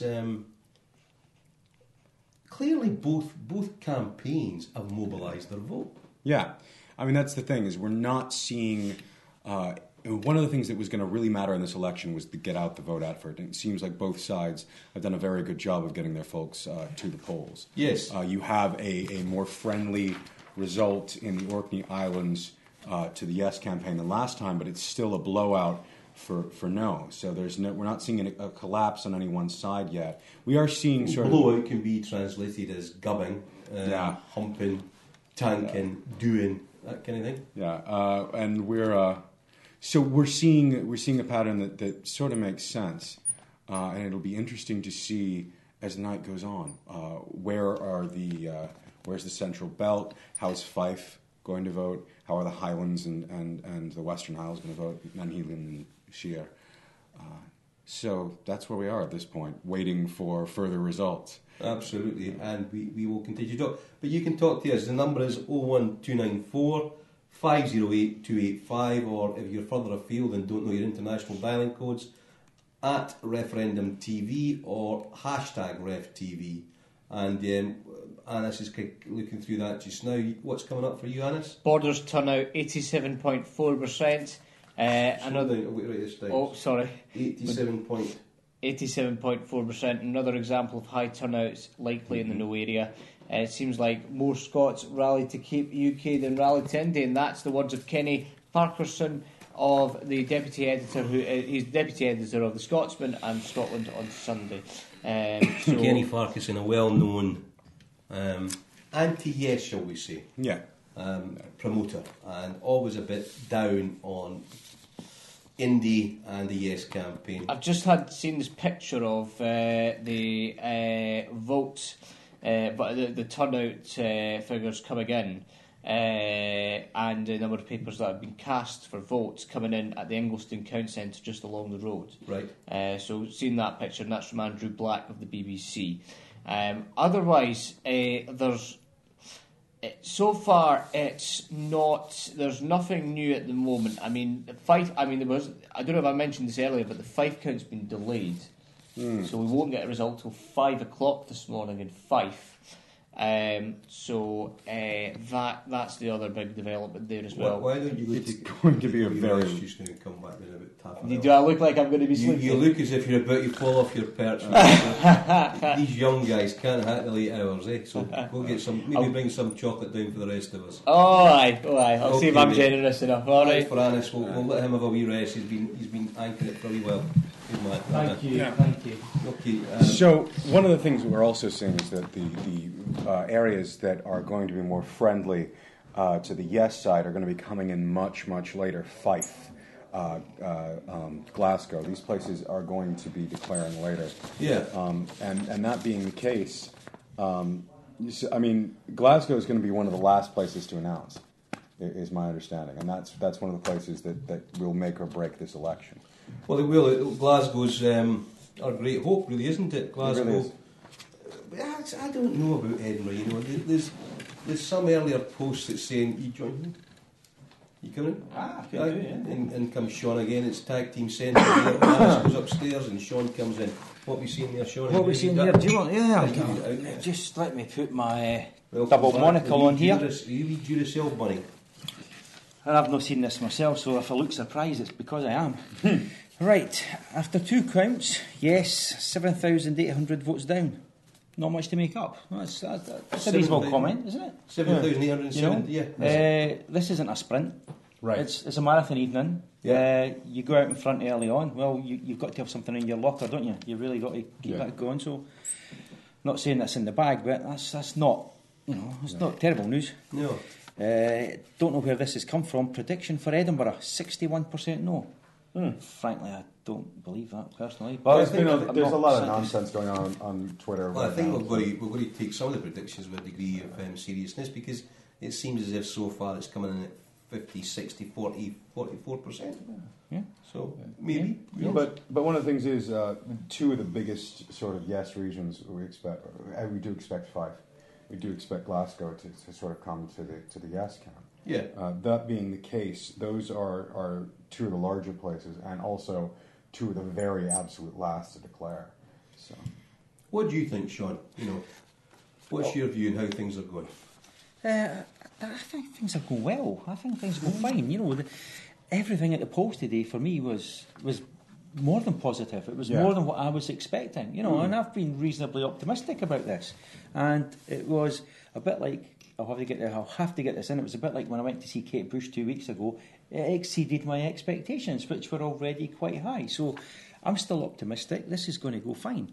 Yeah. It's not a surprise that these early results are going against us, because they're in areas where it's not a surprise that's the case. Yeah. And the figures aren't terrible.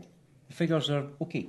Yeah. For what the results are. So nothing to be despondent about at all. Yeah, like we just said, we've actually, if you count 1979 referendum as the last referendum like this, we've actually improved the vote in Orkney.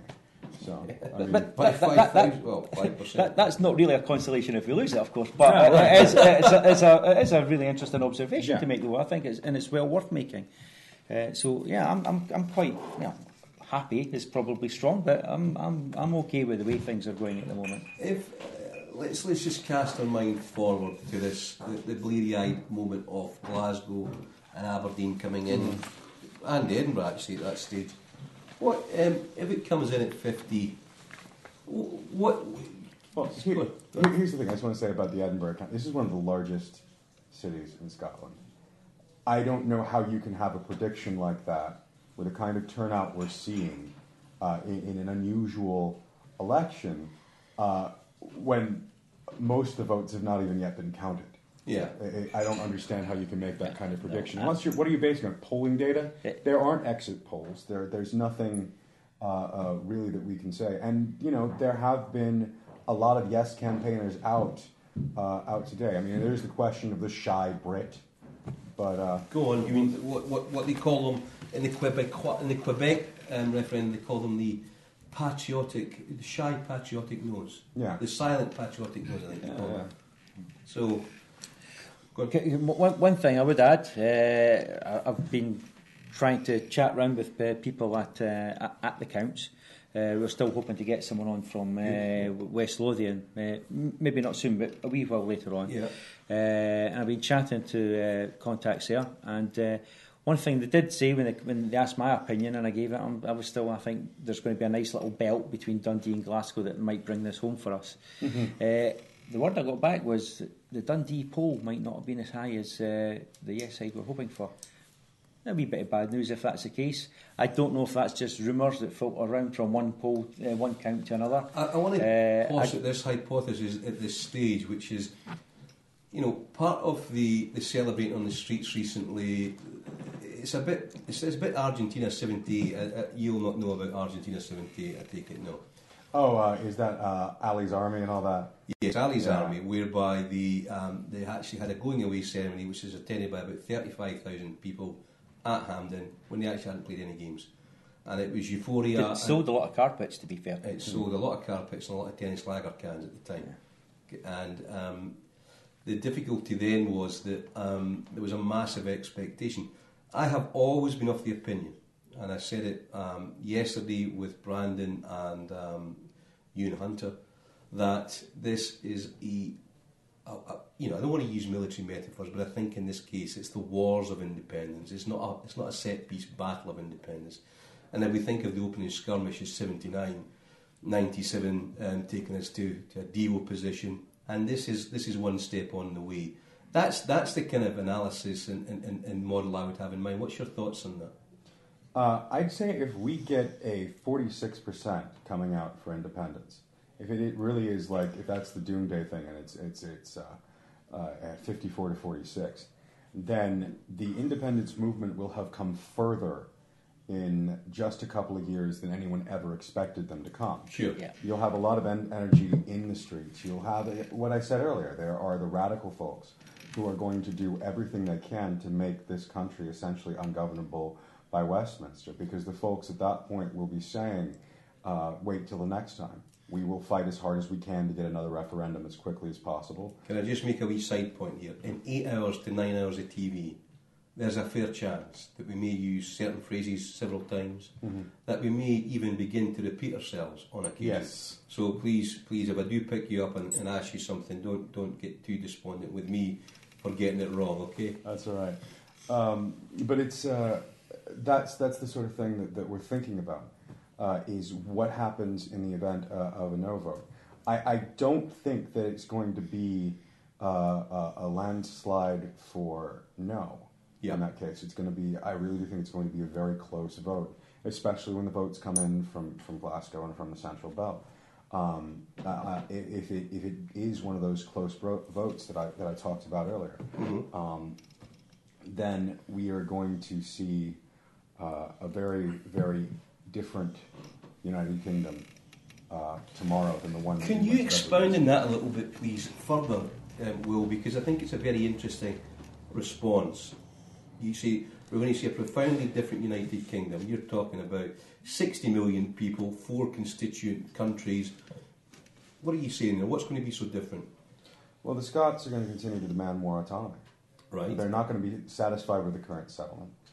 There's going to be a fight between the Conservatives and UKIP. There's the folks that want to, in UKIP, that want to get rid of the Scottish Parliament altogether and bring all the power back to Westminster. There's going to continue to be no settlement. A no vote is a vote for no settlement on a lot of these questions. Right, so what does a no settlement mean? Where do you take that? No, I mean no settlement at all. There's no... a vote no is a vote to no solutions for some very, very deep problems that Scotland has. Right. And that means that there are going to be people who are still going to be asking for solutions, still going to be fighting for solutions, still going to be working towards fundamentally changing the UK. And for a lot of them, that's going to mean more folks supporting independence, or it may mean a real push for full Devo Max as an option, a place where Scotland has the autonomy it desires, control over the oil funds so that it can make the economic decisions that it wants, borrowing powers so that it's capable of taking actions that it needs to take. Things that have been talked about for a long time. Sure, I mean, so far those proposals seem guaranteed to force spending cuts through but actually give you no powers to generate more income. These seem quite constricted and designed to alienate the population rather than win them over. What's your thoughts on that? Do you think they can continue with that? Well, I think at the moment we've only really been offered Devo maybe. Yeah. You know, I mean, Devo Max has never seriously been on the table. Yeah. So it's not an option that's been put to Scots. It's been talked about a lot. Everybody assumes that we would all grab it. And to be honest, to be fair, if that was on the table tonight, I tend to agree with that. Most Scots probably would have gone for that. Yeah, absolutely. But let's be honest here. It's never been offered to us. So, you know, it's of course it can go. I was going to say, it can go two ways. It can go more than one. There, all right. Okay. Is that imminent or soon? Right. I mean, they're supposed to begin at 2 o'clock, so it's now 2:20, 2:30. So yeah, they should be declaring shortly. You've called that as a yes, Sean. Will, what's your view? My view is it's probably going to be yes. I'd say Oh, it's definitely yes. Well, we'll see. This is going to be number 3 of 32. Not a huge constituency though, Oh, numbers not wise. yet. It's not actually been declared with a wee false alarm. I didn't think it would be. There have been reports of fog and road closures and other issues, both for the Highlands and Nanheelan and Shear, and as a result, they might be delayed a bit. Yeah. Yeah. Even a big swing to yes, I don't mean swing in the traditional sense, a nice yes figure for us doesn't mean a lot in terms of actual votes, so it's still going to just be a little clawback, isn't it? Is it about 25,000? Yeah, let's not get uber excited about that. If we win that one by more than 3,000 votes, that's pretty decent. I don't get uber excited till 4 o'clock, just in terms of my biorhythms. Okay then. But just to get back to that Devo Max question for a bit. Although they are reporting Western Isles turnout was at 86%. Right. Yeah, again, that's not a surprise, is it? That's just going along with what we've been hearing, what we've been expecting. The big question is, if there's a no vote tonight, even if it's a fairly narrow one, will anything be on the table other than a few bits and bobs in addition to the Scotland bill? Yeah, I don't see them going to say. I don't think they're going to come back and say, "Oh, you know what? It was no, but that was close. Maybe we should consider giving them Devo Max." Devo Max isn't going to be on the table for years yet. No. But there's so I don't know why we talk about it so much. But there's a political calculation in terms of the general election, Sean, surely, that has to be taken into consideration. If there is no delivery of any new powers of any significance, then, as you said, people from REC and various other organisations will try and make the situation ungovernable. And certainly I have already committed that if we were to lose this, I will dedicate a great deal of my energy and time to politics full time for the first time in my adult life, other than working for Margot. And I suppose when I've spoken to Jim Sillars, the approaching 80-year-old warhorse of Scottish politics, he said he's not going to retire. No. He refuses to retire, and he would see the next situation is to drive us towards a mandate. Mm-hmm. So it's actually, in a sense, a very difficult proposition. If it's a high yes vote, but a narrow no victory, what does that do? It gives them nothing. Yeah. And that's what we're seeing from these results right now, is a high yes vote. If this comes out towards no, with the numbers we're seeing right now, it'll be a no victory with a very high yes vote, and that's an interesting situation. Yeah. It's funny, when people talk about Edinburgh and central Edinburgh. Central Edinburgh is an affluent area. The street we're in has some properties that are worth a fortune. Mm-hmm. And yet there are yes signs in the windows as well as no signs. There's a lot of tenants in the area too. There are a lot of tenants. I mean, suppose the thing about it is the bulk of the people, they're down at Holyrood, the film crews and various, BBC have got a big position, and that's where the result will be declared. And in the central area, then the properties are expensive. So that's where they're mingling. Mm-hmm. They're not actually getting the view of, Leith at the foot, at Pilton, Muirhouse, Drylaw, those areas, Westerhill, Sighthill, Willow Brady, Ennis-Birdie House. I'm not getting an insight into actually what's going on in the larger estates on the outskirts. So I'm loath to accept 61% predictions for no. They just don't make any sense. No, they don't. I think but that could come from anywhere. And I think it's nice we're getting feedback in. Great. I don't think that's a realistic proposition. One of the things that has really frustrated me about the polling is I have not seen what I see in other elections, which is a region by region or council by council breakdown of polling. They haven't been doing the council by council breakdowns. There's not actually been a lot of money invested in polling. No, I think that's going to come in next week's newspapers. I think get the weekend out the way. We'll see that information. I think coming through Monday, Tuesday, Wednesday.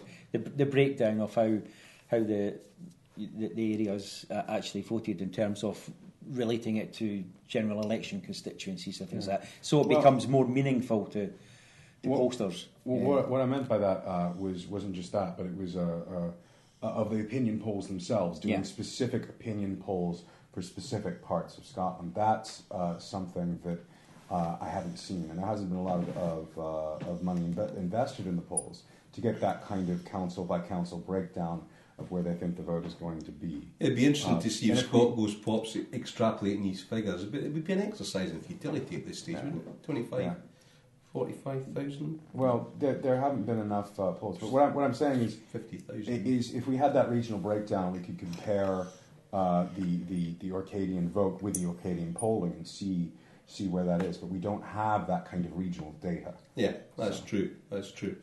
So what's next? So we've got Western Isles, maybe, North Lanarkshire, Inverclyde, East Lothian, Perth and Kinross.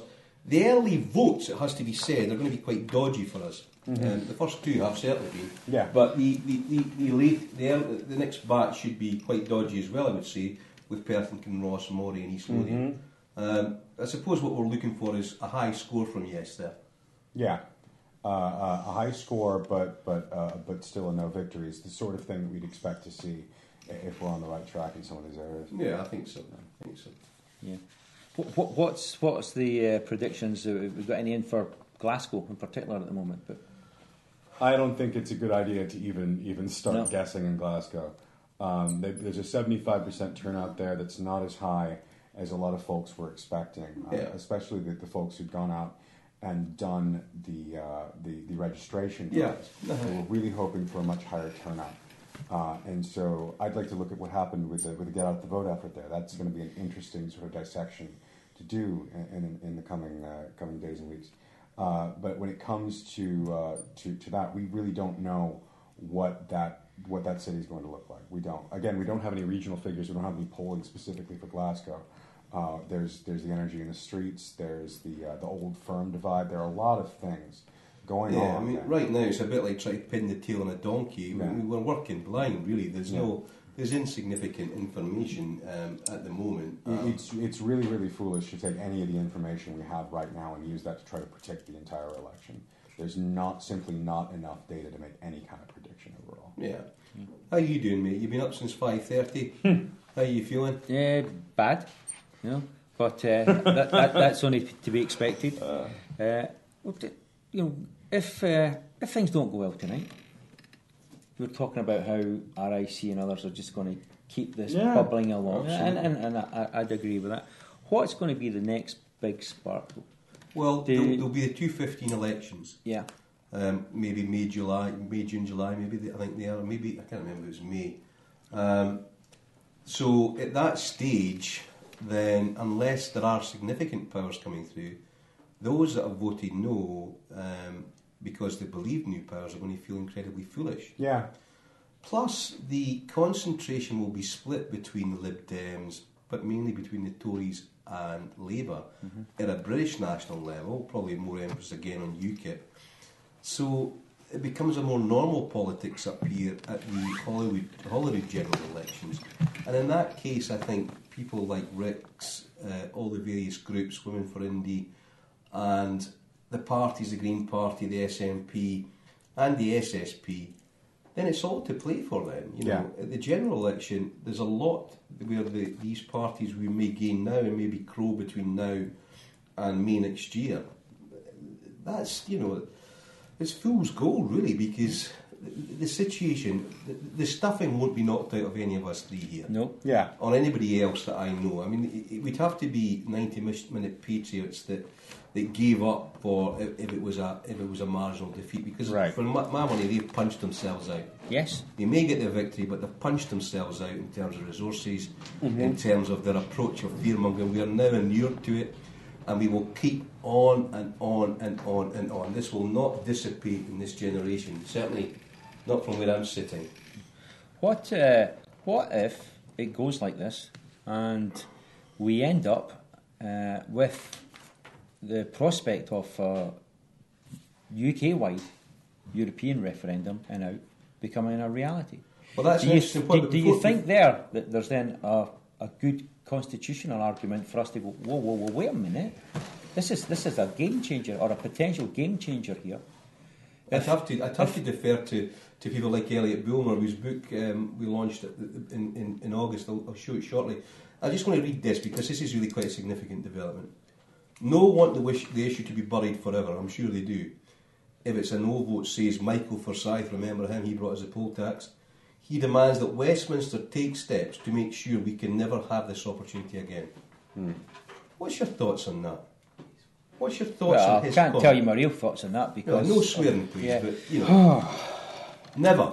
If that's the kind of thing that happens, if the no camp then takes the steps down in Westminster to guarantee that there can never be another referendum like this, you're going to have an extreme reaction from Wales. You're going to have a reaction here. You're likely to have a lot of civil disobedience. You're going to have questions in Catalonia and across Europe. That's and that's one of the things that the Yes camp has warned about, that this could be a potential reaction from Westminster. And I think if the things that the Yes camp have warned about begin to start coming true, there's going to be an interesting result. Hot off the press. Hot off the press.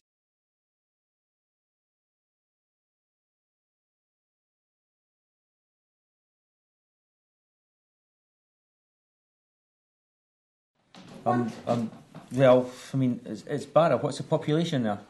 Does that mean 7 guys voted yes and 3 guys voted no? So I know that was glib, but you know it was quite glib. So yes, we'll skip over that. Western Isles turnout 86.2%. Yeah, we've got that. Yeah, got that. And East Lothian prediction 60% no. Again, I'm sceptical of that. Let me just say, can we stop it with the random predictions and just stick with the hard data and the turnouts? Yeah. Because we don't know where these predictions are coming from up there. No idea. It's just Let's just come back to to Michael Forsyth's demand that democracy is stopped. Essentially, is how I regard that. Yeah. To close that down, he's stopping a steam train in its tracks. That's what he's essentially asking. There's a steam train that might not have made it on this occasion. There's a shortfall of whatever 5-10% maximum. I would think that's the frontiers of no. I would suggest. Then, to me, there has to be very careful thought given to what happens subsequently. Blanketing off and ending the possibility of Westminster permitting Scots and people in Scotland to vote is kind of tyrannical. It's not vested in democracy. It's tyrannical thought, Michael. It's ridiculous. I'm absolutely appalled by the idea. So anyway, nonetheless, in keeping. Absolutely. What I'm going to be interested in is to see who from the other side, not us, Labour, speaks out against that. Yeah. Do you think they would have to? They should, but I don't think they will. Right. Interestingly, I think they'll take a bit of fillip from what's going on at the moment, and they'll think their campaign's been justified, and they'll be going, "Oh yeah, well said, Michael Forsyth. Yeah, let's do them." But see, with the turnout figures, this is a militant yes that's voting. Yes, it is a militant, organised, motivated. This isn't a revolutionary vanguard. This is a revolutionary movement. But we've known this for many months now. This isn't really a big surprise. And this isn't something that just happened in a few weeks. This has been a long campaign, 18 to 24 months probably. For at least 12 of those months, we've known that this is what's been happening, that Radical Independents and others have been getting out there and actually mobilising people and coming up with absolutely fantastic results. To dismiss all these people just as a lunatic fringe or a result in Shetland, and Shetland has voted no. No real surprises there. Shetland has voted no. But let's look at the percentages, because that's 59% for no, isn't it? Yeah, that's a 36% yes. Is what they're saying. 64% no. What's the numbers? 26,902 versus. So we're about 12,000 behind now. That's the total, isn't it? Is that not the total? Or is that? That's the total to date. Yeah. What's the split for Shetland? Do we know? Well, it was 36 to 59.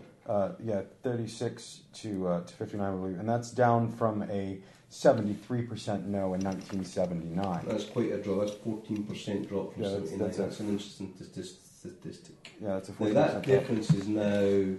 That's almost. It's almost 12,000, isn't it? Yeah, it's almost 12,000. So, what's your thoughts on that? Again, these are the sort of dodgy results at the beginning that we talked about, that there are going to be no results in some of these more rural areas. We haven't seen a result from Western Isles, which will be interesting to watch. I want to see what can we get some statistics, please, on the actual voting share? I want to just work out what the numbers involved are. I would like to get that. Let's hope that folks upstairs can bring us the statistics on the actual vote share. Do you want to go up and get them, Sean, just now? Yeah, I'll go up there. Maybe bring some chocolate down as well, please, mate. Otherwise, we might fade. Okay. Well, I certainly will. See you. Thank you very much. Okay, so yeah, no campaign lead by 12,089 votes just now. Again, this is the early part of the referendum. These are the areas that we sort of expected to vote this way. So 4.2 million was the 97% registration, wasn't it? Yeah. So if we're hitting, I'd say an average of 87%. Yeah. I'm not sure what the exact figure is, but well, one of the things that was said by some of the pollsters is that their polls are probably invalid because of the turnout. Uh-huh. And one of the things they've said is that the higher turnout probably means a higher yes vote. If it's above 80%, a lot of those voters are going to be yes voters, is the assumption made by YouGov earlier. And that's consistent with the results that we've seen in Orkney and in Shetland, where last time they were in the 70s, now they've dropped to the 50s and 60s. So, I mean, that's the result that we appear to be seeing right now, is that the higher turnout means a higher yes vote. So it'll be interesting to see, taking that into account, I'm really interested to see what happens in... we're still looking at the golden figure. We're still looking at about 3.7 million voters. Yeah. Okay, based on that turnout. So it's 3.7 million voters.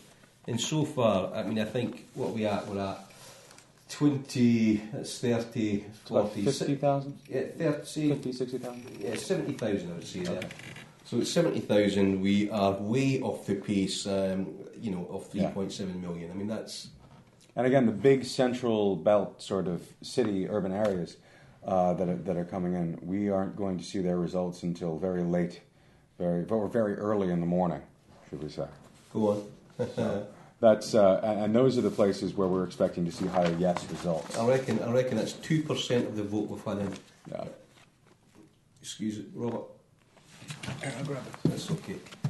Got pieces of papers coming in from everywhere. Folks, if you want to call in, it's 01294 508 285, or to text us, or tweet us rather, on Referendum TV is at Referendum TV. Sorry, on you go. Sorry about that. The percentage from the Shetland Lions was 63% of the vote, not 59%. 63% of the vote. Do you have the actual split in terms of the number of voters? No, I think it was 63 to 36. No, we don't have the actual numbers. Because we're looking at 70,000 on a potential of 3.7 million. Right. So that's. And we don't want to dismiss these places. Every vote is vital. Yeah, every vote is legitimate as part of the democratic process. But it's in terms of the larger numbers, it's not huge, is it? It's not huge. And it'll be very interesting to see. Again, what I said, sort of the split. Yeah. And again, these numbers are already looking a little bit better than 1979. So yeah, we'll see what happens when the central belt voices start to chime in. The ones where we expect the yes vote. The parallels between now and the implications of Thatcher, I've talked about several times with my guests recently, which is around the idea that these are Thatcher's heirs that are in charge. These Etonian boys and St Paul's School, these chaps, these guys are natural heirs of Thatcher. And it seems to me that this is Scotland's refutation. We're refuting any sort of Tory policies whatsoever, really. Absolutely. If this is held together as a no vote, it's got to be mainly Labour voters that are going through the door. Absolutely. Yeah. That's what's going to have happened. It will have been the Labour Party that make this decision. Yeah. And it's still early doors, as we say. Absolutely. We have a long way to go here. Yeah, I mean, we're soldiering on. So why don't you tell me a wee bit about yourself, Will? Let's just get a wee bit of background on who Will is. As a wee diversion from, let's look at the percentages, because you never tuned in here to get amateur statisticians or psephologists. What you want to come in here for honesty and straight talking. My first time I was ever active in politics was when I was a teenager in the Bush versus Gore election, the 2000 election. And I remember being in Florida and watching as the recount got stopped and then restarted and stopped and then restarted. And I remember reading numbers that said that actually Al Gore had won Florida and the Supreme Court had essentially handed the presidency to George W. Bush. And we saw how disastrously that turned out for the United States and for the world. And I saw how much of a difference just a handful of votes could make, which is one of the reasons while there's a lot of votes left to be counted, I don't want to discount this vote, because if you look at the polls that were sort of pollsters I trust more, they were talking about a squeaker, 51-49, that kind of result. And so I really don't want to discount these folks, because the Western Isles could potentially decide the election here. That's the thing about democracy. You don't know who's going to be the casting vote. Exactly. So in Florida, in that time, that sort of squeaker of a result just showed me how important every squeaker vote means tight. Yeah, that tight result. And so when I ended up in college, I campaigned for Barack Obama in rural Virginia. I was out there in the what are they called, the Appalachians? In the Appalachians, yeah, in the Appalachian Mountains. I was out there getting into cars and driving out and knocking on people's doors in very, very rural Appalachia, and I kind of came across the great difficulty of what it is like to campaign in rural areas.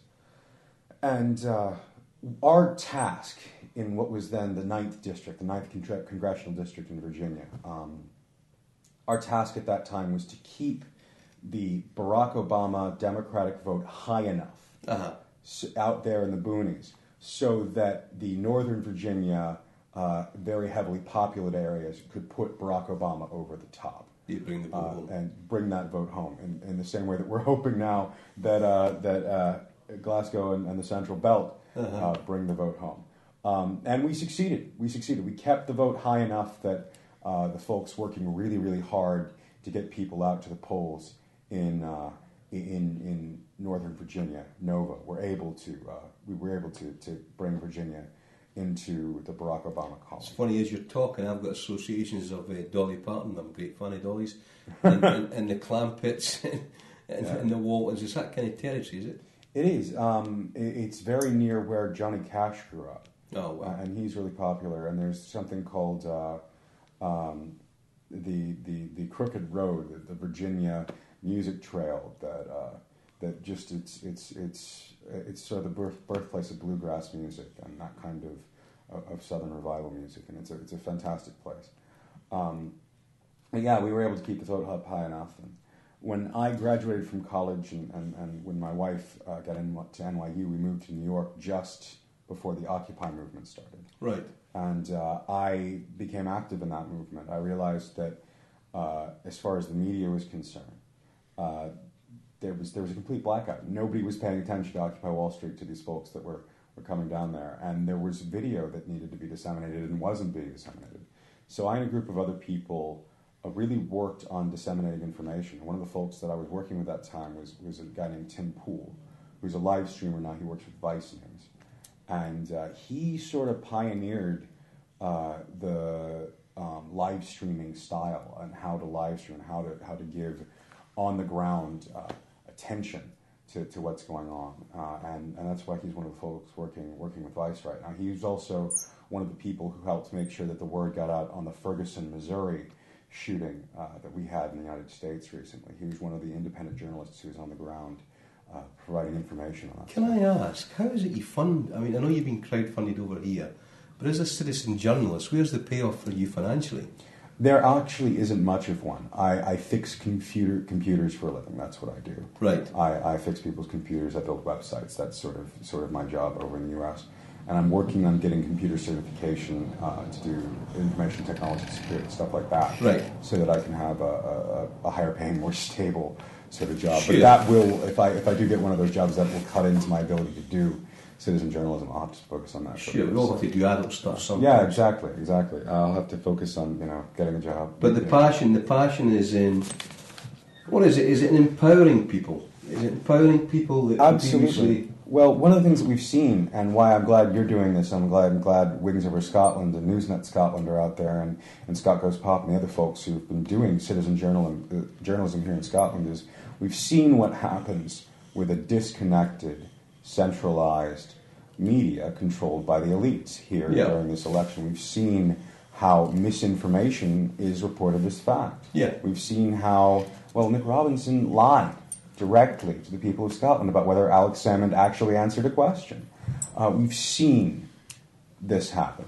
That's why citizen journalism needs to exist. It's a check. I, for one, I only say this directly to the cameras, I will never trust the BBC again unless it is fundamentally changed, because I think their conduct in this referendum has been abominable. Mm-hmm. Now, I know people like Leslie Riddoch and Amy Quarter prior to me saw there being no bias in the BBC, but with the greatest respect, you don't hear too many working class voices on the BBC, and I would say to people out there that, one of the things we might consider after this, if it does come in for a no vote, is to actually consider boycotting the BBC and possibly avoiding paying the licence fee, because that would be a straight vote to say to them, what you have done is wrong, what you have done is morally and ethically wrong. And I want to leave it at that just now, but I think certainly that's the case. And you're quite clearly saying an individual journalist has lied. I think Colin Fox said he had editorialised. I don't think it's an editorialising when Alex Salmond answers your question. For 7 minutes? For 7 minutes. Gives you a 7-minute answer. And then when that 7-minute answer goes viral on the internet because people loved the answer so much. And then was you applauded by the International Press Corps. Yeah, the International Press Corps applauded his response to what had gone on, because they were seeing the nonsense that was happening at the BBC, and they couldn't play a clip. The BBC can't play a clip where the International Press Corps is clapping for Alex Salmond for calling out the BBC on their BS, essentially. It's funny. I mean, I don't know if you're a fan of Chomsky's, but Chomsky's opinion on this, on politics in Western countries in the main, is that they are allowed to argue furiously between fairly conventional positions. And I think this has been clearly demonstrated in this election, that actually what we're fundamentally challenging is the frame that's been set in this country. We're saying, actually, we don't want that. There's a substantial amount of people that say no. And when that's been challenged, the instruments of the state have come into full force, such as the BBC. Yeah. I don't think... I mean, John Robertson in his research was roundly criticised by the BBC and no organisations. But this was an objective analysis of just counts and how they conducted themselves. Absolutely. And it's statistically there to be seen. And, I think Chomsky's right. The fundamental questions here are now being asked. Yeah. And the press is being usurped by the social media movement and the Yes movement. And the BBC is being stranded high and dry. It can defend once with a degree of credibility. Right. But that's the chip that's been cashed in, and it no longer exists, because 46% of the population, you're going to take a long time to convince them that the BBC is anything other than a propaganda tool of the British state. Absolutely, and I think that a lot of people have come to see that. Yeah. And that's why citizen journalism is important.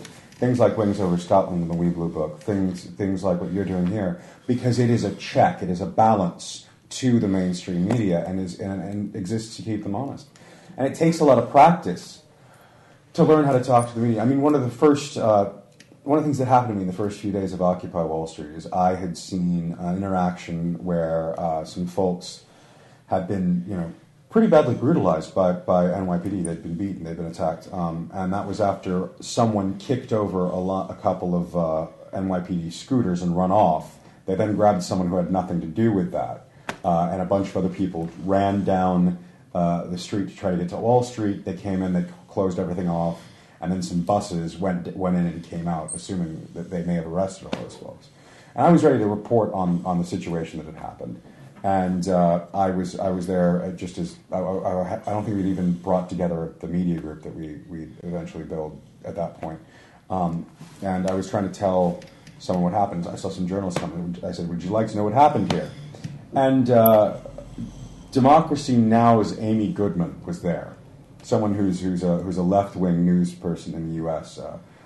Broadcasts her own program, or broadcasts a progressive program. Sure. And I didn't know it was her. I didn't know what was going on, and suddenly they're like, yeah, get lights on them, and I'm blinded by lights. And then Amy Goodman walks up with a microphone, and I absolutely made a fool. I just mumbled some nonsense because I was so intimidated by what was happening. It takes practice for individuals to be able to talk to cameras, for able to be comfortable in a situation like the one that you and I are in. It takes practice. It takes learning how to do that. Yeah, we're learning on the hoof here. I mean, we're making mistakes and getting a bit drowsy. It's the wee small hours. The energy drinks will be coming out, or more coffee is always welcome with chocolate. I'm just saying, putting it out there. If anybody's listening. Upstairs in the control room, the boiler room, some coffee would be fantastic right now, please. But that's one of the things that citizen journalists have to go through is they have to experience, get practiced at this. Well, exactly. I mean, when Referendum TV set out, basically it was a festival show next door, in actual fact, and they had two professional journalists and broadcasters. One was Leslie Ruddock and one was Ian McWhirter, and they're very slick and very polished performers. And I got drafted in last Friday, in fact, was my first set of interviews. And it is difficult. And where do you get the room to practice that? You don't unless you're part of a substantial organisation that can offer training and what have you. So it's going to be clumsy, it's going to be a bit clunky initially, but it's just an extension of democracy, really, that you have to then develop these skills on the hoof because it's part of your sort of moral imperative, really, isn't it? That something's got to be done about this. Right. And so what happened afterwards is I also blog at a place that's a progressive community called Daily Coast. Right. And I think some folks are watching through Daily Coast right now. Hello and welcome. And I also, when my stuff went viral on the internet, when that YouTube clip happened, I was reporting with a group that grew out of Daily Coast called Netroots Radio, and you can find them at netrootsradio.com. And I've been giving reports through them just about every single day that I've been over here in Scotland. Really? So there have been podcasts that have come out through them. There's been information that I've reported through them. And that's been sort of my main platform as I've been here for getting out information. I've been going on the radio. Well, it looks like Western Isles could be declaring here. Yeah, let's see what happens. It's maybe. He's certainly talking about. Could you pronounce that again? Nahilan and Shear. Excellent. I'll take it that's a good pronunciation. It's the best I can do. So. Well, certainly better than I can do. Your thoughts on this one? You think it might be for yes? I think this one's going to be for yes. If this one's not going to be for yes, I'm going to be surprised. Although he could be announcing that there's another problem, because there have been problems there. So it'll be interesting to see what the result is from this announcement. If indeed this is an killed our pigeons have not arrived. We've seen killers unpopular. I know that apart from scientific experiments, understand that. Well, there should be a raft of them coming through. This is now 3 o'clock. So in North Lanarkshire, Inverclyde, East Lothian, Perth and Rossmorey, they've missed their deadlines, and then we're getting into the jam-packed territory of Western Bartonshire, Dumfries and Galloway Angus, South Lanarkshire, East Renfrewshire, Dundee.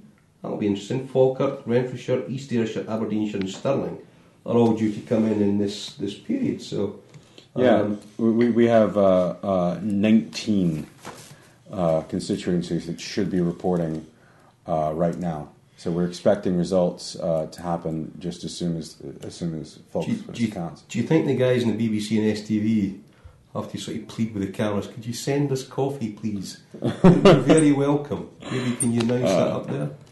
Bits of chocolate. Please. We're Lionel Sarr votes no, right. That's an interesting result. Let's see. Ooh, very close. Yes, 47%. 10, 5. 47. No, 53. 47-53 split. Right, and that's a difference of about 1,000. Yeah. So that's a 13,000 difference at this stage. Yeah.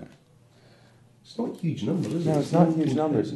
But what's really fascinating is that the Western Isles have voted no, and last time in the previous referendum, I mean, there are folks I was talking to upstairs who were expecting Western Isles to go for yes, and one of the things is here. This is a flip result from the 79 referendum, where it was 55-44 yes. Mm-hmm. Now it's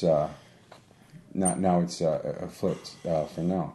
So it's interesting that in the Orkney and Shetlands, the yes vote increased, and that in the Western Isles, the yes vote decreased. And that may be because there are a lot of pensioners up there, is my understanding. Yes, there's a sort of there's a demographic aspect to that. Yeah, certainly. So with the large number of pensioners they have in that region, and sort of the fear mongering that has happened over pensions. Yeah. Where they've I think Gordon Brown's came on and said that the pensions would essentially be gone. He said there would be no pensions in a situation where there was a yes vote. I think that kind of fear mongering probably had a significant effect in this community. I'm going to text and ask them for coffee. See what happens. We'll see if we get some coffee. That would be fantastic. I suppose there's an arc of. It appears just in the map. You've got the Orkneys, the Shetlands coming down the Northern Isles. Yeah. Quite far from the central belt. Very rural areas again. Rural it's areas very difficult to do canvassing. With their particular politics there and particular personalities involved. I suppose Angus McNeill, I think he's an MP up, an MSP up there. In terms of the actual numbers, it's just 1,000, isn't it? Yeah. And I think, if I'm right in saying, was there a 20,000 vote difference in 79? At the bottom there. Yeah, it was. Yeah, 20,000 in 1979. We won it with a 20,000 person majority. So, but obviously because of the gerrymandering of democratic principles by George Cunningham, we lost it. Now, it would seem, with the full might of the British state and the propaganda tool, the BBC, they've brought the fear, and some people have bought into the fear regarding the dangerous uncertainties of the future. The future is uncertain. Full stop. You can then attribute any nonsense you want to it, whether it be fear or joy.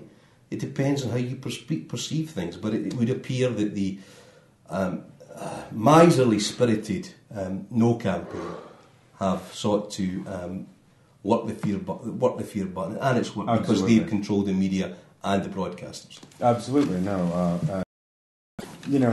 If you're in a more isolated area where there hasn't been this sort of critical mass for yes and the feeling in the streets that has happened, and I think both Edinburgh and because you remember the Meadows and you remember the reaction there, the feeling of just national solidarity that exists in the cities of the Central Belt. Yeah. If you're outside of that, if you don't have a situation where you're walking down the street and you run into yes folks who are like, let's talk about the referendum, or you don't live in an urban area where people are coming out of their doors and not who are just your neighbors who aren't even part of the campaign are like, hey, let's talk about this. Yeah. When you're not in that kind of environment, I really don't expect the yes vote to be very high in these areas. So in this circumstance, it's a little bit of a surprise that the Western Isles didn't vote yes because of historical trends and what we've seen. A little bit of a surprise, but it's a very small constituency and it is rural. Yeah, and we're seeing a pretty consistent huge no vote. Huge numbers in Orkney and Shetland, but the marginal in Clackmannanshire, and certainly, if there was a flu epidemic, I would imagine that, that it's so marginal. There's so little in it. And we have a long way to go. Again, what we're really looking for... and we will only get that way if we get coffee and chocolate. That's the theme here. If we get coffee and chocolate, it's on its way. Okay, it's like leaving the siege of Mafeking. Just to take us back. It's in the wee small hours of the morning we are kicking this, and we just want to kick on because we reckon the more substantial votes are going to be coming towards the tail end of the night, at very much the beginnings of the morning. And it's just after 3 here, and being just after 3. Oh, you're Sean with the health food. That's a lovely salad. I come sans stats, but avec chocolat. So, fill your boots, guys. No stats. Well, there's. Have you seen the latest declaration for Western Isles? Yeah. What was the? Do you know what the vote split was for the Shetlands, please? I know it was 36 versus 59. But I want to look at total numbers. And do we have a running total yet? Because I'd be interested in that. We're still working on them. I think we're having tech issues. I'm going to see if I can't bring us some coffee. Why don't you do that? That's a good thing. Coffee's been made, I believe. So that's come on in a wee bit. Oh. So, What do you reckon? Of so far, of how it's going to go. This is actually in part a sleep experiment from Edinburgh University to see how people perform on live TV when they've got up at 5:30 the previous morning. Because he's going to be awake for 24 hours and he's knocking 50. You know what I'm saying? It's interesting because you used that word sleep, because I sat down awaiting some stats to come in. Coffee has been made. Thank you very much. It's very kind. And I fell asleep, and the guy's going to make coffee woke me up. So that's. Where did you fall asleep when you passed that out? That's a very comfy sofa outside. That's all I'm saying. I see. So what do you make of it? Because it seems the rural areas that are kicking it for no. Yeah. Western Isles is the one I'm surprised at. I expected that we might get something there. Mm-hmm. Apart from that, I'm not really surprised. Are you conceding defeat at this stage? No, not at all. These are small constituencies in terms of numbers. Mm-hmm. So we're a long way off conceding defeat, I think. No, when I give me your mouth feel finishing.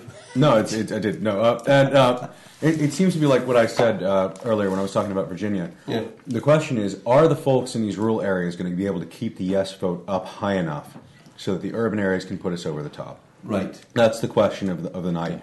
Is the yes turnout in the rural areas that aren't going overall for yes going to be a big enough turnout so that Glasgow can put us over clearly if it stays at Orkney and Shetland levels, we're goosed. But if it stays within the 10% margins of Clackmannanshire and the 6% margin of the Western Isles, then we are in with a shout. Yeah, but we didn't. Oh, absolutely. Yeah. And it's very much game on. Yeah, absolutely at this point. Okay, here we go. We have some numbers. Declared numbers from 4 counts is the no at 49,535, yes at 36,097, and the no lead is 13,438 at this point. Which is a total of 86,000 on an expected turnout of 3.7 million. Yes. So, which can somebody do the percentages upstairs? Can somebody crime those out? Because it doesn't seem like a hell of a lot to me. No, it's not. As I say, it's still very much game on at the moment. What's the general press commentary, the broadcast commentary at the moment, Sean? What's coming through there? I've just told you I've been asleep. I missed that press. Okay, that's experiment over. Sean went asleep between the hours of 2 and 3 o'clock, so it's no longer a 24-hour stay awake experiment. I think that was a 10-minute sleep. No, I didn't sleep all that time. I was just good lad, well done. Sitting down. It wasn't even as much as a cat nap. But I mean, what's happening out there is the BBC.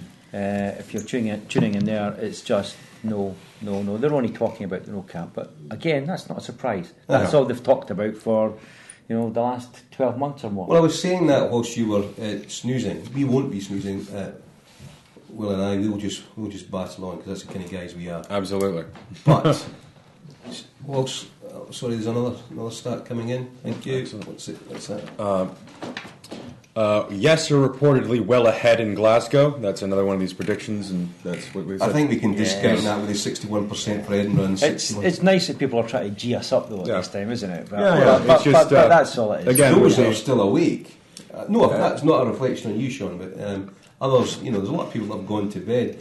And isn't it like some elections where you hear the early results and you go, oh right, I'm not staying up, I'm awake in my bed, I can't be bothered. Well, because what they'll do is those early ones will give you an indication of how accurate the polls have been. But this election's not like that. Yeah, this election's not like that because we don't have the regional data. If we had the regional data, for what has been polled in Orkney, what's been polled in Shetland, what's been polled in the Western Isles, I don't even know if they've been doing polling in those regions. But if we had sort of that regional data, we'd be able to make a determination. And we don't have it, so it's not like an election. It's still about 2.5%. The vote, 2.5% potential voters are so far voted in rural areas. And if you look at the way that the Yes campaign has been conducted with these, I say campaign, I need to say Yes movement, the independence movement, because there are over 350 individual organisations that have been part of the Yes campaign, and they have come out really strongly in the urban areas. Yeah, and I really wanted to get out to one of the rural areas to look at the Yes campaign out there. I wasn't able to. But I imagine that it's had to be a very different kind of campaign than the ones that we've seen here in Edinburgh, that I saw in Glasgow, that I saw in places like Dalkeith and in Perth, which is city centres full of it, where the Yes campaign is out and holds events and talks to people and knocks on doors and leaflets and does all these other things. That massive sort of engine for Yes that we've experienced personally in these cities. I don't know how that would function out there. And actually, if there's someone who is part of the Yes campaign out in these rural areas, we'd love to have you call in. Yeah, if you call us on 01294 508 285 or at Referendum TV on Twitter using the hashtag RefTV, we can take your call live. So if you want to do that, 01294 508 285, and if you're in the rural areas, you can explain to us what you think the campaign's been like and your view on things.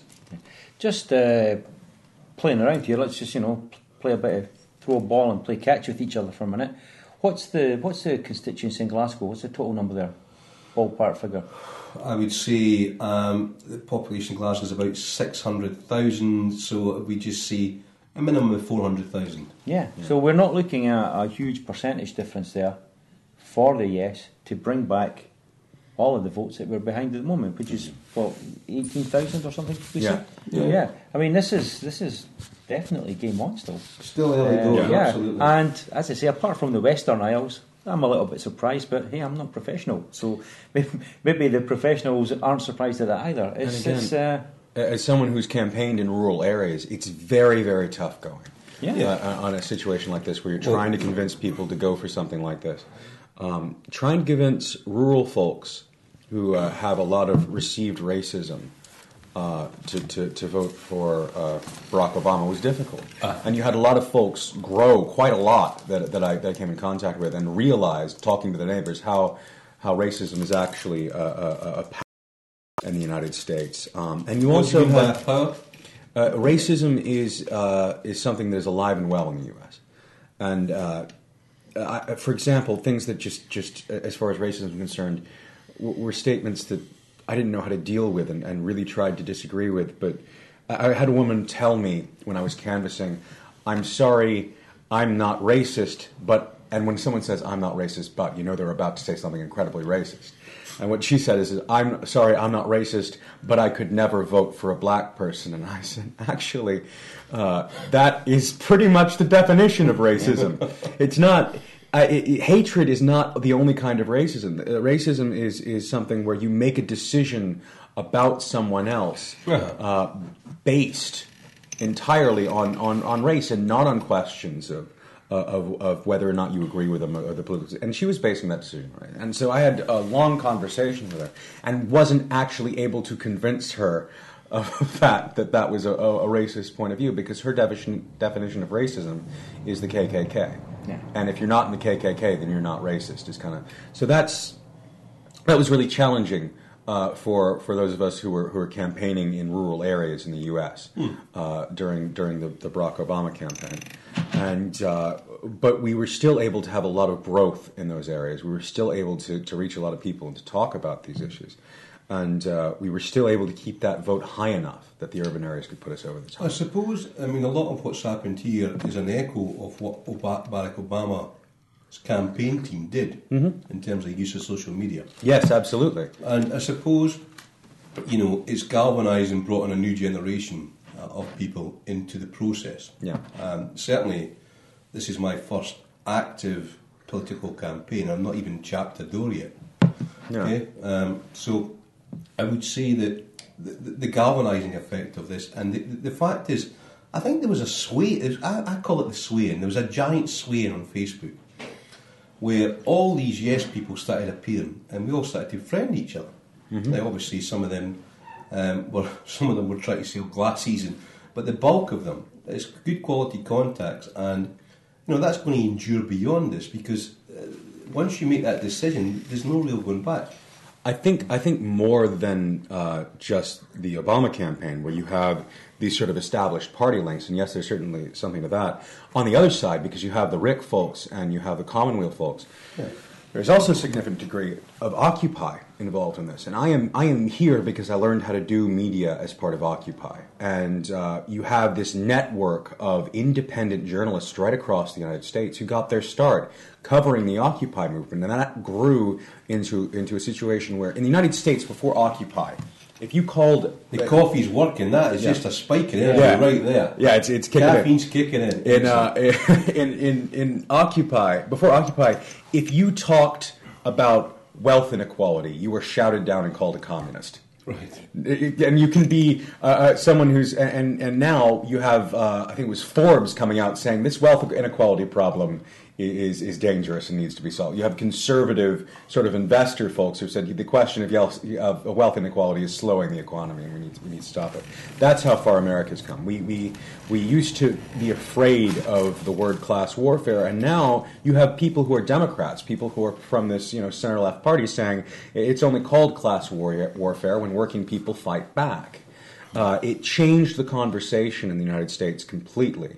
And I think that this movement is going to change the conversation in Scotland very significantly. Isn't it interesting how these cultures feed back on each other? Because one of the astonishing characters in American history is Paul Robeson, who is probably very little known, but one of my favourite songs is Joe Hill, about a labour worker movement, a guy in organised labour in the States who was killed. Mm-hmm. And Joe Hill's a very haunting tune. And in that train and in that field of culture, you've got Woody Guthrie, who then bequeathed that corpus to Bob Dylan, and which then played out over here and feeds the process we're involved in here too, which is to take on these established power bases. I'd say that Woody Guthrie and his stuff and led more to sort of the Phil Oakes types than to the Bob Dylan types, but that's just a minutiae difference as far as we've got a concerned. country or folk music geek in Mullinist here. Sorry. Could you Yes. Okay. Yeah.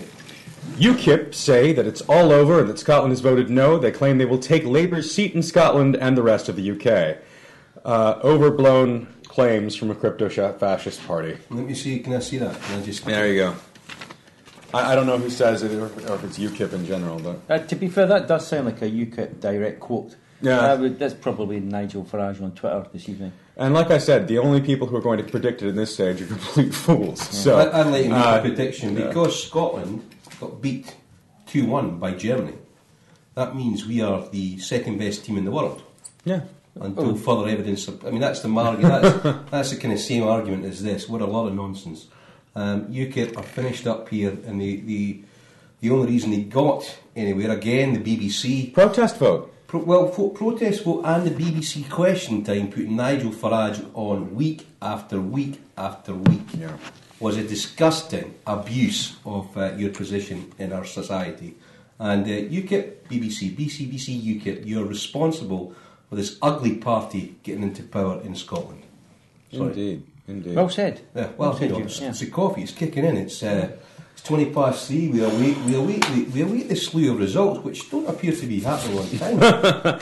and that means that the vote that these were scheduled thinking about a regular sort of turnout, and the polls were conducted thinking about a regular sort of turnout. And when you have increased turnout, you also have increased counting time.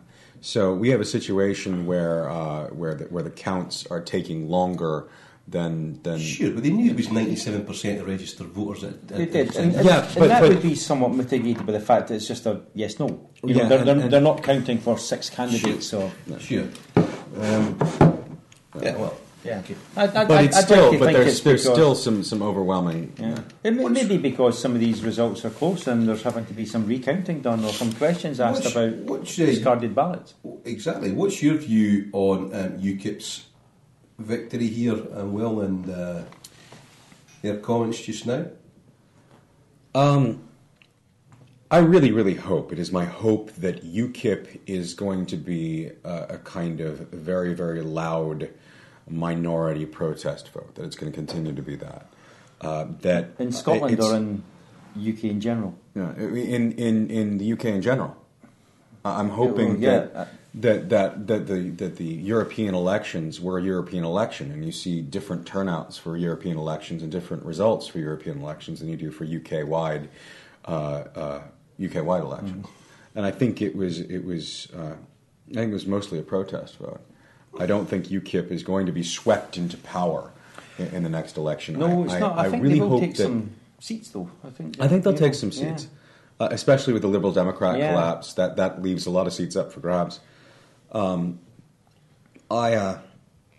actually do hope that it ends up being Labour in the next election. I think that would probably be the best result for everyone, because of the fact that you do have this TTIP thing, and because of the fact that Labour has taken an absolute pounding over the privatisation of the NHS, and has been called out for their folks that they have who have been caught with their hand in the cookie jar. There was that report that I need more coffee. The leader of the Better Together campaign, Alistair Darling.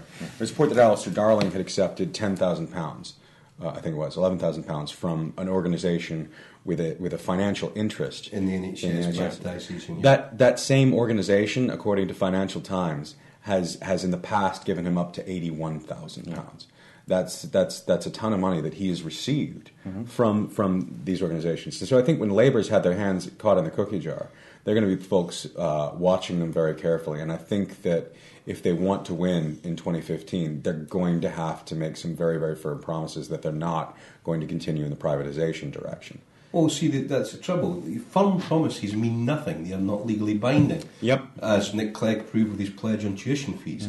So it really doesn't matter a hoot. I mean, basically, if there's a no victory, let's just assume for a second there is. If there is a no victory, then there has to be delivery. Because if there's not delivery, then people are being played for mugs. Yeah, and if you have a no victory and further devolution comes, or further devolution is not enough, then you're going to have all these folks who said, well, I voted no based on the promise that we would receive, You don't think these are dog whistle votes where you say, look, we see our country as Britain, not as Scotland. You don't think it's broken down those lines?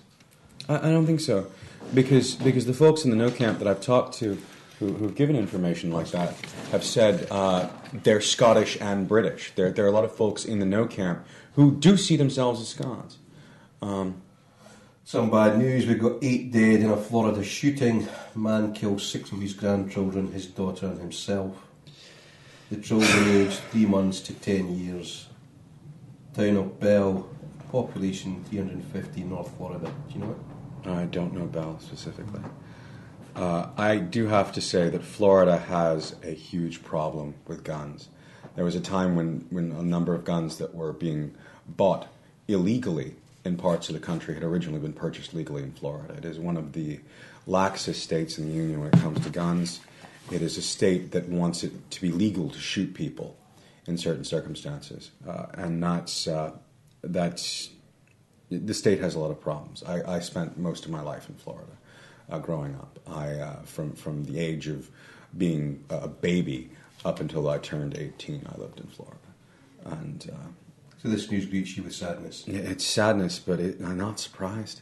I'm not surprised that this kind of thing happens. We don't have mental health care in the United States, really at all.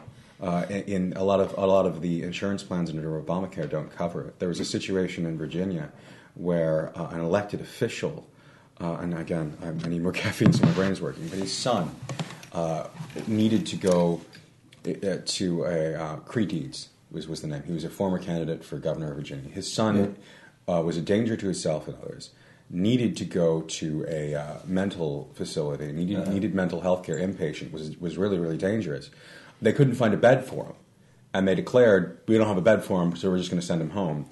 And he severely injured Creed with a knife and then killed himself. Right. If the son of a state senator and a candidate for governor of a state can't get mental health care, can't get a mental health bed in a hospital, there's not a lot of hope for people who don't have the kind of influence that family has. Well, it's an interesting point, and that does greet me with sadness as well, but it seems sadly all too predictable that if you give idiots guns and access to guns, on occasions they'll use them when they're feeling a bit blue. The combination of a complete lack of mental health care and a lack of sensible gun laws is going to lead to a lot more deaths in my country, including the deaths of small children. We saw that at Sandy Hook. We're seeing that again now. And it's an interesting position, because we have here a book by Dr. Elliot Bulmer, which is a Constitution for the Common Good, which will have more to say in the wee small hours, particularly if things go if the things go no or yes, because I think one of the things we can do as a campaign is come up with a joint proposal in terms of Constitution, and that's what we say we're fighting for. We're fighting for a Constitution. In terms of the US Constitution and the building of the state in the early days, it was the right to bear arms was enshrined because you were faced with a tyranny, which was the British state. Yeah. Right. And let's be clear about what the Second Amendment actually says. The full text of the Second Amendment is a well-regulated militia being necessary for the security of a free state. Yes. That's the first part. The right of the people to keep and bear arms shall not be infringed. Now, there's the Supreme Court has said that all that stuff about a well-regulated militia doesn't matter, that it's a personal right to bear arms, whatever the reason. But I think the reason is important. And I think what the Second Amendment really does, as far as law is concerned, my argument for it is that the Second Amendment applies specifically to the states. It's a declaration of the right of individual states to have their own National Guard, their own militias. Yeah. And that's the National Guard system, where you have, essentially, Florida has its own military.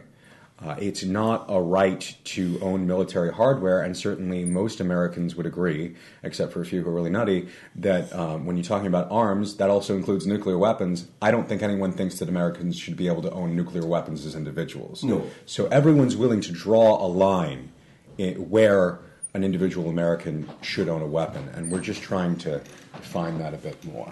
Yeah, that makes sense. I mean, I think often it's a stick to beat people with from the States, but I think it's poorly understood.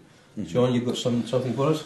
Yes, I've got the latest claim from UKIP. UKIP claim the SNP have lost this campaign because they are racist. Hashtag irony. I'm down with the kids, I know this stuff. They're claiming they are more racist than UKIP. Even Labour's Jim Murphy is defending the SNP and the Yes campaign. Well, that's the biggest surprise of the night, quite frankly. No is currently leading, as we know, by 3,500 votes roughly, which again we're saying is 13,000. Just over 13,000. Yeah, that's in the ballpark, isn't it? Well, I mean, I suppose that we welcome UKIP as an interlude from sanity. You know, the UKIP comments are welcome for their madness and zaniness. We all need Fantasyland. On top of Michael Forsyth's comment about the end of democracy in Scotland, where we will never be given a freedom to run our own affairs in the sense of organising democratic activities. As for UKIP, it would seem, maybe they're off their meds tonight. Maybe that's what's happened. Maybe, this bonkers. Yeah, and maybe Jim Murphy's off his meds as well. That's he's getting a wee bit overconfident there, isn't he, defending the SNP? That's just not like him at all. It's early doors, but I mean, he's got a long way to come back in terms of credibility. His campaign was absolutely absurd. Yes. Here's what we've got going on. So far, the total number of votes cast for yes, 36,097. Cast for no, 49,594. The percentages are yes, 42.12, and no, 57.88. Right, and there's now a report that a Dundee fire alarm, I believe it's at the counting centre, has been set off for a third time. Right. So we could be here until Tuesday, by the look of it. I mean, I've got to pick my son up at 12:25 tomorrow, or later on today, so that's my sort of benchmark to be out of here. So we might have to develop a tag team to get the final result. Still, that comes down to 2.5% of the total likely electorate given the percentages. That's where we're standing just now. 2.5% of what is that? It's 86,000 approximately, and what that effectively means is yes, no are winning in the peripheral, the areas further off the central belt, but it's only 2.5% of the total electorate. So, can we make any claims based on that? Well, certainly UKIP are doing it. Certainly Michael Forsyth is doing it, and certainly other people are doing it. Here, what we would say is that there's a long way to go. Yeah. We will be with you every step of that way. Maybe not each and every one of us, and we will tag team out of here, but we will have others come into the process. So, in actual fact, I think we're actually doing okay when you get those figures in context at 2.5%. That makes sense. Yeah. Absolutely. The only thing that you'd say, if you want to be fair to the other side, I don't want to be, but I will be just because I'm tired and can't think of anything else to do. Good. Is, if we had a result, if there was one result in yes that had gone in our favour, you'd say, you could easily to be more optimistic. Yeah. But if you just look at the raw data, it's not bad at all. And it's not really surprising. What do you think of the Dundee fire alarm being set off for a third time? I mean, have they got no people there to watch the fire alarms? Clearly not. No. Would you call that the Scottish sense of humour coming into play? No, I'd call it maybe that on the first occasion. Yeah. On the second occasion, I would call that willful interference in the democratic process. Yes. On the third occasion, I would arrest them. Yeah. Yeah. I agree with that. You have to wonder, We have a live situation in Inverclyde. Inverclyde's coming in, it looks like. Maybe ready to rumble. Inverclyde. And now the Inverclyde was supposed to go at 2 o'clock. It is now 3:30. And so if this is the normal sort of lag we're going to see... That's 86%. 86% turnout. Standard.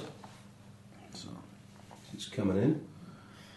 So Inverclyde, we've got down yes. I put yes down as well. So I'll stand by that, yes. Let's see what comes out. Yeah, I still think we might get a narrow yes. This could be our first of the night. Okay. I love your buoyancy, which is remarkable. It is. I'm surprising myself. Could somebody send coffee down for the cameraman, please? It looks as if he's going to drop off his shuffle out of the picture. Inverclyde votes no. Okay, that's not good news. No, well, that shows we know nothing. So, 40-55. Certainly shows we know less than we thought we did. So that's a 10% difference. Well, look how close that is, though. What's that? 49% yes, 51% no. That's 49-51, yeah.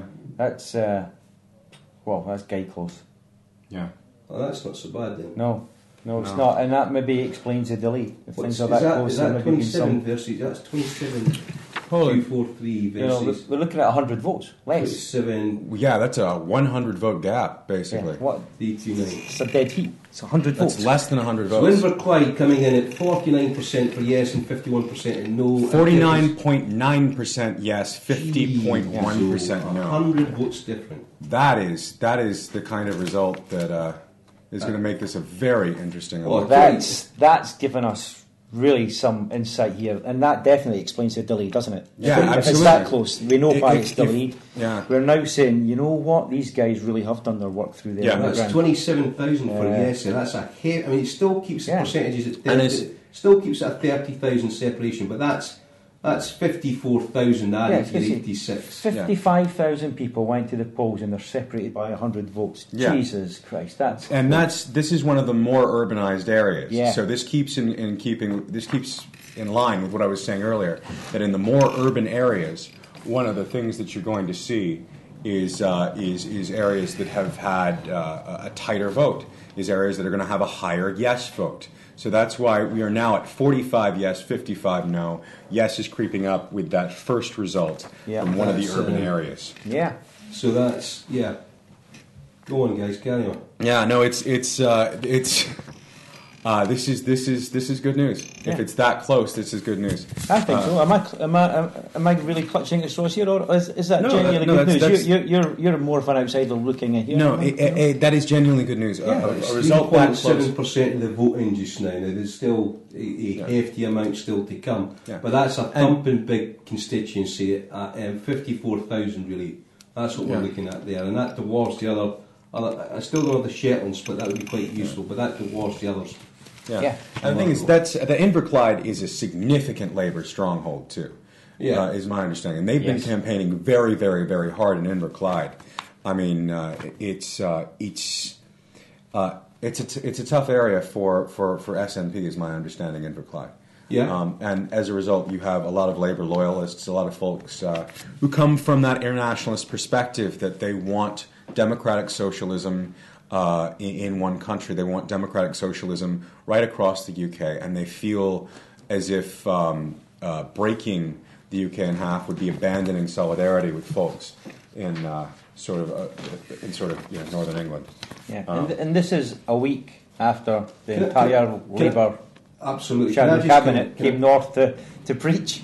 The Imperial Army. Yeah. Can I just give you some context here? So the Western Isles difference was about 1,000, just short of 1,000. We've got 100 difference in Inverclyde.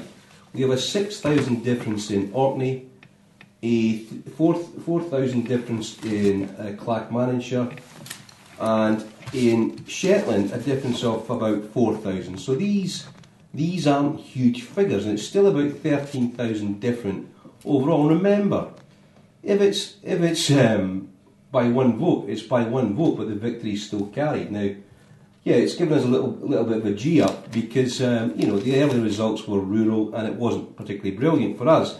However, the margin of victories aren't that substantial, and in places like Inverclyde, if we're bringing our vote in at 49.9% of the vote, that is a remarkable figure, and it's all to play for. Wouldn't you say, guys? Yeah. Oh, absolutely. This is in Inverclyde, that Labour stronghold, which we did not expect to be very friendly to the SNP, which people campaigned hard for on both sides. We have a difference of 86 votes. 86 votes. 86 votes between the two sides in a district that's just over 50,000 people, about 54,000. Yeah, 54,000 folks voted there. Oh, that's fantastic. I mean, guys, if you want to call in, the number is 01294 508 285. If you want to text, tweet rather, you can tweet us on at Referendum TV and hashtag RefTV. So that's the hard numbers there. Yep, that's the hard numbers coming. Yep, I've got them jotted down on the spreadsheet here. And so this is what it's going to be tonight. This is the question: can the urban votes keep it? Can the rural votes stay high enough that the urban areas can put it over the top? We've seen our first result from a urbanized area, and it's a very, very close result right now. So. Sure, Sean, what's your thoughts, mate? Actually, that's buoyed me a little. That backs up an hour or two ago. Yeah. That despite, if you like, we've lost all the declarations so far, the numbers aren't particularly significant. They're not too high. And when we get to the areas, turn out at 85%. Yeah, again, that's right where we expected things to be. Yeah. So these figures are definitely clawbackable. Is that right? Is that really Sean, it's 24 years. Coffee levels are low. It's up since 5:30. It's 23 hours on the march. Even if I've just made that up, I think you know what I mean. Clawbackable works for me. Yeah. So you're not going to cap. You're American, so you use funny language anyway. There we go. There we go. So clawbackable. So we've got options here. Yeah. Yes, we do. I think if we see a decent return in Dundee, and as I say, just stretching through that central belt, I think Edinburgh is going to be the difficult one, and then Glasgow shows up as we expect it to show up. This is really game on. Yeah, absolutely, and it's all to play for. And okay, I'm hoping that. Hold on, guys. I'm going to wave to my cousin in Vancouver. Hi, Kirsten. Good to have you on board. Hey, Vancouver. Long time no see. I hope you're well. We'll be battling through. This is Will. He's from. He's Florida. Is that right, Will? And I'm from Washington D.C. I grew up in Florida. He's Washington D.C. and he grew up in Florida. This is a close friend of mine, Shawnee Boy, and it's great to have you on board. So brilliant. I've not seen Kirsten for a long time. Yeah. She sees you right now. I know, it's amazing. I'm a bit sweaty because the lights are hot, Kirsten, so I do apologise. Anyway, we're now doubly buoyed now on my part, because my cousin in Canada can see us, and we're nip and tuck. Yes, we are. 13,000 difference, 86. I mean, another friend of mine who's in Australia, New Zealand actually, Simon Morris, is saying the 86 figure. I mean, it's a remarkable figure. Yeah. Anybody claiming victory based on that extrapolating based on that is frankly not truly engaged with reality. Oh, Lord. On Sky News, Kay Burley literally just said, Scotland has chosen to stay in England.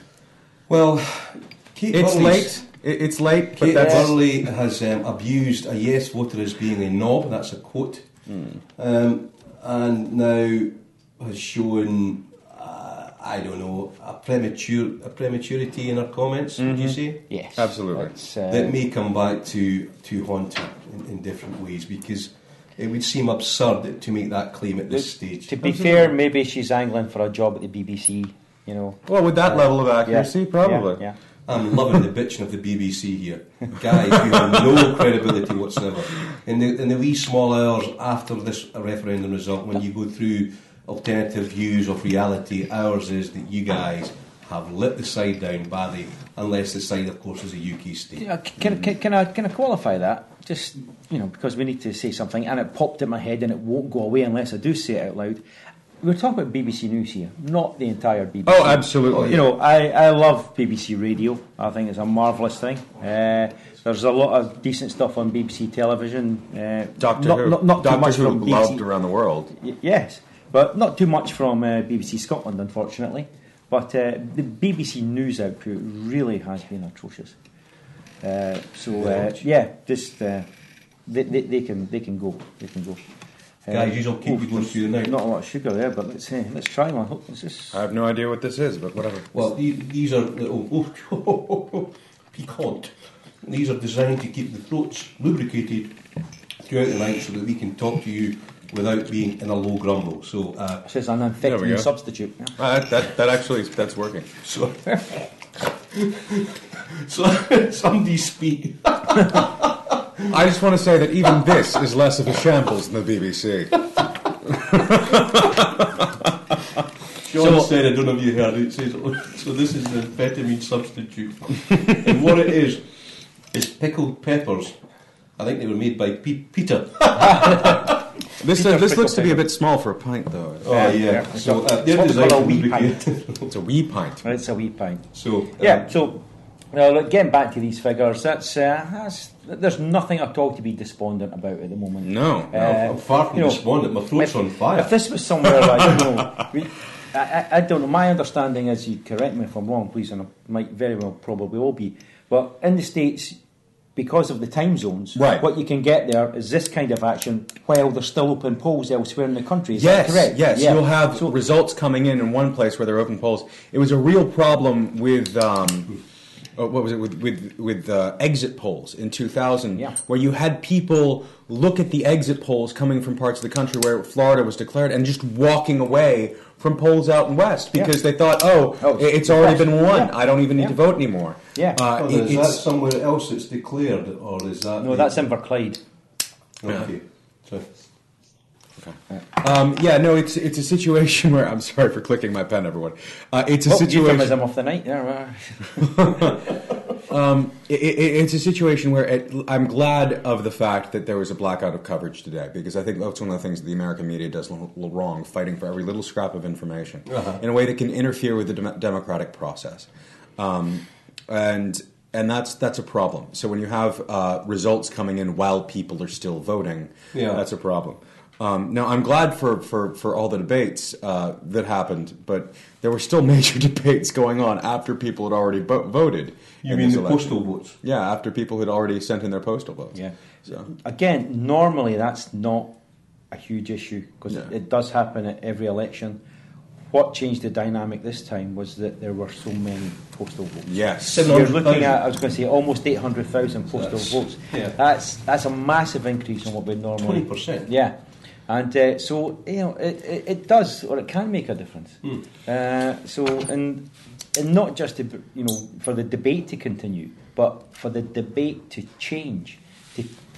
With the promises, false or real, that to some people was a huge shift in the nature of the debate. And some of these guys really should look at themselves in that. We've got something here. Yeah, just to come on to your point, let's assume there's a no vote. Okay, let's go into the Armageddon scenario, and we as we're talking here, we've become mobilised and galvanised by this campaign. Colin Fox, Jim Sillars, Jonathan Shafi, Mary Lockhart, various other peoples, John Drummond. Referendum TV will still be here no matter the result to bring balance to the media. And otherwise, when the BBC's down here, we'll try and sit here and we'll get a few heavy guys on the couch to balance it up. Present company accepted. If you want to support our continuing work, please donate using our PayPal donate button on our website. Thank you. And that's an advert, really. Really sorry about that, but that's what happens. It's another thing you don't get in the BBC. You don't get quality adverts like that, do you? You don't get any adverts. They're rubbish adverts. Use your frustration at the BBC and the conduct of the media to be the media, and come on the show. Come and help us. I want to point out, we have had 5 results at this point. We should have, by the schedule, had 25 results by this point. And in about 12 minutes, we should have had 27 results. What does that say to you, Sean? That says to me that a lot of them are very close, and that what we've been having is results being checked and checked and checked again. Right. And some of these ones are going to be really pretty close. And again, I'm thinking some of these earlier ones that we were expecting maybe an hour or two ago, again, some of the smaller constituencies, again, some of the more rural constituencies where we would have thought, okay, if we hold our own, we're doing pretty well. And I think if these ones are being rechecked, that means we're holding our own. This man's come alive again. This is what this result's done to him. The Inverclyde result has brought Sean alive. There's nothing to do with Inverclyde, Kevin. I think we all know what it was. Yes.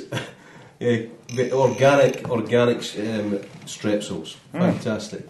Well, it doesn't really help me if you then start eating whilst I'm talking, because I have nowhere to go there, do I? Yeah.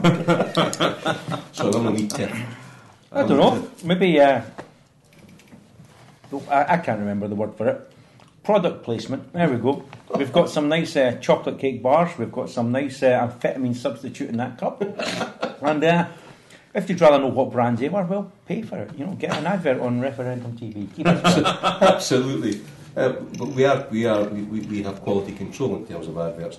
So as we wait, do you feel free to give us a call or send us a tweet? The number again is 01294 508 285, and you can tweet us at Referendum TV.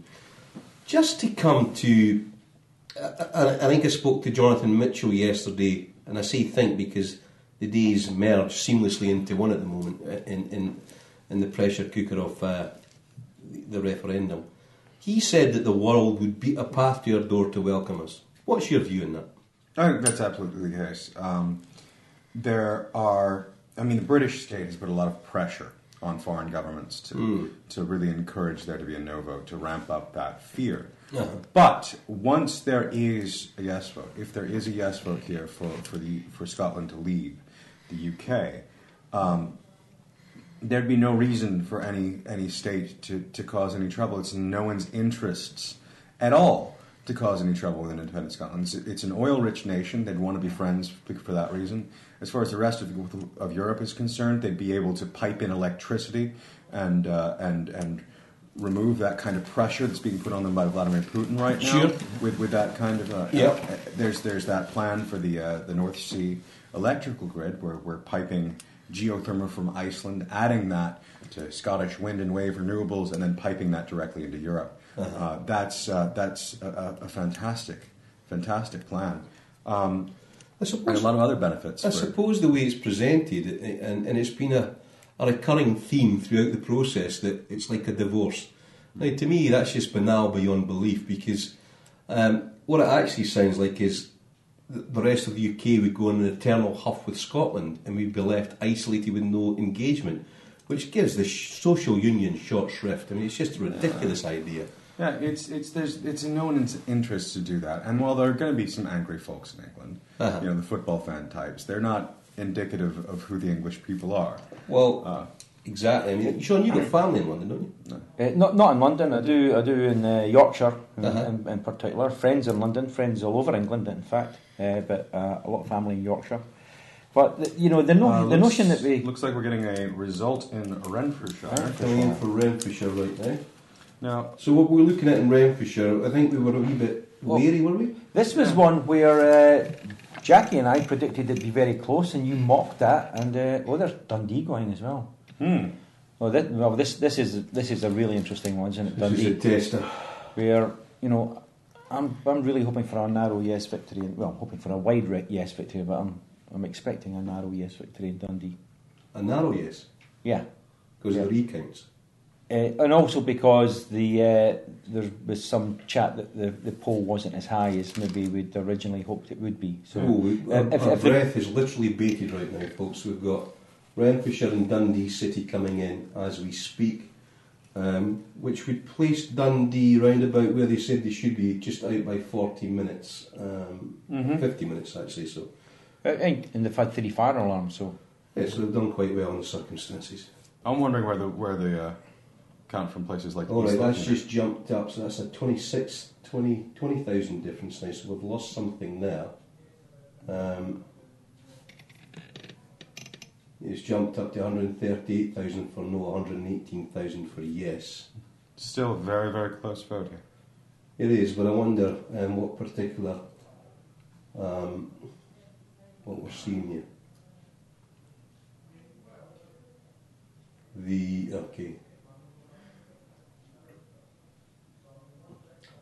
John Curtis, the fact that the vote was virtually evenly divided must thus count as further disappointment to the yes campaign.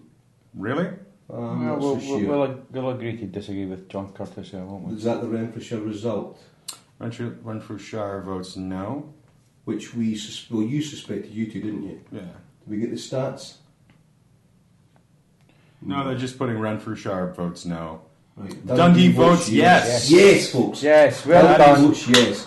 And look, it's brought the total result back within 8,000, 6,000. That's fantastic. That is exactly what we've been talking about. 57% yes. 57% yes. 57% in a big urban area. I tell you what, can I get one of these All-American? That's what I've been saying. Absolutely. That is what I've been saying. I have been saying 43 whooped. See, all you idiots are tuned into the BBC's to Referendum TV. Yeah, you don't get biased like this there. No, 6,000. You don't get accuracy of prediction either. This is what we've been saying for the last 4.5, 5 hours. The urban areas are often are probably going to come out for yes, as we've seen in Dundee. That may put us over 57% to 43. What's the vote in Dundee? Do we know the actual vote? Guys upstairs, if you can do your analysis. 78.8%, is that it? The Renfrew results coming through, guys. What's that? We're not clear on that yet. 57%. That's impressive. Majority of 5.6% for Renfrewshire, and that's no, isn't it? Yeah. By a majority of 14.7%. See, there we are. 78.8. 78. So that's 6 or 7% down on where we'd hope it would be. But still, despite the fact that the turnout was lower than we wanted it to be, it was still a blowout for the yes here. That's a huge result. We are now at 49.1% yes, 50.9% no. That's more like it. This is what we have kind of been expecting to see from the urban areas. This is what we have been hoping for. Renfrewshire, 47% for yes. That's outstanding. Yeah. That's higher than I expected it to be, significantly. I was expecting Renfrewshire to go for no, personally, but if we could get the actual splits. It seems as if we've come alive. This is fantastic. Yeah. I'd like the actual population split, the actual vote split, if we could. If you could feed that. Dundee, 53,000 against 39,000. That's if that was replicated up to 85%, that's we'd be drawn by now. And what's going to happen in Glasgow and these other big urban centres, like we've been talking about, with the urban centres like Dundee coming out for yes? We've got some data coming in. Okay. Total so far, 172,426 for yes, 178,870 for no. 6,400 in it. Yeah. The yes is at 49.08, no is at 50.92. So That's remarkable. The polls have narrowed significantly. The results have narrowed significantly. Absolutely. Which is exactly what we have expected to see as the results from the urban I'm areas going to just check started. I'm going to check the Renfrewshire results. Keep it here, folks. This isn't over by a long way. There's a long way to go. The big thumping votes are still to come in. People that have been arrogantly calling towns for X, Y, and Z have got it wrong. Yeah, I wonder what UKIP has to say about this now that the results are getting a little bit closer. Yeah. And again, we still have a long way to go. We've got 7 results now out of 27 that should have been. Sure. 27 that should have been would have been reported by this time, or 27 that should have been reported in about 3 minutes.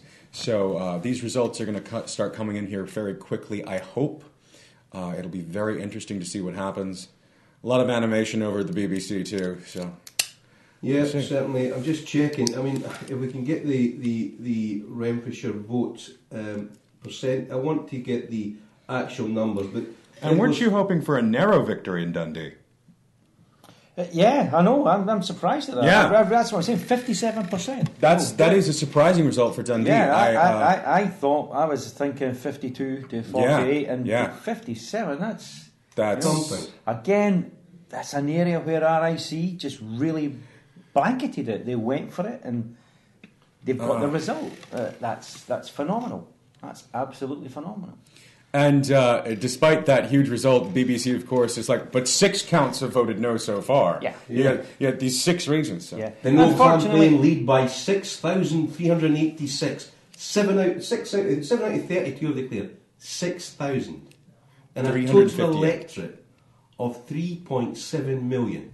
Yeah. Okay, let's be clear on that. 6,000 out of 3.7 million. If it continues in ballpark figures like this, there is no victory here for no. It's a holding position at the very most. Yeah. So I'm just trying to check the Renfrewshire result just now in terms of numbers. But that's 6,400 or 6,500 is a total difference so far. Okay? Yeah.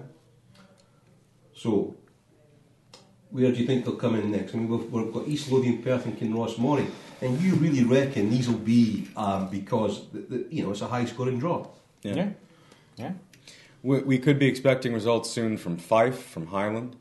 I have to say, Nicola Sturgeon was looking very, very happy there at the Glasgow County. Yeah, she is. She looks over the moon. She looks over the moon. She's been looking at tables, and she's been looking at piles of votes. Yes, she has. That body language is something else, that's for sure. Oh, it is. She looks like she's just won a watch. You may have to explain some of these things. Well, you go into a lucky dip, and usually you get a bit of licorice, and every 1 in a million's a watch. That's fantastic. Yeah. I don't know. I just made that last bit up. I have no idea what I'm talking about now. But right, is this? No, this is not. This is just rubbish BBC analysis. This will be lies. I'm glad we've got the volume on. Me as well. So that's again. Now we are at the point when results for 27 of 32 districts are supposed to be in, and we have the results of 7 in. And that being the case, that means that these other results are. It did take Dundee a little while, so. It's going to be interesting. It is. It's going to be very interesting. This is, this isn't pointing to just probably a traditional Galliant Scots defeat here. This is definitely pointed towards a possible yes victory now. It is. Yeah. There's our friends Simon and Fraser in New Zealand watching us on the telly. Hi guys, thanks for that. It's very kind of you. Hi there. Hi Bees here. Hi Bees there. You have to become a house supporter, by the way. It's kind of the law in here at the moment. So my cousin's asking me, Peter and I want to know what economic impact this yes vote will have on Scotland and how long might it last? You want to take that one, Sean, or do you want to go with that, Will? I'd like to go with that.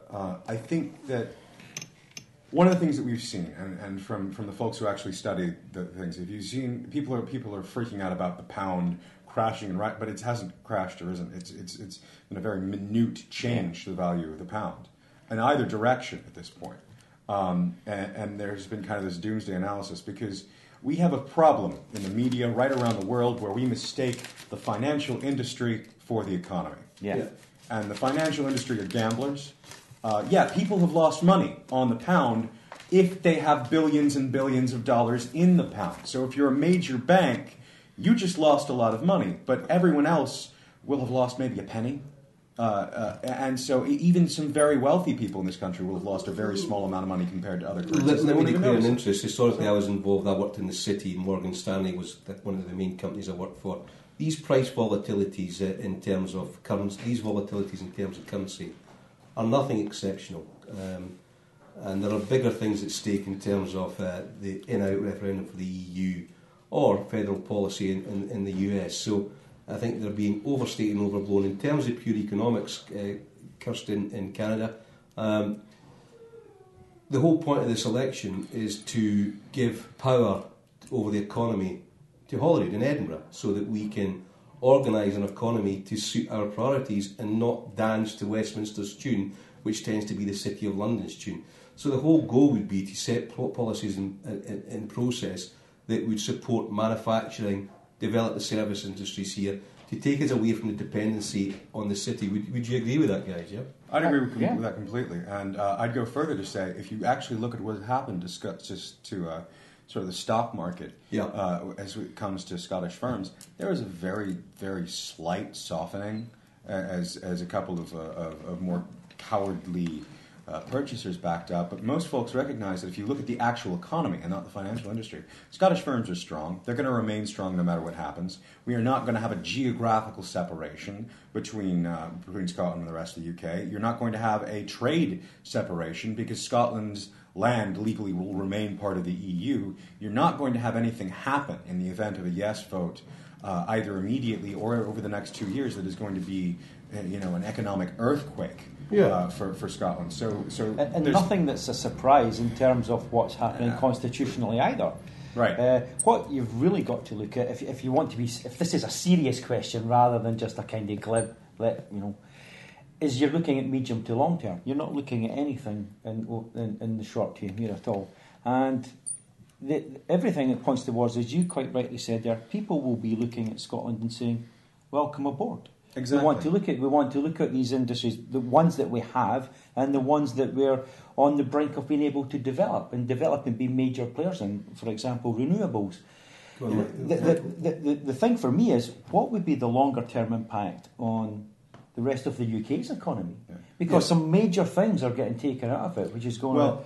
If I could come in when we're talking about the rest of the UK's economy, one of the things I can really see is Scottish firms investing in parts of Northern England, which is a deprived area, which is an area where there's a lot of opportunities for investment, and where it would benefit Scottish firms to invest. I think for the north of England, we can actually have a significantly positive effect there, and that tax activity, for that economic activity, would go down to London. So I don't think it would be a net negative for the rest of the UK. I think a Scotland that can develop its renewables would be selling a lot of electricity to the UK at a lower price. We can get away from the natural gas. I think that'd be good for England overall. And I'll also say this.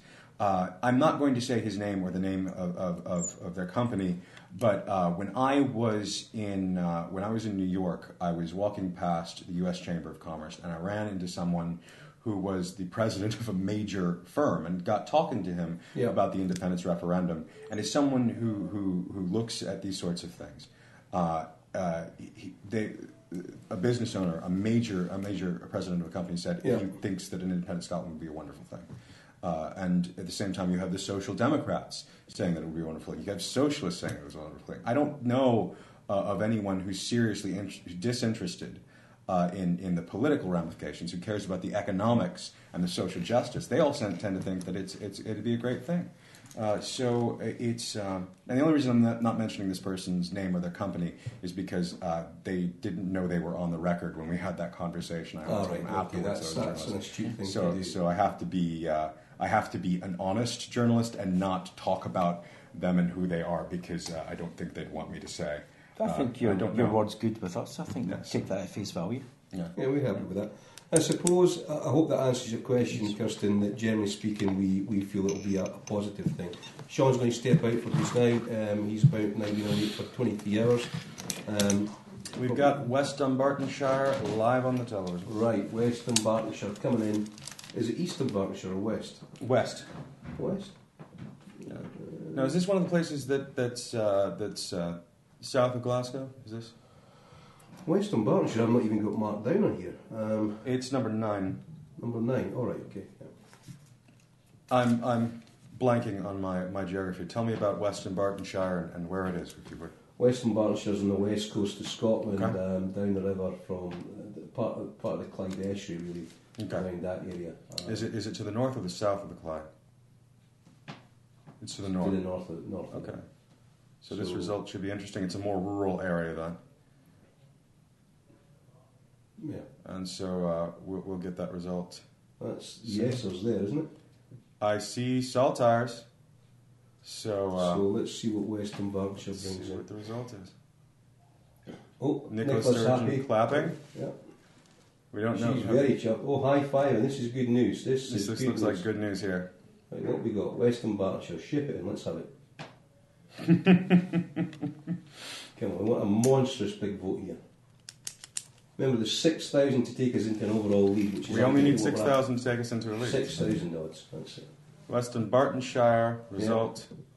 West Dunbartonshire votes yes. Yes. We have a yes result in West Dunbartonshire, a more rural area.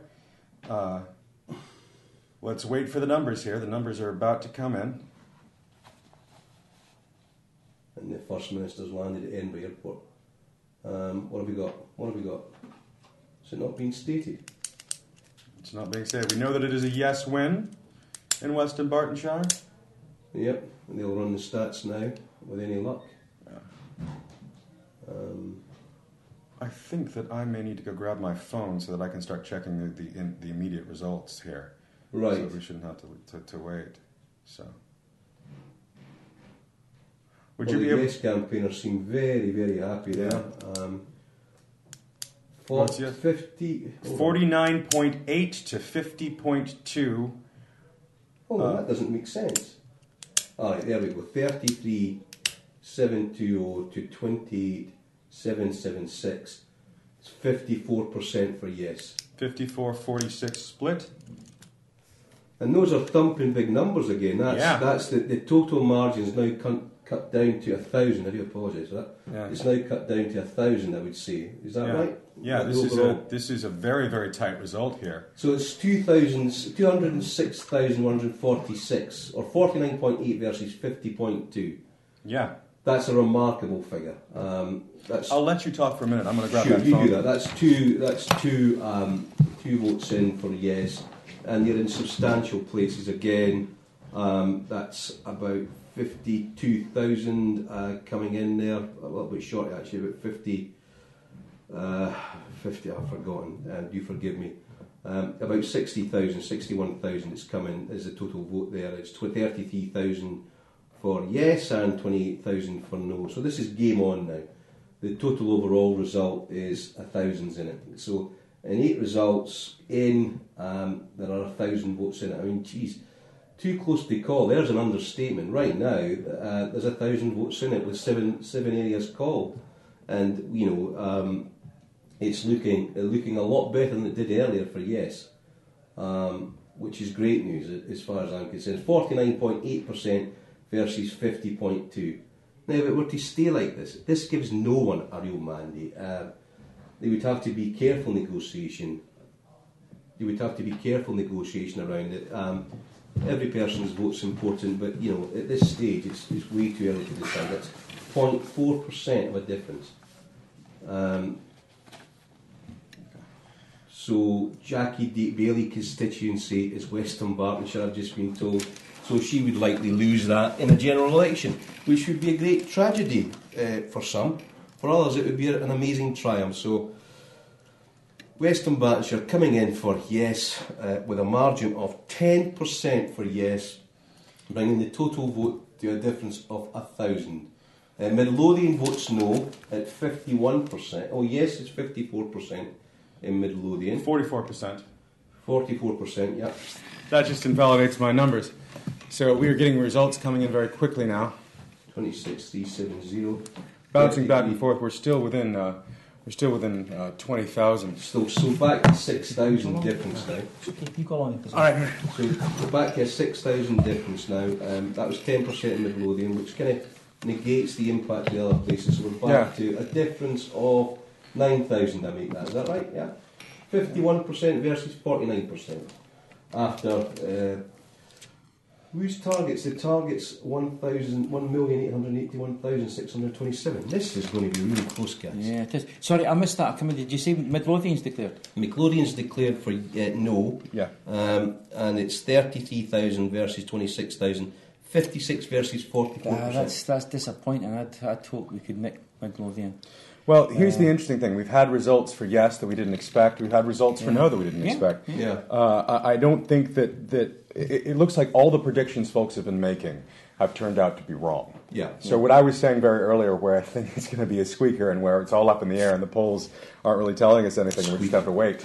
Yeah. That's a good word, isn't it? A squeaker? It's a great word, yeah. We'll work with squeaker. Yeah. To be honest, I was just really referring to my own personal prediction skills more than anything else. The result's probably not wildly inaccurate, but... I've stolen shambles from you guys, so there is that. So, I love that word, shambles. Okay, it's an omni shambles. Yeah. But, I suppose that's quite a big vote in Midlothian as well, isn't it? That's, it's the best part of... 60,000 too, so... Yeah. Well, again, you have to hand it that result will have been achieved by Labour getting their core voters out. Yeah. They'll have heeded the message, so fair play to them, they've managed to do it in Midlothian. And here's what we're seeing, what I think, is you're seeing different areas having different levels of get out the vote campaigns. Yeah. So that's really what this comes down to, and different constituencies are having different results. I didn't really expect us to win West and Berkshire, so... I'm going to have a wee rest, folks, and Hassan is going to take over. And you come, Anis. Good man. Oh, thank you very much indeed, Kevin. I can't believe that was a spontaneous thing, a spontaneous call for me. I'm in the hot seat now, so we have our two great gentlemen here, and what's the score now? What's the deal? Where do you think we're going now? 49-51. What I've been saying in general is that the rural areas are going to tend to vote no. The urban areas are going to tend to vote yes. And the question is, can the yes activists, have they kept the vote high enough in those rural areas to make sure that the urban areas can put this over the top? That's what we're looking at right now, I think. What's your reaction to that? I've got to say, it's really, that Dundee result was absolutely critical. It was a massive fillip as well. And the other critical result was Western Bartonshire, because I thought that was genuinely going to go to a no. Yeah. That went to a yes, so that was absolutely extraordinary. I was obviously out the room when that happened. And we have a result in East Lothian coming in right now. Yeah. So this is not going to be a surprise if no sneak this one, because it's reasonable Labour. This is a Labour heart, so like West Lothian. Well, they've got some good Conservative areas, and where they're not Conservative, they're pretty strong Labour ones. So it should be a traditional no, but it's how much of that can we claw into, and if we could possibly get anywhere approaching half and half here, that's pretty good for yes. What places in Scotland now, with the places still yet to declare, what are the places that's, apart from Glasgow, which is obviously target number one for the yes side, where else have they got to win in order to gain back those votes they've lost and to try and overtake the no side? I don't... Oh, sorry, that's just a result in... What's that? This for East Lothian, that looks like... Yeah, East Lothian votes no. Quite overwhelmingly as well, according to what I'm seeing on my tablets. Overwhelming is disappointing. Yeah. 54-46 result in at this point with 38% yes vote in East Lothian, but that's a Labour heartland, isn't it? That's the former Labour leader Ian Gray. That's his constituencies, East Lothian. He held on to that in 2011, just. Yes, yeah, and where it's not, as I say, a Labour heartland, you've got some really nice Tory pockets down there. The margin of defeat's a disappointment there. So that Labour-Tory combination, what that means is that it's a very unfriendly place for the for the Yes campaign. Yep. Looks like we have something coming in Stirling now So as East well. Lothian 27467, no on 44283. The 27467 is for yes, and suddenly this momentum the yes side was started to gain is suddenly now under threat again. Oh, we can't call this momentum. Because momentum doesn't matter in poll results.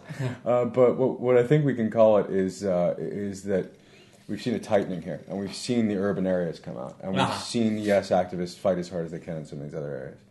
So absolutely extraordinary. Apparently, I don't know.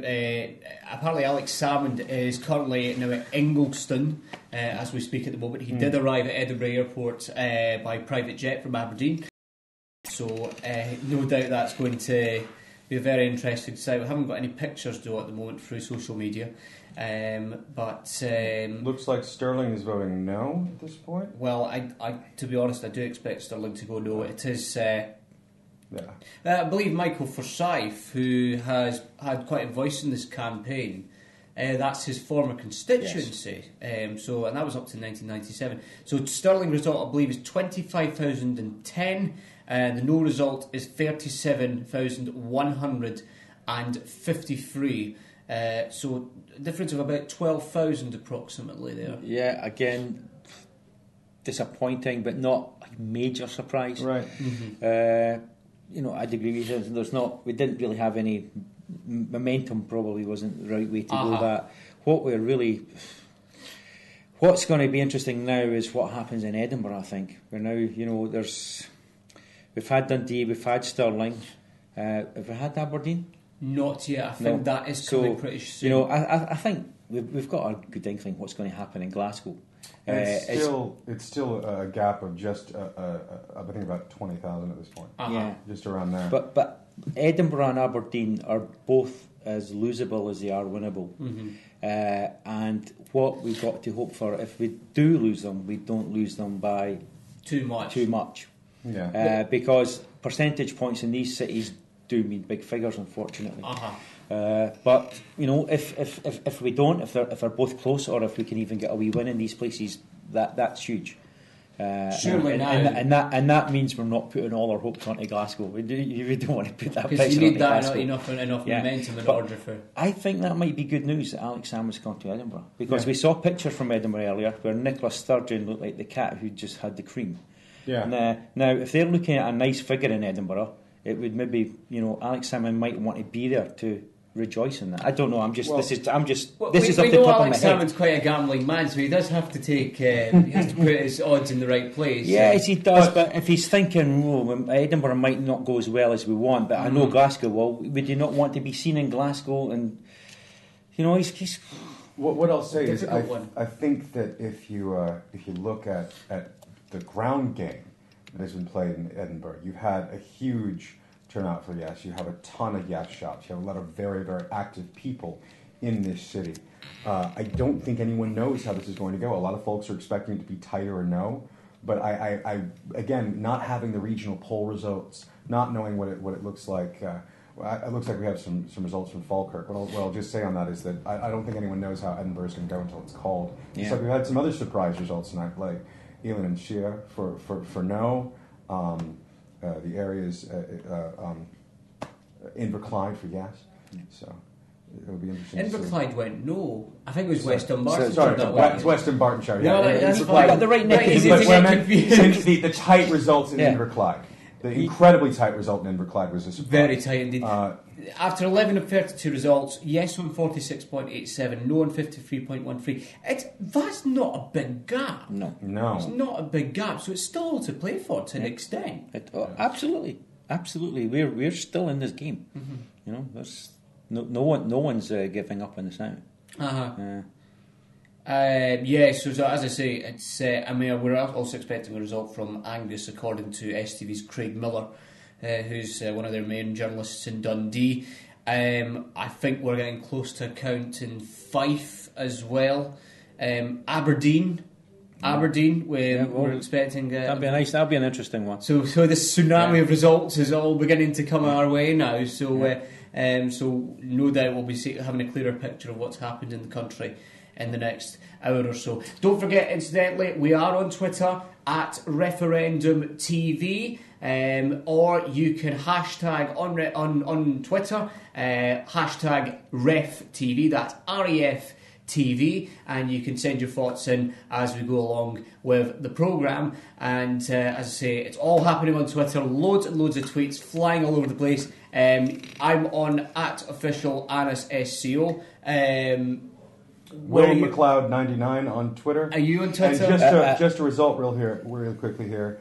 A 47-53 result in Falkirk in favour of no. So 47-53. That's a very close result there. Yes, it is. That's an interesting one, and it tells us our analysis is the same now as it was about 5 minutes ago. So rural areas are coming out for no. We're waiting for the urban areas. The urban areas are looking more yes. And again, the question is, are the urban areas going to put it over the top? So yeah, that absolutely, it is quite extraordinary. Are you on Twitter? I am on Twitter. I'm at Sean Sosie, Sean as in Connery, Sosie as in Frank, all one word. But guys, it's been a pleasure. I've got to go now. I've got a first-time voter who she's got to get up for school very soon. I've got to take her on, so I've got to bail on you. But it's been an absolute pleasure. Enjoy the rest of the evening. Thanks for being here. It's been great seeing you. It really has. And thanks very much. So. I'll do the housekeeping as well. Thank you. Yeah. And now it's time to do the washing. You want to keep those, do you? Yes, we Well, do. I'll ask someone else to do the washing. I have one of these. I've actually had one actually. Well, I had one earlier. Fantastic. They really do help the throat out. Very, very, very spicy indeed. So we have 12 of 32. At this hour, we should be looking at 28 of 32, and we only have 12 reporting so far. So there's not a lot. I mean, we haven't even hit halfway through yet, which is quite extraordinary. So Falkirk there, 50,489. No on 58. Falkirk yes on 50,489. I keep missing the yes out. I'm so sorry. No is 58,030 votes there for Falkirk. So just narrowly a no there. A lot of reaction there on Twitter at the moment. And as I say, I believe that a flurry of results are about to come in now from all over the country, and we'll be finding out what is actually going on. The BBC journalist Andrew Black has just tweeted a picture of many journalists and photographers waiting for the arrival of First Minister Alex Salmond. I have tweeted Alex Salmond twice tonight to see if he wants to come into this very studio to talk to us live, but it looks like he's got other priorities on his mind tonight, so we'll forgive him. We'll forgive him in that instance. Shan't we? We shall forgive him. We will. I was actually just at Ingliston today, it wasn't. Well, I was at the park and ride, so obviously it wasn't very busy there. But nonetheless, certainly very busy at the Count Centre now. So, really now, Will, the key now for the yes side is, despite this slow 4 or 5 hours that they've had, and the momentum being of the no side, they really, really need to get some victories in the bag, and it can't be like marginal ones. It has to be by pretty significant margins that are significant enough in order to gain a momentum on the no side. Yeah, that's what we're looking at. We're going to need to see major victories in Glasgow. We're going to need to see major victories in the Central Belt. And that's what's going to have to happen in order for the urban areas to put it over the top. So if we see similar results in Glasgow and Edinburgh to the ones that we've seen in Dundee, then it'll be interesting. We have a result coming in from Angus now, it looks like. Now, I'm expecting Angus to go no, I think. I think that's appropriate. Again, it's one of the more rural areas, is my understanding. I remember when I was a Conservative Party member in 2010, I campaigned for a man called Alberto Costa, who, very, very nice guy. He was a Conservative candidate. Sorry, I've got papers all over the floor here. And I campaigned for him, and I remember that that night, the night of the results of the general election in 2010, the SNP surge was very high in their favour, and Tories were very shocked by how much they'd lost the seat by, despite all the hard work they put into trying to win that seat from the SNP. So certainly changed times, but we're in a very different kind of election tonight, or this morning, being 4:26 now, on this 19th of September 2014. We are expecting a result there from Angus. Niall Patterson from Sky News has tweeted, Glasgow could still prove the game changer. It really can. Do you agree? I do.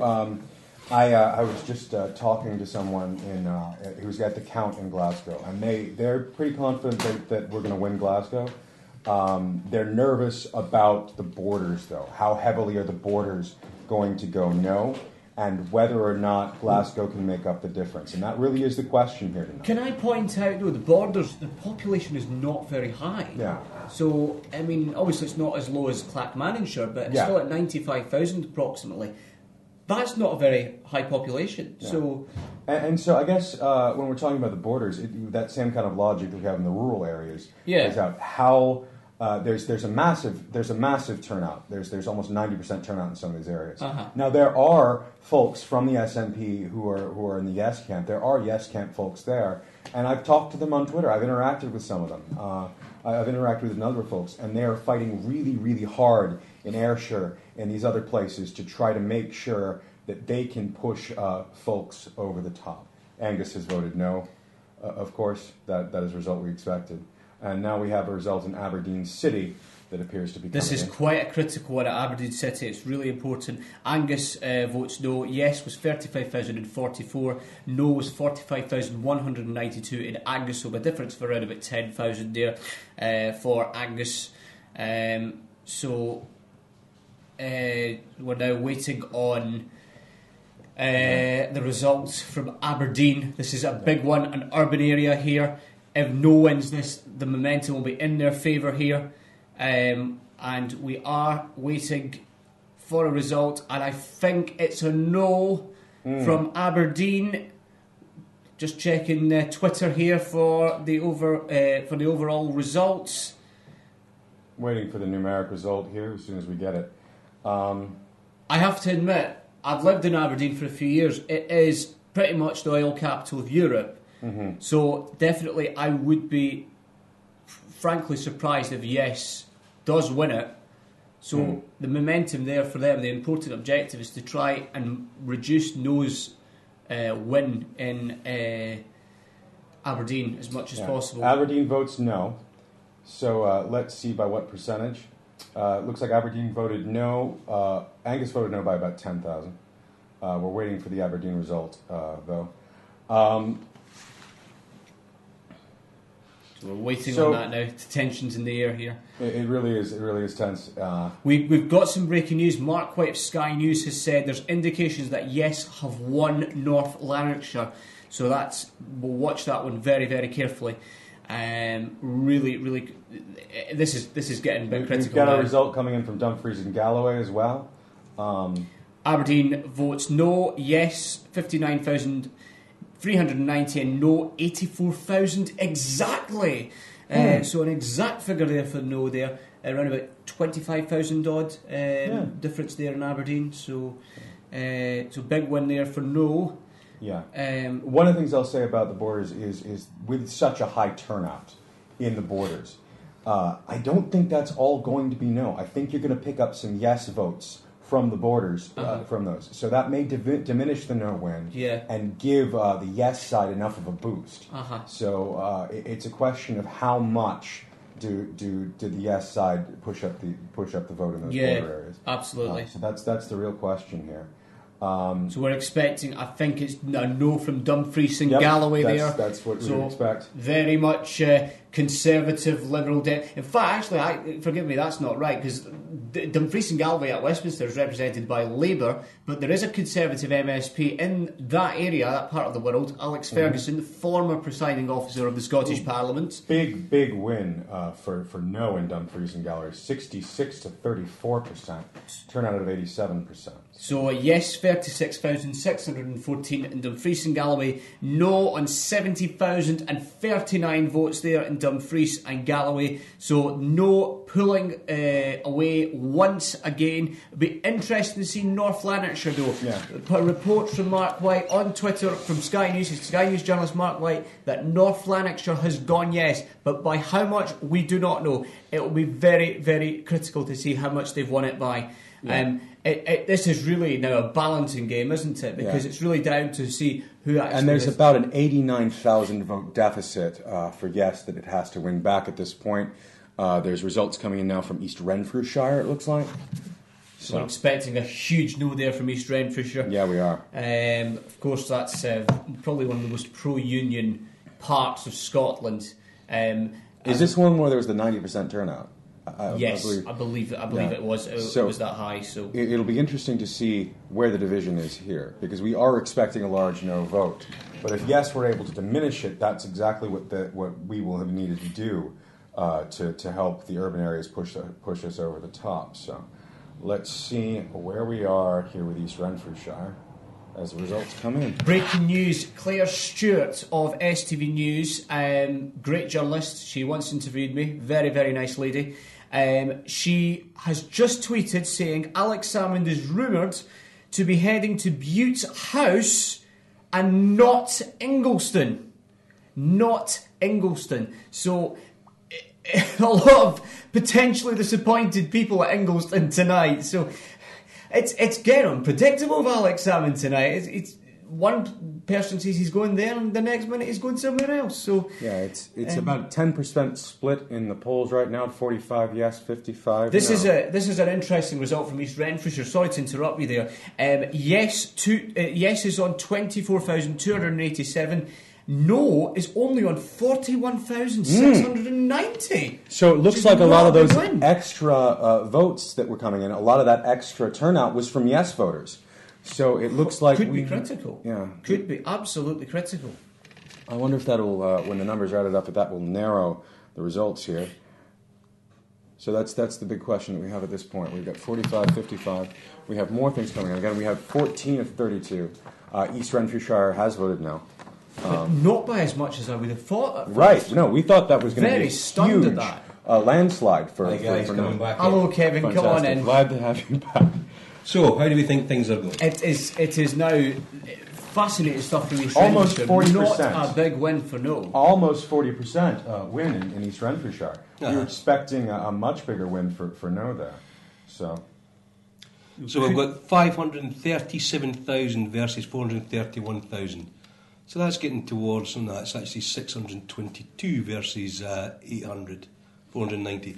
So Aberdeen votes no by a margin of 20,000, huh? It's quite a substantial figure. It is. Yes, 41.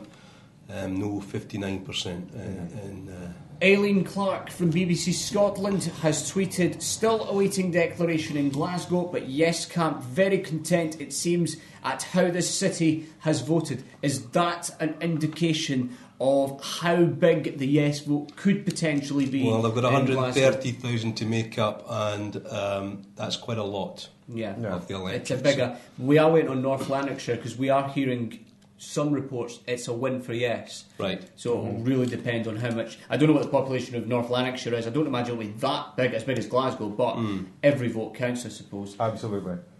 It's always been the case that every vote would count.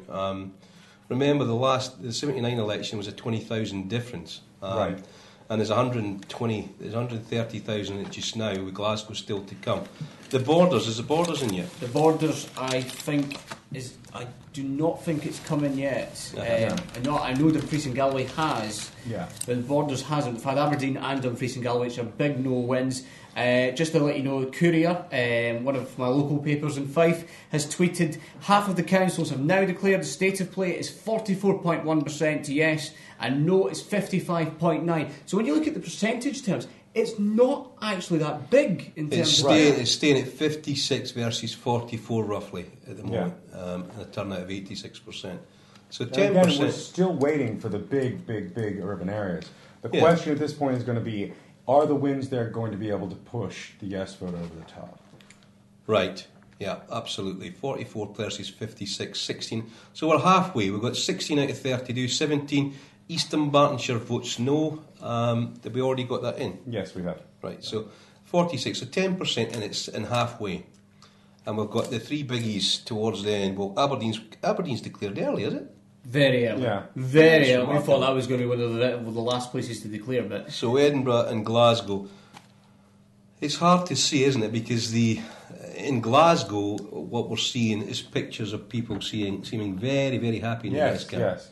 Now, there we go. There's the overall stat. 670,000 versus 521,000. That's a fairly substantial amount now. Yes, it is. Yes, it is. 10% difference. We could be looking at a yes defeat here. As I say, it's early doors yet. And what that means is we just continue the campaign. We respect the democratic will, and we take a position and move forward. I think it's as simple as that. We do not give up this momentum or energy. Anis, what's your thinking on this? I know you're constantly looking at your Twitter there, but what's your overall thoughts on these developments? I do believe that I think it's all but lost now for the yes side, Right. unless they manage to pull off a miracle in Edinburgh. I don't think they will. I think the fact Alex Salmond is now rumoured to be going to Butte's house rather Right. than Ingliston tonight, where tons of journalists and tons of photographers were waiting on his imminent arrival, I think is a very, very big sign. I think he's clearly going to go back to Butte House now. I think he's got to sit down and really deeply think about what his next move is going to be. Do you think he's going to consider his position? Is that why you think I he's wouldn't gone? go that far yet. Yeah. However, you can't rule it out. Right. You can't rule it out because we need to still see what the result is in Glasgow. If it turns out the win in Glasgow is massive, absolutely huge, then that might just change things. But if it isn't as big, then I say the yes side only get about 45% of the vote in the final total. I think in that case, Alex Salmond will have some very, very difficult questions to ask himself this morning. And goodness knows what his future has in hold for him. Will the SNP even start to consider, as a party, will they even start looking at the future and thinking that, and dare I say this, that a new leader's needed? But as I say, this is premature. I mean, that is premature. I don't think the SNP have particular issues of being disloyal. I don't think they're that kind of party. No. They're hardly the Tories. It ultimately depends on the margin, because if you think about this based on general election results and Holyrood results, this is still a great advance, even at 10%. I suppose it goes to Jim Saylor's plan B, which is essentially we look for a democratic mandate elsewhere and we push on with the cause, which would tie in with the Rick comments. No campaign leads by 148,000 after 17 very, very big declarations. amounts. That's a lot. That's and we've got 1.2 million voted. It's quite a lot. Well, it's a third, is what it is. Yes, it's it's third. quite a lot. So we've got a third of the electorate.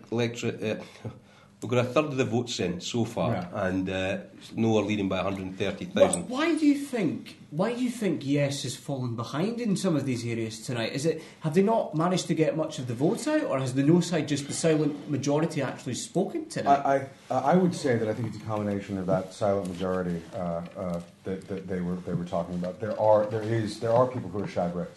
I've met a lot of folks who have said that they're keeping their vote quiet. They don't want to talk about how they're voting. Either way, but I also think that it has to do with the fact that we do have machine politics versus movement politics, and the question is, do the movement folks get their folks to the polls? So I think that what we're going to see in places like Aberdeenshire is that it was just that the sort of unionist camp got their people to the polls to a greater degree than the yes camp was able to get their folks to the polls. Dare I say this? We were seeing lots of scenes in George Square in Glasgow. Obviously, there is an expectation that Glasgow would be going yes, but do you think, dare I say this, some folk in the yes camp celebrated too early, maybe? I think that's an interesting point. It's my rebel charge hypothesis, which is that you throw enthusiastically against a strong enemy, you're just going to lose, but it might sound impressive.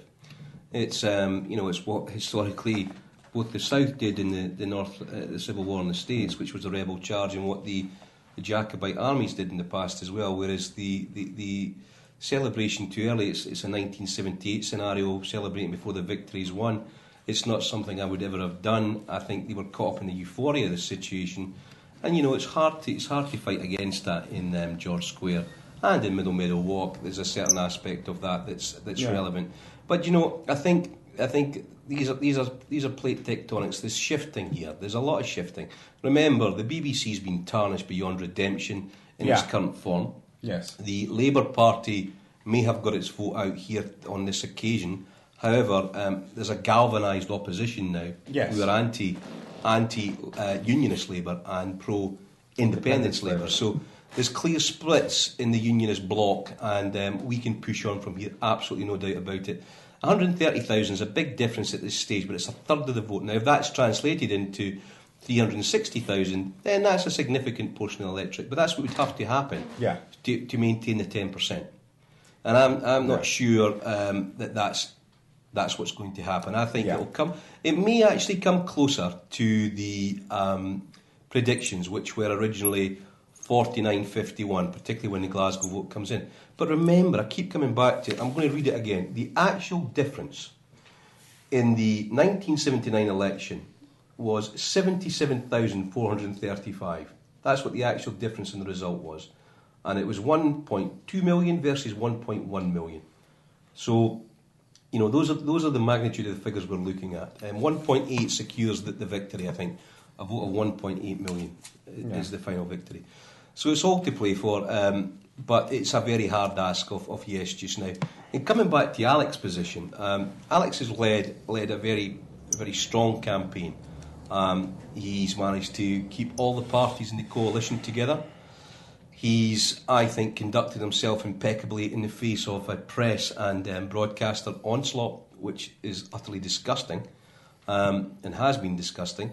So I think there's scope for him to maintain his position and say, well, look, we've increased the vote, we've increased the view that independence is possible and desirable on this occasion. So we will continue as a party geared to independence as our cause, and we will push towards it.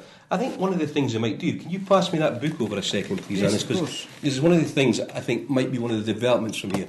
This is Dr. Elliot Wilmer's A Constitution for the Common Good. I think one of the things that may evolve from this process where we're sat just now is that there will be common cause made between all the parties of Yes. Hold on, we've got a result coming in for North Lanarkshire. This should be the bellwether. This should tell us where we are with things. This is very critical. If it's a yes vote, it will depend on how much they win it by. They're really going to have to dent a lot of the deficit that has been made up in the last... Well, we're looking at a dent into 130,000 if we win it. North Lanarkshire quite a big ask. is still solid Labour territory. Not as solid as it once was, so we'll see what comes of this. Yeah. We shall see what will come with this. It will be absolutely extraordinary, and I think although it is a bit of a tall order now for Yes, it will still be pretty much a finish that is worth watching because of the figures. There's still, that's Yes 1 North Lanarkshire. There's still 1.2 million required for No, so that's a long way to go. This isn't over by a long shot. We've got numerous votes to come. This is the 18th of 32. Glasgow is expected to declare in the next 10 minutes. Do we have an indication of what that's going to be, Annis? No idea. The Yes camp is very comfortable. I've been texting with some folks there. Okay, so what are we saying for North Lanarkshire here? North Lanarkshire declaration. Yes, are ecstatic. Hold on, there you go. No, that's 115,000. North Lanarkshire votes yes. Right, so it's 100. yes. Right, let's just You get have numbers? Yeah, I've got numbers. Go. I was letting you finish there. 115,783 votes to the Yes side in North Lanarkshire. 51%. On the No side, it's 110,922 votes to the No side. South Lanarkshire votes No. South Lanarkshire has gone No. That's 19 out of 32. That's Yes is 45. That's a good... I mean, Glasgow can still bring this home. Of course, it depends what happens in Edinburgh in terms of the actual vote. So it stands now at 45 versus 55. That's 19 out of 32 declared. 903,000 versus 738,000. It's not a gubbin, but we are getting beat by 10% here across the board. Mm-hmm. So Glasgow really needs to win by 60% or more, technically, in that sense. Well, I think we can possibly say, so South Lanarkshire's 100,000 versus 121,000. That's remarkable. Yeah. So the yes vote kept up pretty high there in South Lanarkshire. Yeah. So it's absolutely important there. There's a turnout at Argyll and Bute. Kirsty Malcolm of STV's just reported on this. It's 63,516 votes. That's an 88.2% turnout there in Argyll and Bute. What are we looking at in terms of, we've got a split there? No idea yet. We're still yet to find that out. Fantastic. Still yet to find that out. So time will tell. And that's, I think, Michael Russell's constituencies within that area. So we've got 900,000 versus 738,000. It's 160,000 difference. Edinburgh turnout 84.4%. Wow, that's a lot. So it's just quite a lot there. But of course, we'll have to wait and see what the split is in Edinburgh. I think we're expecting that result later on tonight. Glasgow is within the next 10 minutes. Here's Perth and Kinross. I think we can expect a no victory here, gone by trend. Perth and Kinross being a pretty conservative area with strong SNP representation. We'll see what result comes from Perth and Kinross. Lovely part of the world, incidentally. I do work there on occasion. And as I say, these results now are absolutely flying in. What do you think at home? Tweet us at Referendum TV or hashtag RefTV, REFTV, and that is on Twitter. Get in touch with us and tell us what you think. We'll be here with you until all the results are declared. It is quite an interesting finish. I think Perth and Kinross has gone no. So we're just waiting to get some results there for Perth and Kinross. So far the state of the game is yes 637,224, no 781,282. That's 44.92% to the yes side and 55.08% to the no side. So it's still pretty much a 45-55 split, but we'll wait and see what Glasgow does to that balance. Right, so there. What's that there? That's 100 and... That's... Perth and Kinross votes no. South Lanarkshire, 100,990 votes. 20,000. No, 121,800 votes there. So not a very big margin. That was to be expected there. Yeah, that really was. That's no great shock. Yeah. So what we're down? We're moving towards 200,000 of a difference here, 190,000 of a difference. That's quite substantial. That's a bit of a thump in there, but we expected that in Perth and Kinross. Perth and Kinross, 41,475 for yes, 62,714 for no in Perth and Kinross. Not a big margin there. I was expecting it to be a wee bit bigger there, but it's a win for the no side nonetheless. So it does look like it's a bit of a tall order for yes, but of course we are waiting on Glasgow. That's the critical result. We're still waiting for we're still telling. Well, again, Edinburgh's important too in that regard. It depends on the overall vote. Remember, the target's 1.8 million, and they've got 700,000 to go. We've got best part of 1 million to go. So I'm not sure we're going to do it. I think in Glasgow that's a hell of a tall order.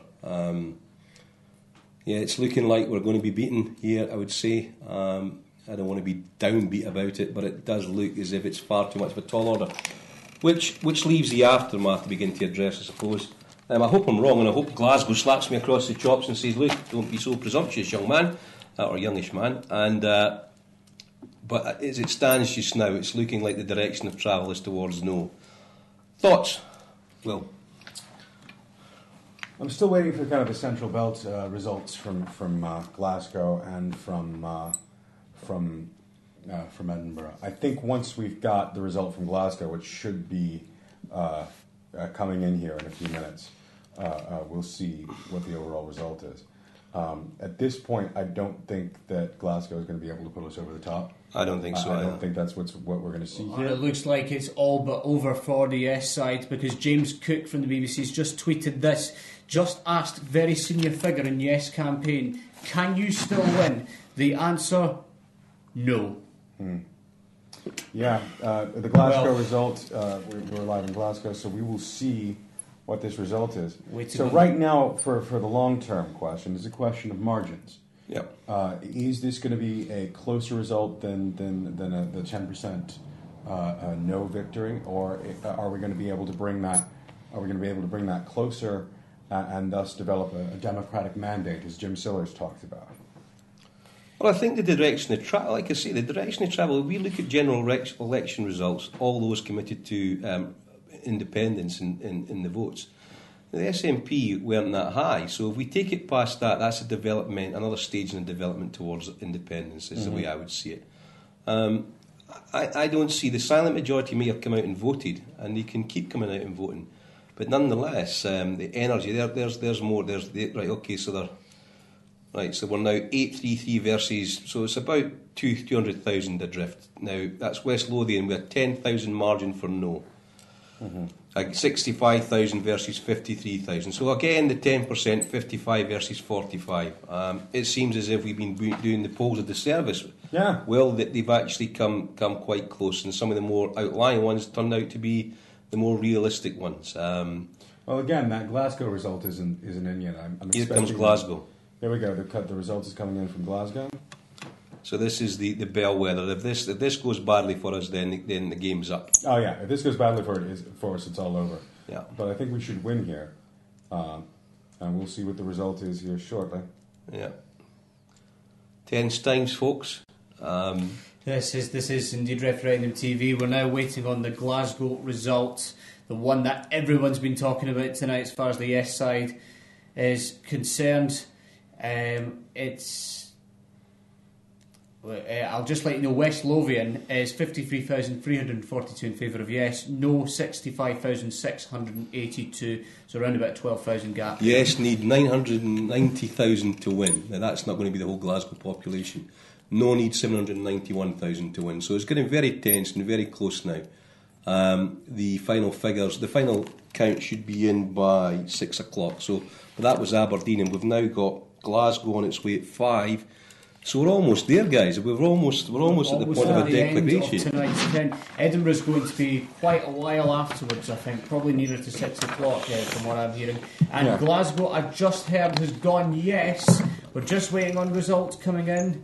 Waiting on those numbers. Right, come on, Glasgow. Do it for Scotland. And, this is hard to tell. This is... Oh no, that's mixed there. That's not... Glasgow votes yes.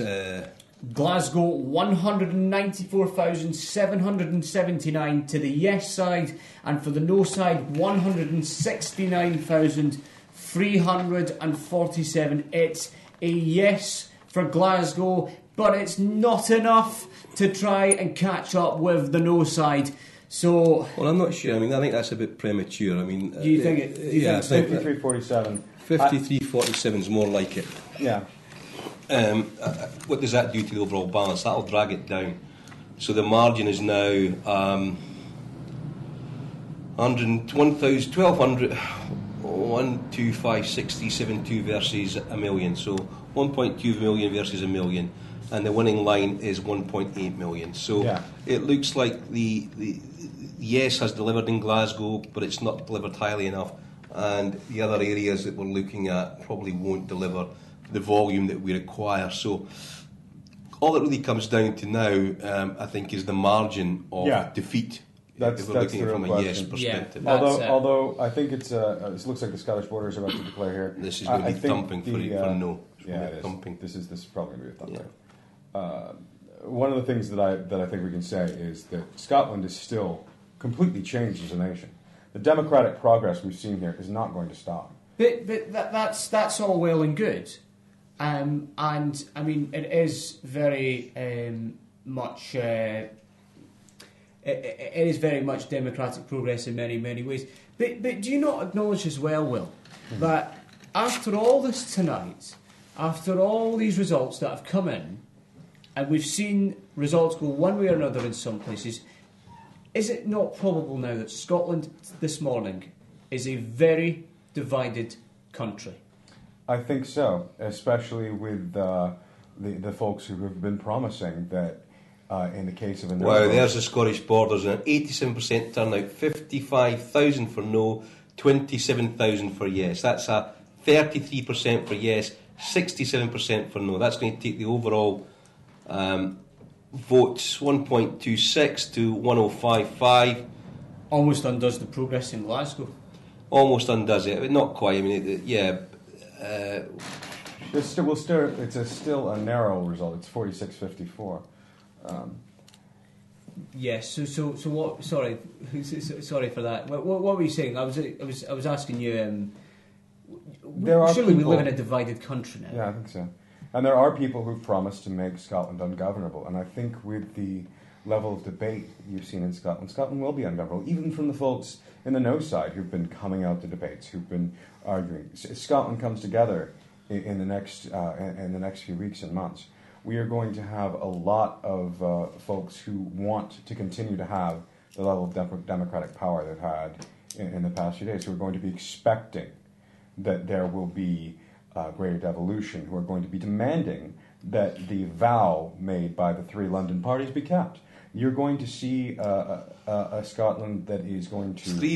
We're 315,758 behind, so we've got some way to go here. I think you're absolutely right. Sorry to interrupt there, Willis. 315? Do you mean 215? 215, yeah, 215. Yeah. So that's... just short of 300,000, yeah. It's 1.2 million to 1.05 million. 1.256 million to 1.055. Yeah. Okay. So we've got another vote coming in now. What area is this? We're in South Ayrshire. We are not hopeful in this. We would reckon this is a no. We are expecting this to be a no, absolutely. Yeah. It looks like now the United Kingdom is still intact this morning. By the sounds of the recent results that have come in, we still have some to declare. There's still 600,000 additional votes required. It'll be interesting to see in Edinburgh coming in now, because that could really reduce the margin if there is a substantial vote. Though the predictions of 61% for Edinburgh for no now seem plausible. Yeah, with the trends that we are seeing here, that does seem like a plausible result. Yeah. It's absolutely fascinating, because the polls have been trying to make out this is going to be near enough 50-50, but now it looks like the no side are going to run away with this now, technically, to an extent. Yeah. Well, I only say to an extent. I'm not saying they'll totally run away with it, but Well, there's running away, and there's the margin of victory as we're discussing now. Where's this coming in now? There's another place coming in now. North Ayrshire, we're expecting a loss in North Ayrshire. Yes, we are. Pretty thumping loss, I would say. So no need 500,000. They're not going to get that from North Ayrshire, but they might get it with Edinburgh too. So yeah, what can we say? It's not looking great for Yes tonight. It now becomes a focus on the margins, 54 versus 46. We would really hope that gets squeezed. I suppose there will have to be an inquest, Anis, into what went wrong. Mm-hmm. What would be your knee-jerk reaction to that? What would you say has... to be honest, it's very early to say. I mean, really, I think the next thing that we need to really watch out for is the statements from Alex Salmond and from David Cameron and Alistair Darling. I think... obviously, last week I spoke to a friend about the role of the Bank of England in all this because of the uncertainty of the currency. But now I think Mark Harney has been... I don't think we'll have to worry so much now, because obviously now Scotland's place in the United Kingdom is going to be kept as it is from before. Yeah. But as I say, now it really depends... But a pretty tight vote in North Ayrshire. Yes, indeed, by only 2,000 votes approximately. Yeah. So around about 2,000 votes, which is not a lot in North Ayrshire. So that drops the average a little bit, doesn't it? A wee bit in that sense. I don't think there's, at this point, I don't think we can expect any surprise victories in certain areas to put us over the top, unless Edinburgh does come out in significant numbers, along with the next few regions that will declare. But I don't think we're going to see that at this point. Well, if you were... Are we okay? I think we've survived. Survived. Well, if you were Alex Salmond right now... Now, I know this is quite a difficult question to ask you, and it's very hypothetical at that as well. What's the one thing on your mind right now? What is the one objective Alex Salmond needs to achieve in this immediate short term? Building a democratic mandate for exacting as much as Scotland can out of this promised greater devolution. Keeping that on the minds of the Scottish people. What if he doesn't get it, though? Because MPs in the rest of the UK will be almost outraged at the possibility of Scotland getting new powers after this vote this morning. If he doesn't get it, then he's going to be able to sort of rally the troops and talk about the dishonesty of Westminster. It's a situation where a lot of the folks who vote no are voting no with the expectation of greater powers. I'll answer directly, I think, Ganis. I think what's important is that it's the margin. It comes down to the margin, and the hullabaloo kicked up by certain backbench Tory MPs as we approach the next general election is the critical thing, because that will determine whether these new powers are passed. And if they aren't, then, as Will says, then it's all to play for again at the next election. I think he'll be thinking, what's the margin? Yeah. Where does he go with that? Will he resign? I don't think he has to resign over this. I don't think it's a resigning issue. He may to let Nicola take over, but I'm not sure. I think at this stage he should steady the ship and perhaps consolidate the Yes campaign into a more broader consensus around constitutional development, constitutional changes, and hold the pressure, because the No campaign have got their vote out based on fear, exaggeration, distortion, and promises that they have no legal mandate to deliver. There is no legality backing that, other than ethically and morally would expect them to follow through in that.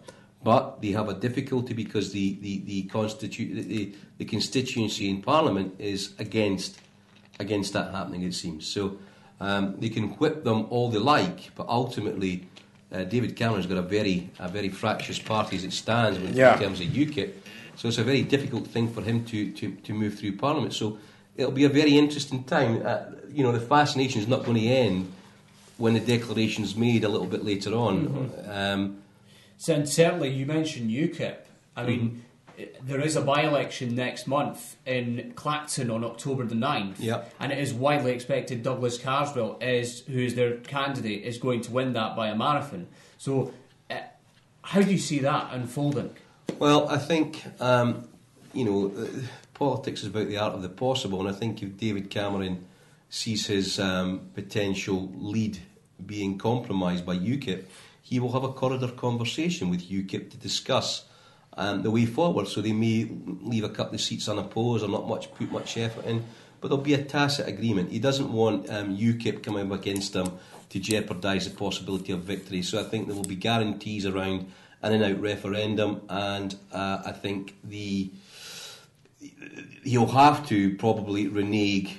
But the promises are very non-specific, so how can they renege on something that's non-specific? It's very difficult, but I think the general thrust will be to pull back from any commitments there and deliver the bare minimum that's both acceptable to his constituency in Westminster and to no campaigners up here. I think it's this is a staging point towards independence. I've never been a backer of the charge to victory idea. Mm-hmm. You grind out victories. Absolutely. Sherman's march to the sea, to use a Civil War metaphor, he ground it out. He destroyed things in his path. He took each defensive position stage by stage. And I think that's precisely what you've got to do in any long-term campaign. Don't think it's one victory. This is about grinding down the Labour Party in Scotland, grinding down the Tories and Liberal Democrats further into a rump, and then working with the parties that are pro-independence. Now, I think they're going to have to be a grand coalition up here, the same way as they're going to have to be a grand coalition down in Westminster in terms of UKIP. So it's very interesting times. The centrifugal forces of the EU are not diminished by this process, and I think there's going to be a substantial amount of yes voters committed to progressing forward. Mm-hmm. I'd also say that it's going to involve a new kind of politics in Scotland. You have a lot of forces that have been activated, the radicals and others, who are not going to go away. They're not going to go quietly back into the dark. They're not going to allow themselves to feel disenfranchised again. They're not going to go back to that situation. So. Yeah, the total's reduced to 200,000 now, so that's quite significant. I mean, they're 500,000 away from delivering victory. Where's the big places to come in? Edinburgh still hasn't come in. Edinburgh's still to come in. Yeah. Highland's still to come in. Highlands are still to come in. Yeah, and there's a couple of others. So we're by no means complete. So it really comes down to margin. And I would imagine that Nicola and Alex are speaking and thinking about future tactics. Yeah. But I think there's too much to gain for all the parties involved in the campaign so far on the yes side to disband and get involved in conflicts as the media would have suggested they did. They won't. They'll continue because there's far too much to gain. And I really think the way forward is to work on a grand coalition strategy to make the centrepiece a written constitution or a further detail of a constitution that can eventually be put towards the population, because then they begin to know what they're working for. And as it stands just now, we've got a 10% difference. So that's an 8% difference now, isn't it? That's not so bad. It's an 8% difference. If it drifts further in, that's so much better. Yeah. It's currently just after 5 o'clock. It's actually 7 minutes past 5 on Friday, the 19th of September 2014. Good morning. I am Hassan. This is Will MacLeod, and this is Kevin Robertson. We've been up throughout the night, bringing you all the results coming in from across the country on what has been an extraordinary occasion. It doesn't matter what stance you take or what you think of this referendum, nobody can doubt this has been an incredible night in more ways than one. As it stands, after 24 of 32 counts, the no side are on 1,305,388 votes, and the yes side are on 1,102,788 votes. There's been a slight change in that. The no campaign are on 1,352,635. The yes camp are on 1,137,190. So got a wee change there. So the target still remains 1.8. So we've got to think that the no campaign have made it, and which turns to the aftermath. Okay, we're a wee bit crestfallen, but it turns to the aftermath. What do we do with this?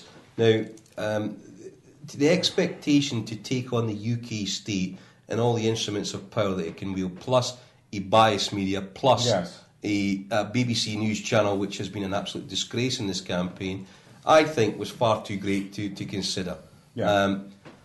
We talk a good game beforehand because we've got to be seen to show the positive. But I think that's what we've been up against in this campaign ourselves here at Referendum TV. It's a grassroots movement. I mean, it's poorly funded. I just got some more news in. Will you continue, please?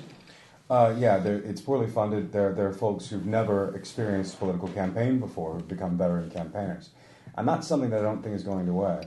Looks like we're having a result come in from East Ayrshire now. East Ayrshire. Just to let you know, James Cook from the BBC has just tweeted this. Nicola Sturgeon says, "Not trying to spin my way out, but it's absolutely clear that there has been a real demand for change." Do you agree with that, Kevin? Oh, absolutely. I think if people dismiss this, particularly based on the more powers pledge, vow, or whatever else you want to call it, that's saying that we will postpone the judgment until there's a deliverable or a number of deliverables. It's not Devo plus, it's not Devo max, it's Devo a wee bit more. That's what it comes down to. So I think it's Devo at all, again. Absolutely. So I think she's absolutely right to say that there's an appetite for change, because we must assume that the no campaign's pledge are true and they will follow through in that. So therefore, the no campaign can be considered a vote for change, and the yes campaign can be considered a vote for change. And I think that's absolutely right. And the 8% difference tells you that. Will? Yeah, it's only an 8% difference at this point. I'm really interested in seeing what the margins are, seeing what the Get Out the Vote campaigns were like, dissecting the numbers as time goes on. That's going to be very interesting. Yeah, it'll be a critical party crunch. And I'll also say, if you'd told me a year ago that over 1 million Scots were going to vote for independence, considering what the polls were a year ago, I would have called you crazy. We've come so far. The independence movement has come so far, getting the referendum at all, and then having a referendum that was close. A year ago, they were talking about bayoneting the wounded. And well, that was a repugnant statement by a man who should have known better. And we'll be waiting for that bayoneting, Mr. Davidson. There's you want to still watch it to be temperate with your remarks. That was a disgraceful comment. East Ayrshire has voted no, which is what we expected. There's still no turnout declaration for the 5,000. Highlands at the moment, so goodness knows if we'll get any declaration there for the 47. Highlands. So we've got 1,397,077 plays, 1,176,952. Frankly, you're right, Anis. The vote shows a country divided. We've got we're hitting 54, still playing 46, which is still in the 8% margin. Which on an 84% turnout, I mean, the people have spoken. They have said no, but then no with more powers. So it's not a clear cut. We're accepting everything. They're saying, well, that's the only interpretation that's possible, wouldn't you say? Yeah, it's as I say, that if on a margin of that, on a ratio of that, yes, you could argue that there is a rejection of independence at this stage, but there's certainly not a rejection of some kind to some sort of major constitutional change. I don't think you can go as far as major constitutional change. You don't, because okay. they made the more powers promise, which is Devo very little. But you do accept that this will start a debate in the rest of the UK, particularly in England. We've heard John Redwood, Christopher Chott, and other MPs down there who are talking about the consequences of the aftermath of the referendum, and John Redwood especially talking about the governance of England. Yeah, there's a big road crash on the A9, which is delaying the count in the Highlands. That's one of the issues that's been happening. So okay, so that's why hopefully everybody's okay there. But just going back to the whole governance of England, I know it's a Scottish independence referendum, but surely then this will start questions in England as to the future of devolution potentially. I think this has come about for reasons, and it's because of the further integration in the EU. So naturally, the reason for the British state, which was trade, faith, and war, effectively, two of those are diminished because NATO exists and the EU exists. So the centrifugal tendencies of the EU state are causing this conflict within England, this soul searching about do they want to be a part of it, don't they? UKIP's a manifestation of that. But this is not going to end. This is like at the superstructure level. This is still in play. So they may get temporary respite, but the rationale and the reason behind the calling of this vote still remains, which is Westminster's remote. What can they do about that? Precious little if they choose to exit the EU. So I think, really this is the first of many battles David Cameron and the Tories have to fight. Meanwhile, the old liquor will consolidate and will push forward. And disappointed, and they put a Union Jack in the background and saying Scotland says no in big red letters. So it looks like now it is more or less now going to be a no vote as far as Scotland is concerned. Surely though there must be, I know we're reflecting quite constructively on what's happened, but surely there's going to be a tingling of sadness now growing a little bit as the day goes on. Well, I think if there is, those that have put the footwork in and constantly gone out and chapped doors and gone to meetings and stuff have a right to do that. I mean, I've only been involved at Twitter level and Facebook level. I'm an old guy, I'm middle-aged now, so my view will be, well, okay, this has happened. But, there's lots of things historically that seemed impossible, and I think what this teaches us is the security of the Union is not as secure as it once was. And we can build on this and push forward, because I'd like to see the age profile. There's one thing I'd like to see.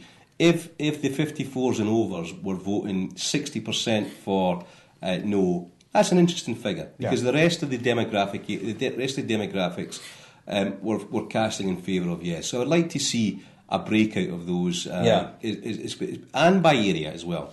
I think a lot of local politics. We talked about Neil Findlay in West Lothian doing a sterling job out there for Labour. These have big impacts. The Shetland Islands with that Liberal constituency, these have, albeit it's a small electorate, but they have a localised impact that affects at the Scottish level. So I think it's all to play for, and I think, the SNP are a trusted Scottish government. The Labour Party in Scotland, I think they're as tarnished as the BBC, frankly, from this.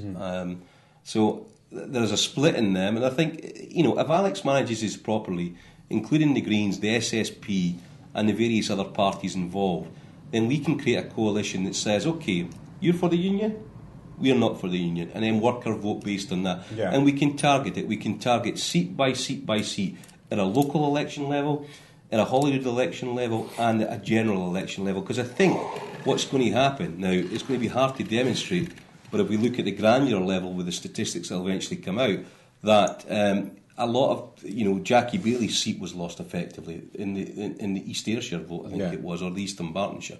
So, we've got another declaration. Just very briefly before that declaration, you just mentioned the point about Jackie Bailey. Are you suggesting that come the 2016 Scottish election, we could potentially see the SNP, if they stick together and they don't start, dividing itself over the referendum, are you suggesting the SNP could maintain their overall results that they gained in 2011? Dare I say this, even improve it? Well, I think you better watch your voice. You might want to have a wee pepper there to get a bit squeaky. Yes, I think they will certainly improve it, because right now we're looking at credible alternatives to Labour. I don't think the Tories have got much life in them, and I don't think the Lib Dems have either. So I think we'll see further inroads made into them, and the big set piece will be between the SNP and Labour at a UK general election level. Surely, though, now that you've actually illustrated that, surely, though, that is quite unhealthy for Scottish politics. We've only got one party now in this country who is now seen as the viable choice in terms of governing, and that all the other parties, which happen to be pro-union parties, Labour, the Tories and the Liberal Democrats, they are now so badly damaged, despite this win, that they're frankly not able to govern again. Surely, is that the way we're heading towards now in Scotland? Well, I think within the Labour Party, it's a hollowed out party, because they've lost a lot of their grassroots to RICS, to the SSP, to the SNP and the Greens. So therefore, they've been able to work at the top level. They've been able to get the bulk of the funds in, but they've not got as many activists. They didn't join in the meetings. So there's a lot of meetings that were just yes people. There wasn't any engagement there, and that's going to live long in the folk memory that they never showed up. There's like David Cameron never showed up. It would be known as Feardy Cameron up these days. Big Davy ran away, didn't want a fight. It's as simple as that. I mean, that's the truth of it. He didn't come up for a fight. So I would say that when the time of the Easter Rising, W.B. Yeats said, "A terrible beauty is born." I wouldn't say it's terrible here. I'd say it's bloody complicated. But there's a lot to play for at the UK level and at the Holyrood level. And certainly at the UK level, I think the SNP become the credible party just because of the first past the post system. At the Holyrood level, what I would like to see is that the parties choose, and maybe it means the SNP have to pull in their horns in a certain area, and they say, okay, let's allow that to the Greens. Otherwise, it becomes a bit more problematic for victory. But I think if they can build a grand coalition, create a constitution which says this is what we want against this is what you want, which tends to be very little, because the unionist parties don't want much in the way of change, then I think it's game on. As I say, this is a staging post. If you look at the history for a second, we have the corrupt result in 1979, which we were cheated of a victory there by the 40% rule, which is just an affront to democracy. In 97, if we had Devo Max on this occasion, I reckon Devo Max would have been carried about 60%. I think that would have been a winner straight away. So we are left with a democratic deficit, essentially. There are the Lords voting on things that we're stopped to vote on, that they can compromise our decisions. So I think it's absolutely all to play for. I am not... we can't afford to be despondent. The food banks, the 1 in 4 children in Glasgow born into poverty. When people make a change, and that change is supported, then that change lasts. It's not something that they go, oh, well, do you know what, this week I was Unionist Labour, and this week I'm going to vote yes, but next week I'm going to go back. Once they commit, they tend to commit for good. So I think what we see is a movement up towards a position where we actually become the natural majority for an independent Scotland.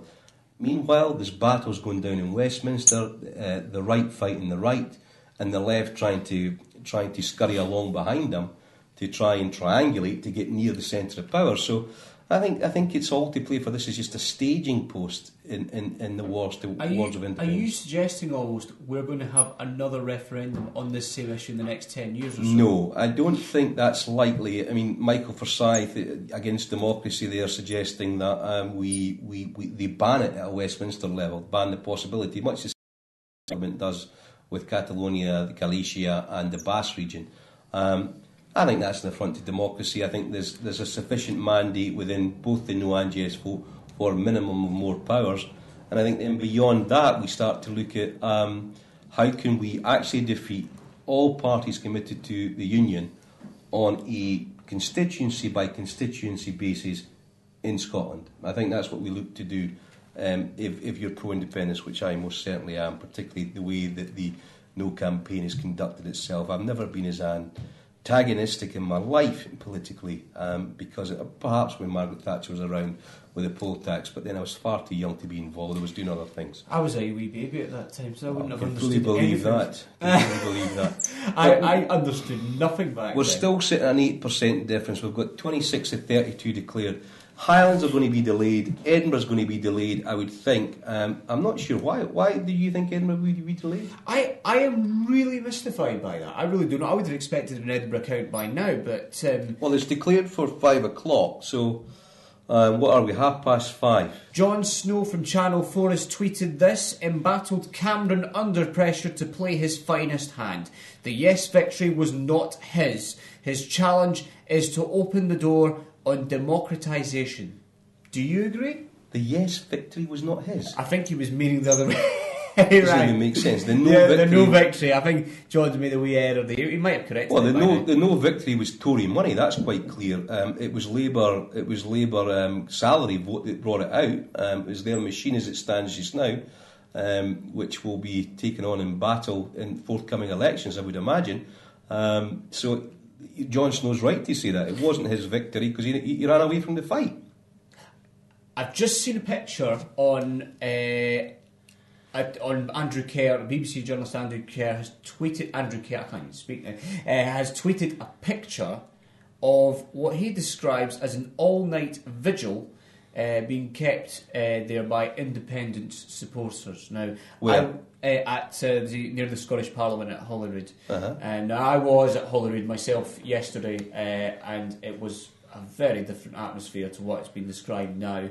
Yesterday, and the picture now, I can't show it to you on camera, but it's not very clear. It's quite blurred actually, and it looks like there are lots of Yes supporters there, and I don't see it as a vigil as such, but maybe it's just because the picture's very, very blurry on there, so I can't really bring much on that. I can only just... Well, the thing is, I mean, look, there are people who've been committed to a Yes victory. They've believed to a certain extent beyond reality, and now we see the votes coming in en masse, and we'll get a much clearer picture. And then I think what will happen is they'll lick their wounds and they'll come back to it, and they'll start to target place by place and bring the victory home in the future. This, as I say, it's a staging post. It's the inevitable consequences of devolution. This is the slippery slope hypothesis I'm presenting. Some people have got confused with the slippery slope. It doesn't happen in a one event. It's a process.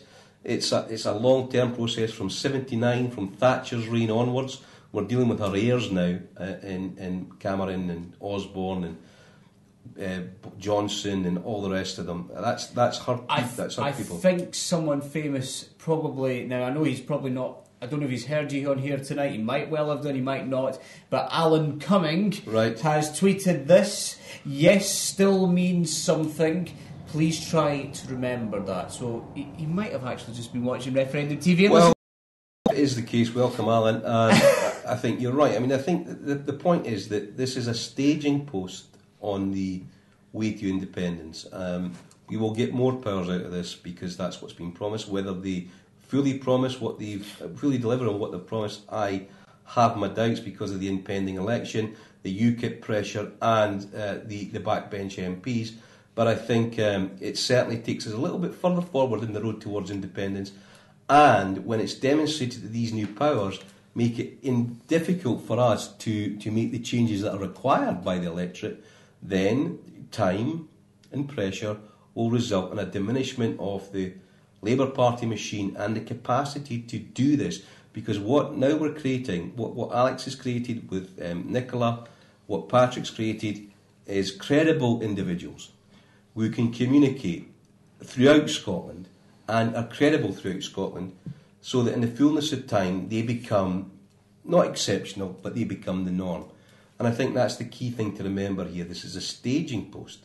It's not the end of the journey, despite Michael Forsyth's desire to end democracy at Westminster. This will manifest in lots and lots of different ways. We will go for the political mandate. We will take them on in local council elections, Holyrood elections, and at the general election. I think it's to be astute around that that's the key. Yeah. And I think obviously maintaining that momentum is absolutely critical there, as far as the yes side is concerned. I have to say now, I know I've been presenting the role for quite a bit now in this last hour or so, but I have to say the real key now for Scotland, as far as I'm concerned, is for the country now to say we need now a bigger platform so that we can actually take control of more of the affairs here in Scotland and actually prove ourselves to a greater degree. But of course, who's saying that, Anis? I mean, that's just who's saying that? I mean, well, that's my opinion. I'm not quoting anybody. I mean, I'm just saying it's obvious now from this vote that it's not like the yes side have been totally rejected, because that's not the case. No. They've lost, but it's definitely not an overwhelming win for no. So there's clearly a appetite for change, which the politicians on the no side cannot afford to turn their backs on now, because if they did, that will then spark a very huge political crisis. Well, they might have to. I mean, they made promises that they can't deliver on. Let's be clear on this. William Hague said as much. They are not constituted to follow through on those, to deliver those promises. They can whip their parties as much as they want to go through the lobbies enacting this legislation. But I think before then they've got far more profound considerations, which is vis-a-vis Europe and their own internal split, particularly the Tories. I think that the Labour and Liberals would acquiesce. But, you know, as I say, this is a staging post that has implications in all subsequent elections. If it narrows, or if it goes out to 10%, 10% becomes a bit more tricky, but the underlying dynamic doesn't change. It just defers it a little bit. You know, there's a lot of clever people involved in the Yes campaign, a lot of energetic, youthful people. We will carry this forward. The energy in National Collective won't dissipate. It'll go in different directions. The energy of all the various interest groups, Women for Indie, all the rest of them, they will then start to get involved in this. And I think all we're doing just now is deferring to another point where there'll be different battles. And I mean battles not in terms of fists or whatever else, but political battles where deploying your vote and getting your vote out with a less substantial Tory budget, because that will be dedicated elsewhere, might be a bit tricky, particularly from the unions' vote back in Labour and the splits within Scottish Labour. I think they've got the biggest difficulties out of all three parties that they've sat with, because the Labour Party may have brought in part the no vote out, but they are the ones that are in a bear trap that they can't get out of. They have it's so bad for Labour in Scotland, what does that mean for Johann Lamont? Well, I think what will happen is Labour will get a little, it's called a dead cat bounce in market terms. They'll hit the bottom and they'll bounce back up, but they're going down nonetheless. And I think this is a dead cat bounce for Labour. They'll hit the bottom, bounce back up, and then that's them. Undermined because they have lain down with the Tories And the same thing that happened to Liberal Democrats for laying down with the Tories will now happen to Labour. They cannot extricate themselves in the minds of many radicals in Scotland, which I would include myself, which is to say they have made their bed with the Conservative Party, the most despised party in Scotland, and that will tarnish their reputation for a generation. And meanwhile, in between times, they have Labour for Indy. So there's a lot happening. The surface of things, they'll present it as a victory, they'll walk a wee bit taller, but the rear echelons to support future campaigns just aren't there. So I think that's where we stand just now. Mm-hmm. Yeah, it's certainly going to be interesting times ahead. Absolutely. Especially interesting to watch the general election next year to see what that outcome is as well. Well, it is 5:31 this morning. This is Allan Hassan on Referendum TV Live. We are still with you. We are still waiting on results from the very city that Kevin and I are sitting in right now. The counting centre, National Counting Centre at Ingliston, is around about 7 miles west of where we are. But we are expecting a result for the city. We're expecting a result for the Highlands as well, for Morayshire. Sorry, not Morayshire, Moray. That's what it is specifically. Aberdeenshire. I don't think we've had the result from Aberdeenshire yet. I don't think so either. Well, there's another 6 to go, isn't there? Is that 26 out of 32? Yes, so I think so. I've lost count, but I think they're looking for $500,000 to put them over the 1.8 million figure, which means that they win. It'll be interesting to see what comes in. I don't think we have enough in us. What I do sincerely hope is that margin gets brought down into, under 5 would be nice, because under 5 then no one has a mandate. No one has a mandate. They have a thin majority that will turn on no powers. Mm-hmm. More powers, rather. Will turn on more powers. Mm-hmm. Mm-hmm. Yeah, it's be interesting to see what happens nonetheless. What's Twitter saying on this, Anis? Twitter is now pretty much beginning to quieten down a wee bit. I'm going to actually make a quick comment about a couple of front pages that are really interesting, that really provoked my own interest. The Northern Echo and the Journal. Now, the Journal... P&G? The journal. No, the actual... No, well, you might... I forgive you for thinking it was the Press and Journal, because obviously that's what people refer to the Journal up in the north. But this is the Journal I'm talking about. It's the Journal in the northeast of England. It has a front page. It actually features the front page of the Daily Record from a few days ago, which was the Vow front page. And in their headline... for the Journal newspaper from the northeast of England, I think Newcastle area we're looking at here, it says, the question they put is, now what is your vow to the north? Is this the start of the debate in the north of England, potentially? Well, I think the debate has already begun. I think it's begun in the Tory party, but what they're realising, the areas outside the Severn Humber line are realising that you've got to get active to extract as much from Westminster as possible. So inadvertently, it maybe moves towards federalism, but in a piecemeal fashion. So I think they're right to say, well, if Scotland are getting that, why can't we get something?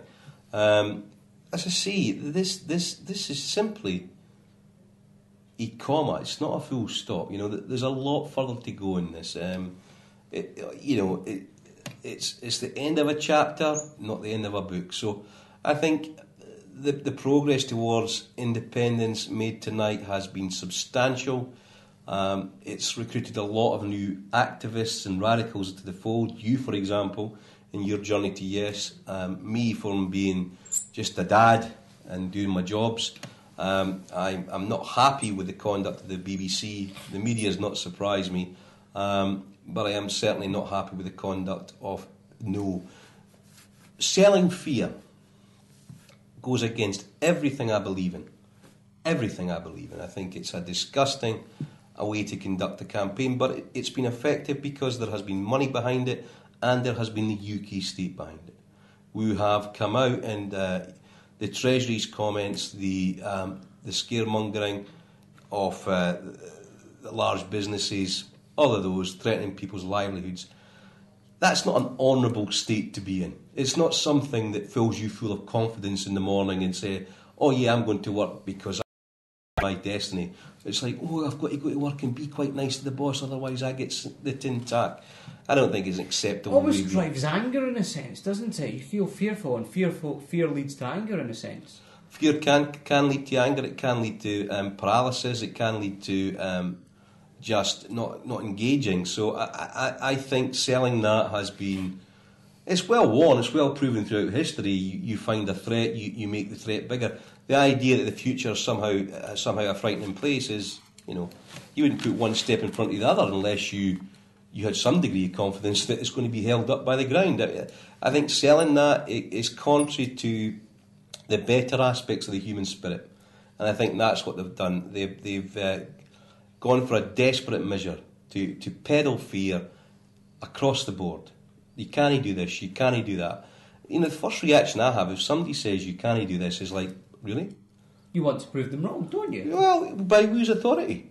By whose authority? I won't name the individuals specifically, but I had one or two people say to me, to my face, that my own country of Scotland could not run its own affairs. And that actually, I think, was one of the starting points for me thinking, wait a minute, actually, I'm not yes, but why am I not yes? Quite clearly we've done well with devolution. Well, it's a genetically programmed argument. It's an exceptional argument. The fact is that New Zealand does it, Denmark does it, Norway does it, Finland does it, Sweden does it, Holland does it. Little tiny Caribbean states do it. Mm-hmm. So there's lots of places, New Zealand, Australia, Australia's a considerably bigger place right enough, but New Zealand's 3.5 million people. They can do it, and they do it very effectively. There's a high degree of satisfaction in their existence. I think that's wrong. I just think it's wrong. What they're essentially saying is, you guys do not have the geography to support your population, so really you're kind of beholden to us. And I think one of the key things in this campaign, the Yes campaign have produced, is they have demolished that argument. Mm-hmm. They have demolished the economic dependency argument, and I think demonstrated, counter to Gordon Wilson's opinions voiced elsewhere, I think they have demonstrated that actually we can create situations for ourselves and create our own future. Whether we wanted to or not is a different matter. There is the argument of the tipping point. The wisdom of crows to a certain extent. That's not been allowed to play out. This has happened with 95% of the papers against us. This has happened with the state broadcaster against us, in my opinion, and in a lot of people's opinion. I think it's very. That's the Deputy First Minister conceded defeat, and I think it's very difficult to argue with that. We have actually won the economic arguments in my case, in my view rather, and I think it's, as I say, I don't want to repeat myself too often, but it's a staging post. That's all it is. And Labour can crawl over this all they want, but they'll be terrified in terms of their Westminster vote. So I think we dust ourselves down. Alex may give way to Nicola and take the elder statesman position. But for Alec, he's fought in politics for decades. Mm-hmm. Surely one has to feel very sorry for him, because his lifelong... Well, I don't want to personalise it too much, but he's obviously been one of the big leaders of the idea of independence, of... Well, no, I mean, the people we feel sorry for would be people like Margot not being here to see this day when it's got so close. People like Jim who've been on the stump, 12 talks a day he's given from the back of the Margot-mobile. Alex has power, and with power we can do things. It's a lot of consolation, because what I'm saying to you strategically, the Labour Party have been whole below the waterline, associating with the Tories, which in a great part of Scotland is regarded very poorly. Holes and below the waterline, particularly when the splits in their own party. So I think he's achieved a great deal. To be despondent, to be sad for him? No, you don't get involved in politics to feel sad that somebody's not achieved their goals. He's a tough guy. He's not some soft cookie.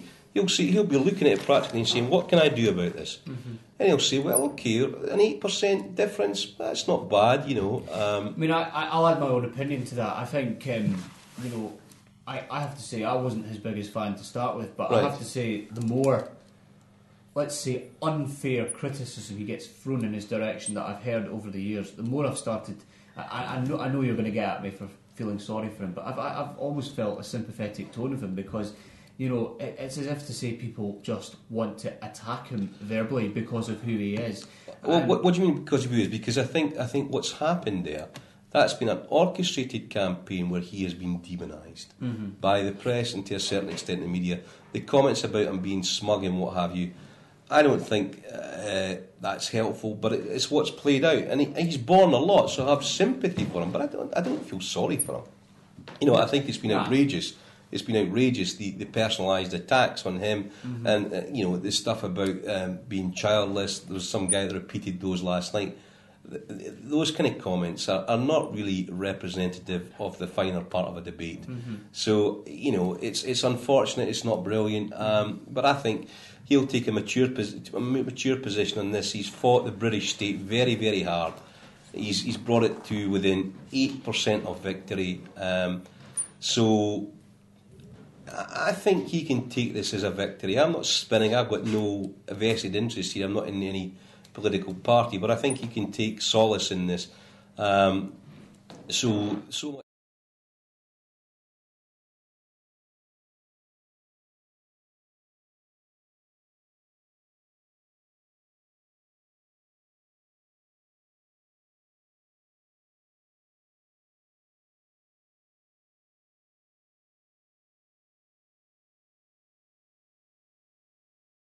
It's been a long night, and Nicholas conceding? I don't know. Yeah, she's conceded defeat at 54-46. I mean, she's got to. There's still 500,000 to come in. Yeah, it's a lot. You're looking down, man. What's up? I'm just tired. Yeah. No, it's 54-46, and it'll be interesting to see results from Edinburgh and elsewhere. I don't, of course, I don't expect that there'll be any kind of surprise result at this point. But what I am interested to see is the margins. This is a very, very close, election here. Yeah. And as a result, it looks like a lot of Scots are demanding change. Even folks who voted yes, even folks who voted no, are demanding more powers from Westminster. That's how you're reading it. It's not the status quo that you think they're swung back to no because of the more powers promised. Yeah, I mean, I think that if you look at the polls and the direction they went, you saw a clear momentum for yes.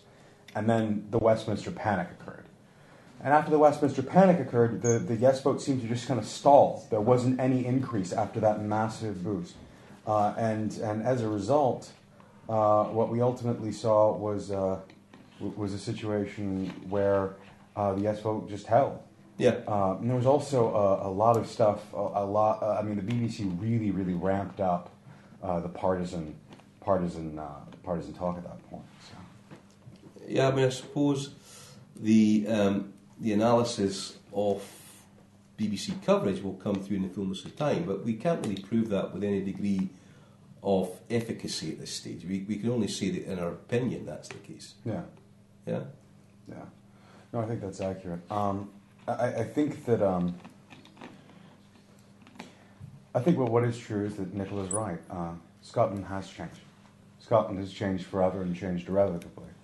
And I'm also recalling the words of Cat Boyd in an interview that a vote for no is not a vote for things to stay the same, or a vote for things to get worse. And I think that hard times are ahead. Yeah, I mean, that makes sense because of the 25 billion austerity cuts in the pipeline. Mm-hmm. It's very hard to see how the English MPs and the Welsh MPs and the Northern Irish MPs could possibly wear benefits for Scotland because the detriment of their own constituencies. Exactly. So that being the case, benefits cuts are coming. Mm-hmm.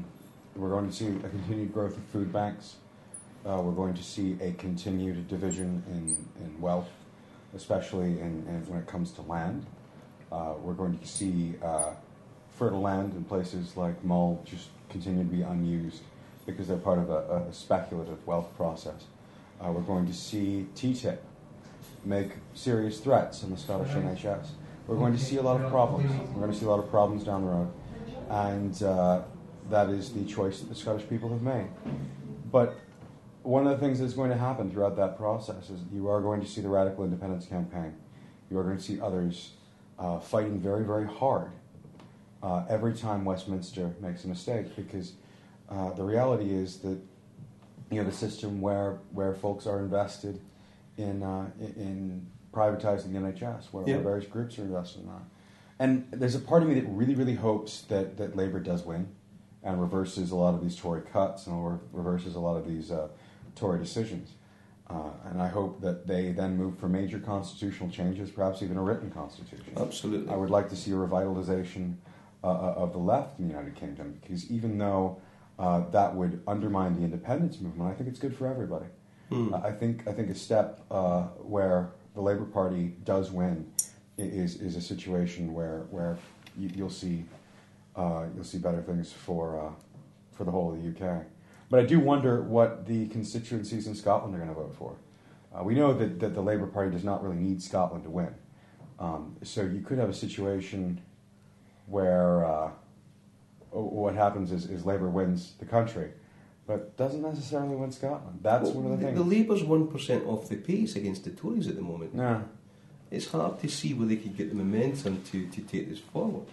Yes, that's true. So, when we look at it, when we analyse it, it doesn't make much sense at the moment to say that Labour are going to deliver at Westminster. I think it's going to be nip and tuck at best, and it may come down to a coalition again. Yeah. And it depends. I suppose the kingmakers potentially would be the SNP if a lot of people get voted out of office here. Yeah.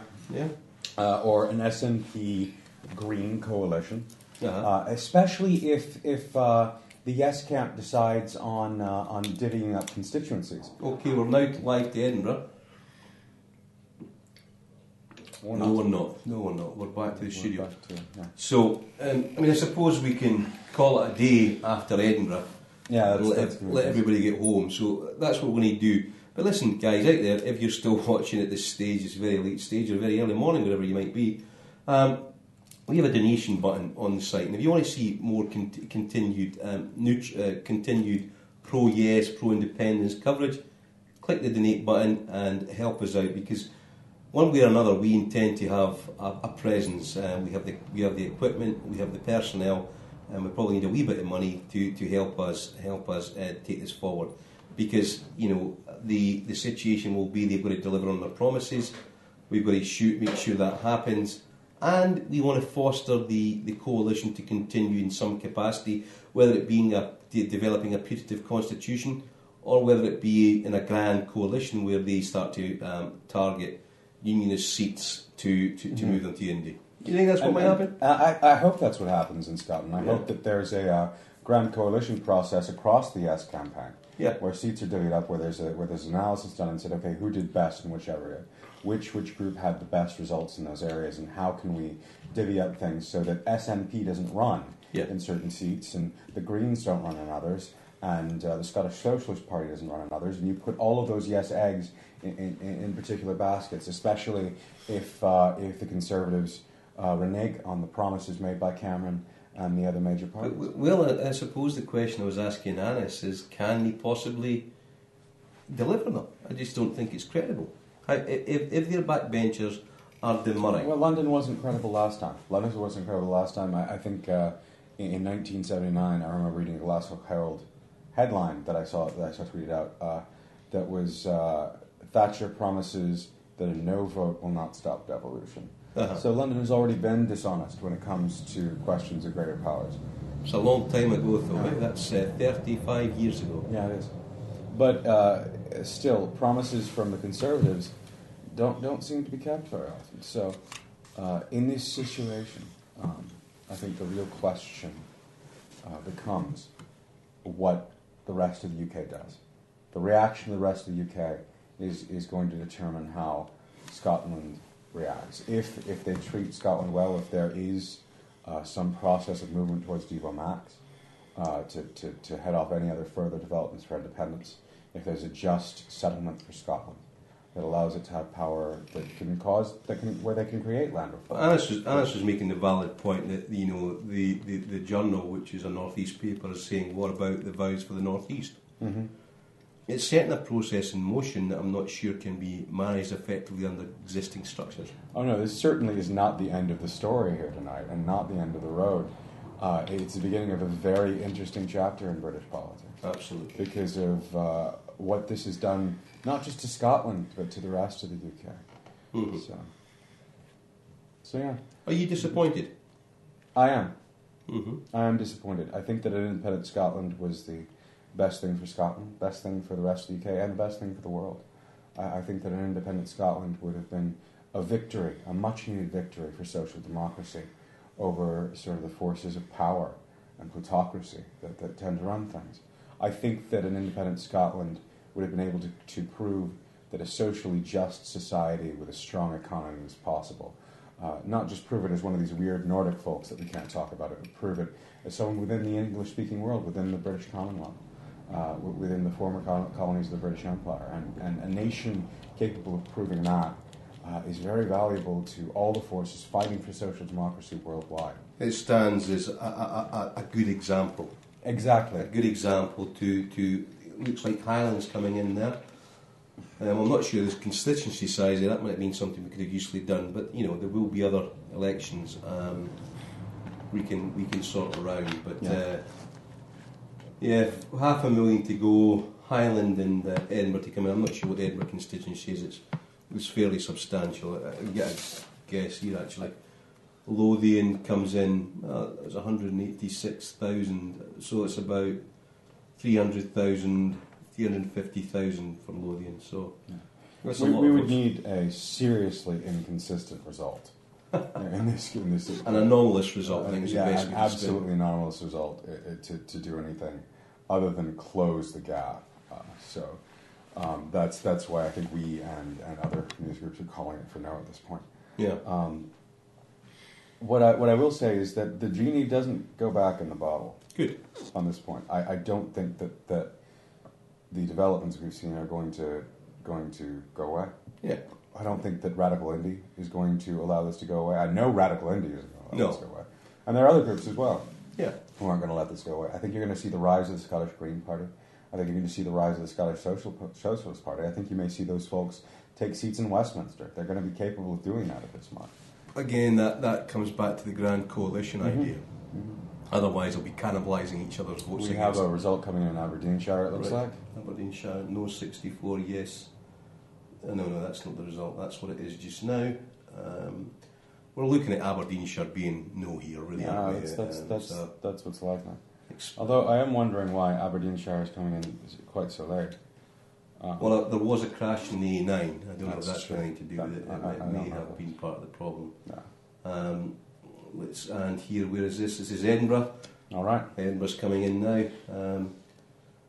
Well, I mean, no of one here, I would imagine. I wonder if it is 61%, though. I'd find that hard to believe. Yeah. So let's wait for the result here. It'll be interesting to see right where the numbers are. I'm actually hoping that Yes win Edinburgh to close that gap and give more of a mandate to the Yes movement and encourage the idea of a grand coalition. Or certainly come very close so it doesn't get extended by much. Right, exactly. Although we are expecting a no victory up in Aberdeenshire, which is announcing now. Yeah. So. Tense times.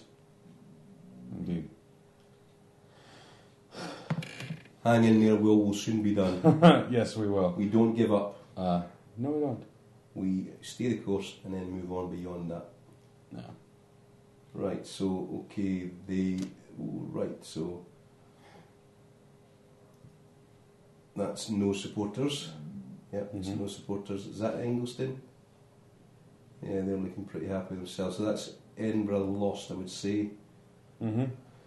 And the scores on the doors are no needs 317,000 to win it, so that's flipped up from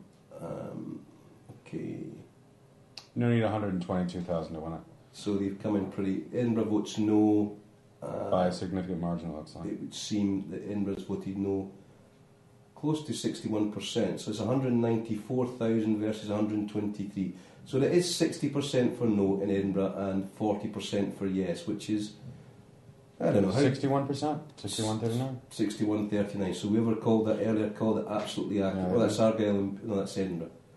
Argyll and Bute. Argyll and Bute's coming in. That might be better for yes there, I would say. Maybe.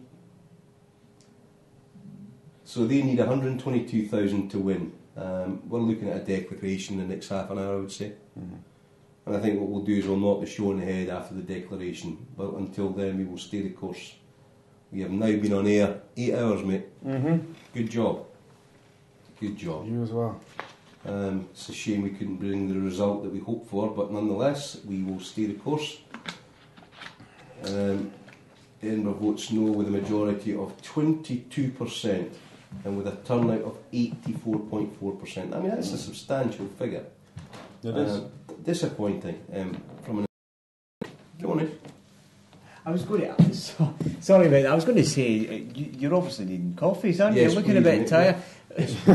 Now, would you like to tell everybody what your preference is in terms of milk and sugar? Just milk, please, mate. Milk for you. What do you like in your coffee? Argyll and Bute's lost as A bit well. milk That's as well, 59% for no, and Argyll and Bute, and 41%. So it's actually looking as if it's going to be a 10% margin overall. With Edinburgh at 61-39. I mean, that's incredible. It's very disappointing, but it's not a blowout for no, considering the numbers we've seen. I mean, they were expecting to win hands down 60-40 at least, 70-30. Do you think so? Aberdeen not recently, but a couple of months ago, they were expecting it to be a huge victory. They weren't even expecting to have to campaign. Yeah, I mean, I'm interested to see the development in people's ideas and how this has come about, because clearly the polling's been very out. Yeah. This is Aberdeenshire. They're saying 40% for yes, 60% for no. These are thumping majorities here. And if they translate to the overall figure, then the game's up and we need to get back to the drawing board as the yes campaign. So they need 85,000 to win no, and it's 1,700,000. There's no way at this point that the yes can make up the deficit. No, there's no way. So we at Referendum TV are conceding a victory to the no campaign. Fair play to you. I'm just concerned whether Willie done £100 or not. So we'll have to see how that goes. I really, it's a scunner. Is a good Edinburgh word for it. I'm fair scunnered by the result. As I imagine a lot of people would be. That's 1.7 million plays, 1.4 million, which is a substantial amount. In Green, we've only won in 4 areas really out of 32. It'd be interesting to see how this does translate in the next general election, how the vote holds. I mean, we've had the world's focus on us, we've had the focus of the UK state on us, we've had all the organs of the UK state and all the promises, and all the hijinks that have been involved. It'll be interesting to see how it goes forward from there. We're sitting at 55, please, 45. So that's pretty bad. It's a 10% difference at the moment. Yeah. It's a very disappointing result, but... it is that. But it's John not Azanis is a 10% difference now. That's 55, please, 45. 55 be 45. That's very interesting stuff. I'm just getting my own hot drink out, so Thank and you. then we'll carry this forward to the end. Yeah. Who's still to come in then, Jerry? Who's still left? Highland's still to come in, so we've got 3 to go. Highland, Morris to come in. So, as it stands just now, 1.7 million versus 1.4 million. That's what it looks like. That's what it looks like. And 85,000 for no to win the campaign, which surely they'll get. They'll do now, and it leaves us a bit scunnered all in all. Yeah, it does. It's not what we wanted, but I think always at the back of my mind with this, has been the idea that we've led a game fight. We've talked more than we could actually deliver, and we've taken on the forces of the British state. Yeah, including the BBC, which was... Including the BBC... Well, BBC News, I think, we're agreed on. Not all aspects of the BBC, but certainly BBC News. Yeah, BBC News. So, a complex difficulty is born. It's nothing straightforward from now on. we see the Labour Party, this is a result for them too, and they look as if they're celebrating quite wildly. I would say that's overstated, and is more a gesture of relief than anything else. Mm-hmm. Yeah, I'd say that's the truth. So I would say this: they're waving the Union Jack, which is interesting. Does this resolve matters? Does it resolve it for a generation or for good? I don't think so at all. No. I do not think so at all. The questions are not resolved. This doesn't actually answer any questions. This is a result that leads to, I think, division. I think this result is going to be very problematic going forward. I think that there are going to have to be a lot of questions answered about the British state. And if people do want to work for its preservation, they're going to have to be a lot more respectful of sort of folks in other parts of the UK, including the north of England, including Wales. There needs to be a move away from sort of the Singapore-style focus on London and its economy, and a focus on the rest of the UK. I suppose, in a way, David Cameron's gamble's paid off. Mm-hmm. Is that what we're saying here? I think so. That David Cameron can actually say, well, I put it to them, and they've voted against independence by a margin of 10%. That's a thumping majority in favour of the Union. Mm-hmm. Therefore, Mr. Salmond, Mr. Harvey, all the rest of you, pipe down. You've got no mandate. Could he say that, do you think? I think he could, but I think what's going to happen if he behaves in that way is you're going to see a lot of civil disobedience from the Radical campaign. Because there are folks who were really hoping for the possibility to work for social democracy, and folks who are not going to say that we've come this far and it's time to pack up and go home. Mm-hmm. I think that's going to be the reaction. So it's a wounded yes campaign. It's not a fatally wounded. Oh yes no, campaign. Not at all. So when Not Mr. Davison comes to Bennett, that he's going to find a fairly feisty response. I think so. I think that's what. At least that's what I've been told by the folks in Radical India and other groups. I don't see how it's possible to consider otherwise. I mean, the press will crow, and it'll just come down to the next election. It will be a question of organising and motivating, and leading the troops forward into the next engagement, which will happen fairly swiftly. Yeah. But for now, do you imagine that... come on in, Alice. Welcome back. Thank you. Do you imagine that Salmon will resign? Oh, I don't think so. No. I think Salmon was more likely to resign in the case of a yes victory than in the case of a yes defeat. That's a fantastic. That's a fascinating comment. Fantastic inequality. Yeah, no. But that's fascinating. I just said on Twitter, actually, on this very subject, I tweeted saying, I wonder whether Alex Salmond can survive the IndyRef result. What must he be thinking in Butte's house this morning? Someone called Kay has messaged back saying, really? Don't think anyone on the yes side would question his work rate or behaviour. And I've actually said, no, of course not, but this defeat is going to badly hurt. I'm eagerly anticipating what he is going to say. And Andrew McKenna has messaged me. I think he's based in Glasgow. He said, yes, Alex Salmond can and should. The movement of the people has been the best thing to happen in a generation. Now, I'm trying to get what he means at that. That Alex should stay because... So Alex should survive. So no, absolutely, I think he will. And the thing that was kind of weird about this whole thing is the media was making this about Alex Salmond, not about independence. That was one of the real just... Why do you think it was weird? Dishonesties. Well, it's obvious that the media didn't really want to talk about the real issues here.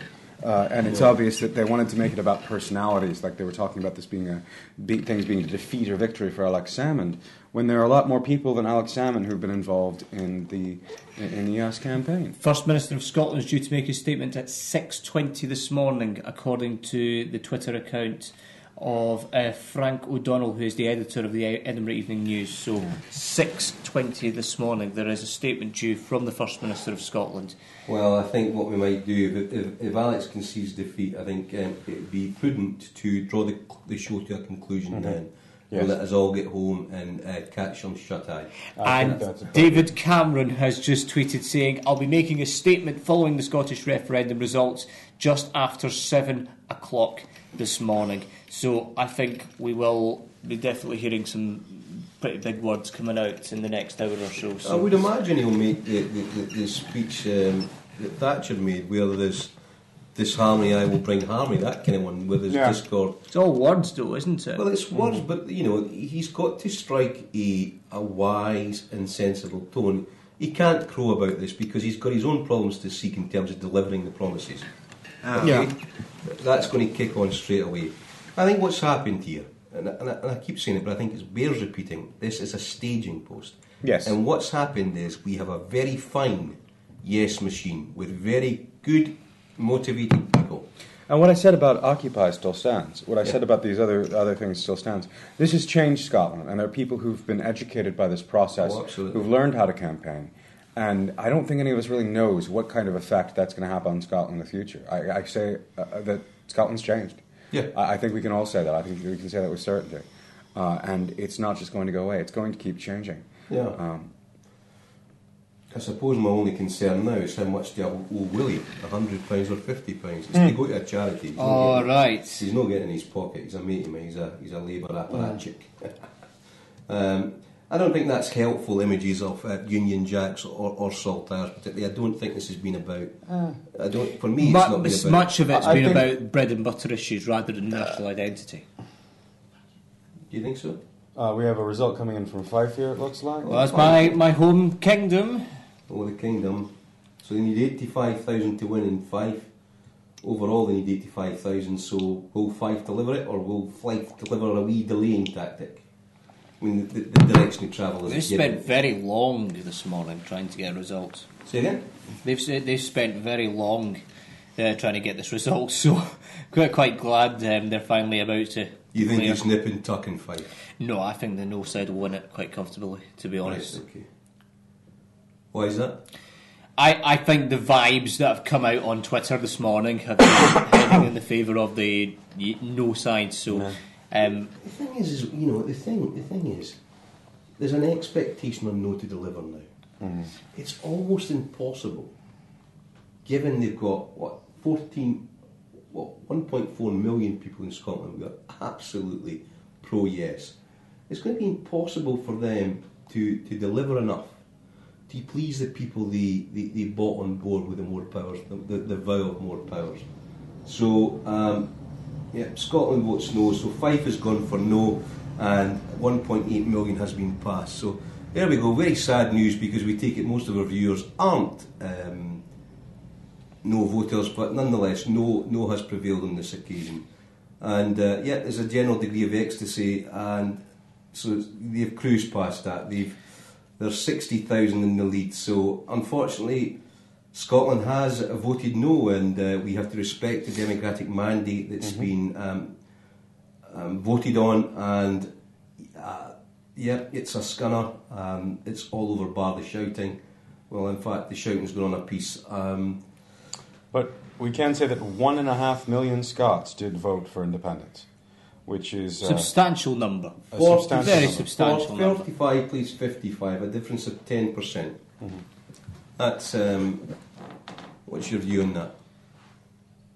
Very, very substantial numbers there, and I think we're getting a series of statistics coming in now on this very special laptop. So I'll hand that over to you, Kevin. Okay. Now, I'm just going to be 2 quick seconds because I think my poor phone, I think, is going to be crying out for a bit of battery juice. So I'll be really, really quick. But no doubt Kevin's now got some really important statistics there on the overall percentages and the votes. I don't know about that. I mean, possibly. The overall figures are as we see, 55 versus 45. Does it tell us anything beyond that? Well, it tells us it's a total of 1,512,688 versus 1,877,252, with a further 2 areas to declare. So that's 44.62 versus 55.38. So it's heading for a 44% split. So that's 10%. which isn't great. And I would imagine that the aftermath of this and the breakdown of the figures will take some time to consolidate. As I say, we can be disappointed. I don't think we can despair from this. I think this remains a platform forward. I suppose the engagement with the rural areas is a problem. Yeah. No, that's a clear thing, and we're going to have to look at what happened in Aberdeen City, because that was a major blow as well. Yeah, in Edinburgh it's 60-40, given the split. I mean, it means a lot of Labour voters have stayed the course for no. It does. Which is particularly difficult, and nonetheless. And the question that comes out now is what happens to the Labour folks who have been tossed out of their party, some of them, for supporting independence? Is there going to be an indie Labour movement? Are they going to work with the Scottish Socialist Party? There are a lot of questions on the future of Scotland. Do you want to let's have a seat? Thank you. So we're looking at a 56-44% split. But you're also looking at a substantial number of votes there for the yes side. So 1.5 million versus a big amount. 1.8 million. Yeah. We're looking at quite a substantial portion of the Scottish population there. So definitely not to be ignored. Oh, absolutely. And remember that as Will was saying earlier, we were hurtling towards a yes victory. Well, we were moving towards a yes victory in the polls, and then we had the Great Westminster Panic. Mhm. The three amigos visited, or the three stooges, as some other people call them that. The BBC ramped up the pressure. The BBC ramped up the pressure and manipulated opinion, in our opinion. Yeah. And the Imperial Masters came up to Glasgow and were chased by a guy in a trike. So I think this is it's a victory for no. We respect the democratic mandate as we have it. Will there be anything wounded? I think that would be an interesting attempt to see. I think if I were Alex Salmon, I would say it's been a close run thing. We respect the democratic mandate, and we will continue to put our case as a party for independence because we have a mandate to do that in the Scottish Parliament. And in the fullness of time, he may give way after the next general election. But I think that it's all to play for now, going forward. Mm-hmm. Yeah. Well, yeah, I think so, and I think that that the future is going to reveal some very interesting things about the new sort of political alignment. That being said, Alex Salmon looks like he's about to speak in about 5 minutes. Right. Do you think it's time that we start winding down our coverage here? I think it is.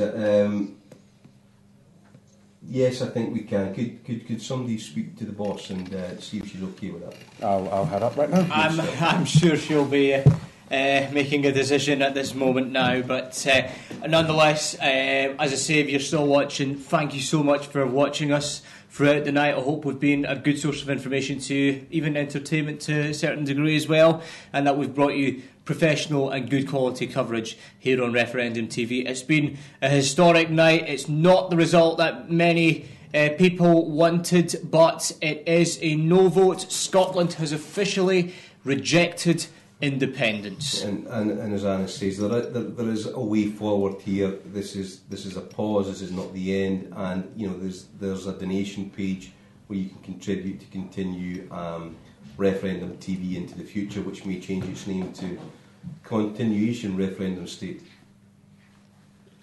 Yes. So we have a PayPal account where donations can be made, which will help us to develop the service we provide. And so the general election will have neutral. We'll have TV committed to independence and presenting the case. And I think if you want that, you're more than welcome to contribute to PayPal on the website referendumtv.net. But I think it behoves us to bring matters to an end right now and wish you a very good day if you're in different parts of the world. From me and Anis Hassan, me Kevin Robertson, Anis Hassan and Will MacLeod, who's probably gone upstairs for a sleep, we bid you a very good night and continue the fight. Thank you very much. Good morning.